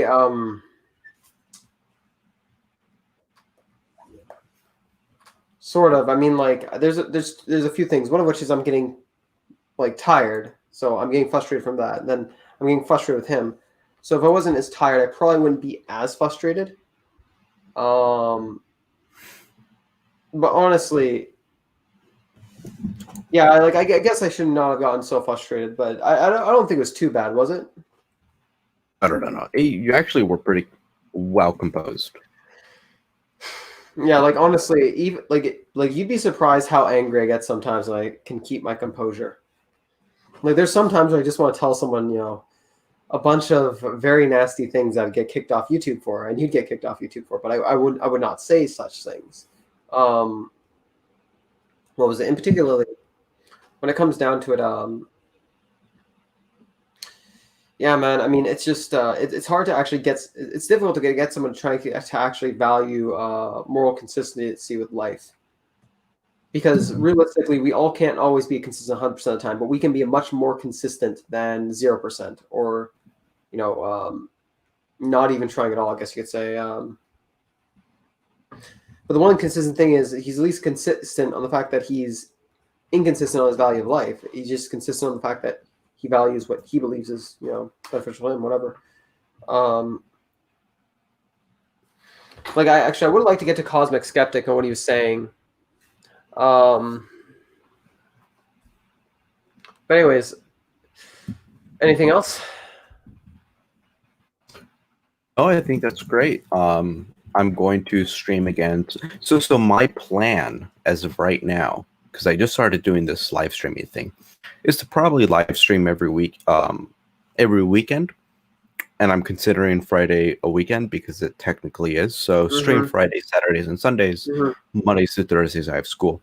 So if you want to join me for tomorrow's live stream, you are absolutely more than welcome to do so if you want to. Maybe I will. Yeah, like, at the end of the day, all you can do is try, right? But yeah, because I know that your podcast is more than just veganism. If you ever want to talk about something else other than that, like atheism, and we could maybe look at an anti-theist, or a religious argument, and maybe deconstruct it. If you ever want to talk about something else here, because I think I'm very passionate about this, you can let me know. By the way, that's why when I come on here, I ask you, what do you want to talk about, and you say, oh, shit. So I mean, yeah, we can talk about whatever you'd like: veganism, atheism, anti-ism, property rights, the concept of rights in general, ontology, existentialism, whatever it is that you want to talk about. Stoicism, literally doesn't matter. And if it's a topic that I don't know very much about, that you're well versed in, but I'm not, just tell me the topic that you are interested in talking about. I'll do some research on it, and I will make the podcast more of me asking you questions based on my knowledge of the subject, rather than me actually pretending to have an opinion. I'm just, honest to God, I'm just surprised you're not getting bored of me talking about this. Dude, are you kidding me? I think this stuff is fascinating. I mean, that's fucking awesome for me, so I don't have to worry about that. But 65 more subs. That is true. So someone commented, 65 more subs to 1,000. Yeah. So the plan is, again, and we're slowing down at the moment, but we are going to have Colin Wright later on. We're going to have some pretty great guests, so hopefully that accelerates the subscriber count. But once we pass 1,000 subscribers or hit 1,000 subscribers, we're going to do a drunk live stream with Thomas Sheedy, with Susanna McIntyre from Atheist Republic, the CEO of Atheist Republic. We're going to do something incredibly special, so we'll see what happens. But So- yeah, 65 more. To the 65 more, anybody who tweets them on Twitter with Thinking Out Loud podcast and the Babylon podcast, so long as I don't think there's anything like extremely crazy that you're saying, like kill all N-words or kill all, like basically, so long as there's nothing extremely crazy on your Twitter, you know, and yeah, you don't have to be vegan, you know, tweet at Vincent Babylon Project or what was it? What was your Twitters? Your two Twitters. Yeah. So I changed my Twitter handle so people can associate it more with my YouTube channel than anything else, because it used to be Latent Physicist, and I figured I might as well change it to something that is similar to what my YouTube channel is. So it is now officially at Babylon Vincent. So yeah, if you share any of his videos or his channel, and if you have his you know, if you're telling people to go subscribe to Vincent, and if you have both of his Twitters, his Thinking Out Loud podcast and it was Vincent or Babylon Project? Babylon Project at Babylon Vincent. Project. I will retweet you, so long as there's nothing too crazy in your Twitter. So tweet those out, and if there's anything too crazy, and tweet at me especially. And if there's anything too crazy, I'll even let you know in the comment. You know, you too crazy for me. Just saying, just being objective. So tweet at Vincent and tweet at Babylon Project, and you know, have his video. And if you tweet at me too to get my attention, because if I have to see you, I will retweet you. Awesome. So let's share his videos, guys. Come on, please share the videos. Have I said anything, by the way, that you would consider? What is the most controversial opinion that I hold, in your opinion? I mean, honestly, nothing. The only thing that I want to see people do more of is when they can engage with anti-theists, is to feel more comfortable talking about questioning them. Like, the only thing I think is absurd is when people fall for the red herring traps in propositions. For example, someone might believe in God because of, like they said, I don't know, maybe they want to do that to find a meaningful relationship, or maybe they want to you know, have a relationship outside of hookup culture, whatever. The only thing, and I don't know what your position is on this, I just want to see anti-theists have the comfortability to expand upon religion as a sociological mechanism rather than just a philosophical mechanism to basically crush them on every side. Like I look at veganism from every side to crush people on every side. So I want to see the same thing with atheism. Like, so if you're going to debate an atheist, like let's look at it from every different perspective rather than just falling down a proposition red herring. And I don't know if you fall into that, but I personally think a lot of people don't look at religion just as a sociological mechanism that can have many different emotional meanings. So I mean, like you can agree upon a debate proposition, that's fine. So debate somebody, you debate a proposition, but if you're constantly going for debate proposition after debate proposition that's relatively similar, if you feel like at some point that debate proposition is not the real reason why they're, you know, an atheist, they're religious, I would say I think it's absurd for you not to get out of your comfort zone. Like, look at different things: evolution biology, evolution psychology. Look at different things and think of like different experimental ways to argue against what they're arguing for. And that, like, I remember how I showed you that one time when we were drunk together, like the Jordan B. Peterson, when he was talking about the quote unquote incel problem. So he was referring to quote unquote, you know, hypergamy, you know, the ladies choosing the guys at the top, and then often feeling unsatisfied because they can't lock them down, and the guys at the top become cynical about relationships. And then he sees it as also a societal problem from the situation of, you know, children. And even if a girl does try to lock down a good, you know, decent guy, whatever, even if she's loyal and whatnot, you know, the guy has many different options if he's whatever, because on average, girls tend to date across above, depending on values, yada, yada, yada, blah, blah, blah, blah. But my point that I'm trying to say is when Jordan B. Peterson's talking about that, that is a great time to realize that his religious beliefs are actually based in sociology and psychology. So philosophical truth doesn't matter because he sees the absurdity to philosophical truth because there's also absurdity to our nature. So you have to recognize both absurdities and then try to counter both of them. Does that make sense? Like we do this with vegan activists do this all the time. So and even in general, before I was a vegan, I kind of felt this way about the atheist community. And I don't know if atheists do this. And I'm not saying you need to spend all your time looking at all these different things, but I'm just saying feel comfortable to get out of your comfort zone to look at it from a sociological standpoint. So I don't know what your stance on that is. No, I think it's 100% correct. Religion, without a doubt, I think it's irrefutable at this point. It is a social mechanism, as you can look at videos by people like Brett Weinstein or Eric Weinstein or Jeffrey Miller. Go for it. My argument would be that it is now maladaptive, and the argument is the evidence is overwhelming that it has now become maladaptive, even though originally you can point towards evidence and instances in which it was adaptive. What's okay. Oh, excuse me. Maladaptive basically means that even though originally it was evolutionarily beneficial to be religious, now we're at a point where it is evolutionarily detrimental to be religious. So now it would be in your best interest if you want to increase the well-being of society or your own personal spiritual or subjective self, whatever it may be, you should not be religious. Yeah, I mean, when it comes down to these discussions, right? When it comes down to these discussions, it's kind of like what I was talking about with that guy last night, Benjamin. Something I did end it upon. I asked, some of the emotional reasons, and something he said was, he was in it for 20 years, and he also mentioned that he,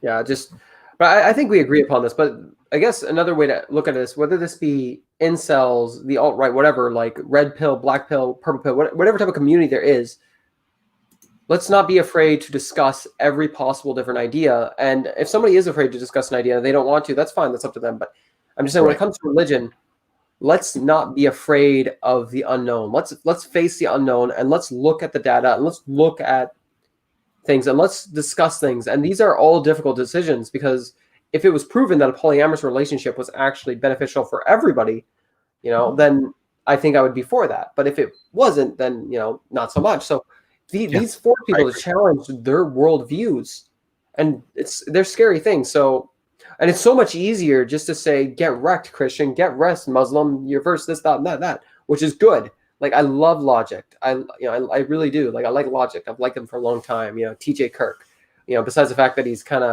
TJ Kirk is kind of going down he sounds like he's going down the Vosh route. Some of the things that he's been saying does kind of come across as post-capitalism, socialism. And I don't mean to say that fallacious. Like his video on liberals that he recently made was definitely concerning. But yeah, I have a question real quickly.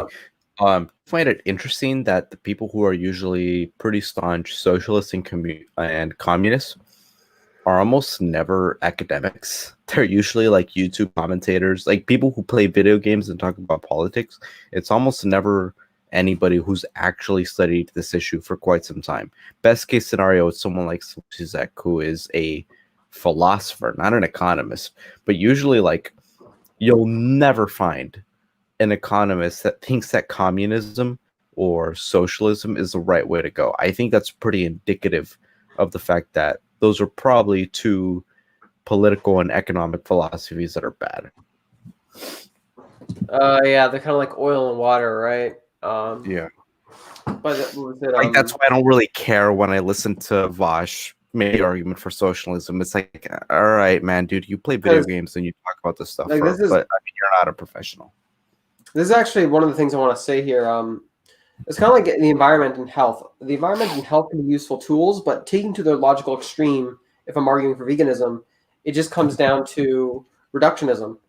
So if I talk about religion, economics, I could criticize capitalism all day. I can point out every bad thing about capitalism. but does that necessarily mean the alternative is better? And that's something I often say to many socialists and communists, is that they don't just have to show me the bad things of capitalism. They have to show me why their alternative is better. And that's something that a lot of them have issues with. I don't know which part he said to, like, LOL, so true. Like, if he was referring, which part he was referring to. Both of us, probably. Like, it would probably apply to both of us. But yeah, it's interesting. We can 100% continue this conversation. Well, technically today, because it's already 2 a.m. But yeah, later today, if you want to join me, if you're not too busy, probably maybe 9 p.m. again. Yeah. Yeah. So before I go, Vince, I want to say, like, being on the show is some of the most fun I've had. Like, it's a crazy amount of fun. And by the way, you shouting on my Twitter, that's thanks right there, man. That's I really appreciate that. Yeah. Anything to get you more publicity, I will absolutely do, because I say this with the utmost sincerity. I consider you at this point a good friend of mine. I've known you for the longest time at this point. But what makes it even more important is the fact that I legitimately believe that you're brilliant and you have a lot to say towards society. So I would absolutely, without a doubt, promote your content as much as I possibly can, because I think you deserve it, obviously. But two, because I actually think that you have a lot to offer society. And I mean that with the utmost of sincerity. Mind if I actually give you a nice example of kind of what I'm talking about, by the way? Sure. Like, so this is these are some pretty negative examples. So there's this guy called Yogi Oats. So in the Red Pill community, he was first a pickup artist, and he had a good amount of he was pretty reputable. Like, Bulldog Mindset confirmed that he was a pickup artist. So I don't know if he was a shitty one, because there's two pickup artists, Vince. There's actually no, three. There's the ones that want to shill you out for your money, so they're going to charge you an insane amount.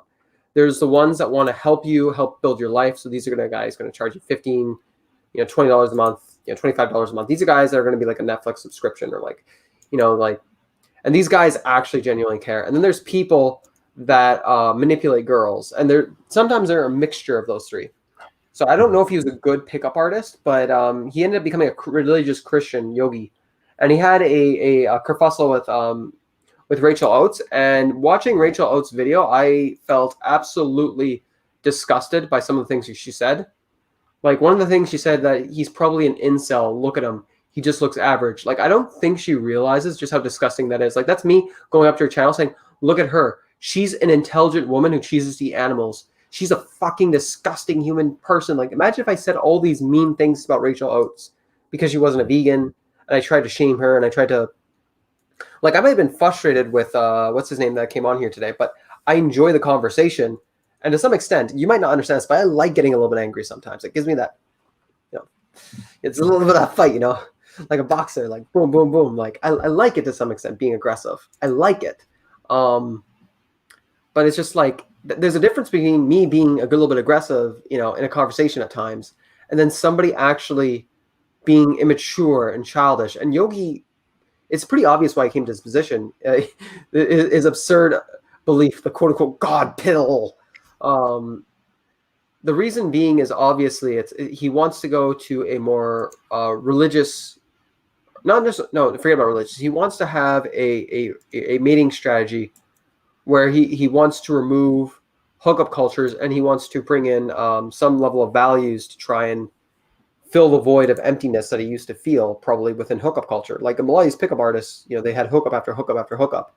And like, a lot of people don't understand this, but like, men that go through that, like the hookup after hookup after hookup, some of them end up getting emotionally wrecked by it. Like, I think men assume women get emotionally wrecked by it too much. Men get wrecked by it too. Just maybe not as much. I don't know. I don't have the statistics, but men get wrecked by it too. Sometimes it betters them. Sometimes women become, they're a porn star who's happy for the rest of their life. But Yogi Oates, the reason why he's religious is the exact reason why Rachel Oates said everything she said. So what she did was reconfirm his belief system, which to me pissed me off. What she said was incredibly childish, and she was too emotional to realize that she was kind of proving his point. Like, if your point that, And also at the beginning, she said like anti-feminists are misogynists. Let's just call this what it is. I mean, first off, it depends like who you talk to. So if somebody's a feminist, like if I said feminists are filled with misandry, let's just call this what it is. That in and of itself is an appeal to, it's either appeal to emotion, a fallacy by composition, or nut fallacy. And it's just the amount of emotional claims that she makes that are just not only fallacious but anti-productive. And she's at the root core of it. She's not dealing with why he went religious. It really is actually, in my opinion, it comes down more to sexual relations between men and women, and also him wanting probably some level of spiritual meaning as well. So you need to be able to criticize all those aspects. And even if you're a bit angry, being able to do it with a little bit of composure can really go somewhere. But like, so if you want me to, I can actually send you both of those videos. I left a little comment on her video. I could read it now, or we could go if you want. I don't know. Well, we'll send it to me because I want to read it overnight. I got to use the restroom like really badly at this point. But anyways, I'm gonna end it now. Thank you everybody who joined the stream. We'll be here tomorrow, or at the very least, I'll be here back tomorrow at around maybe 8 p.m. Pacific Standard Time or 9 p.m. depending on when I finish my homework, because I have a midterm coming up on Tuesday that I should probably be focusing on more than I actually am now. But anyways, I'm going to end the stream now and check us out tomorrow. So end broadcast now.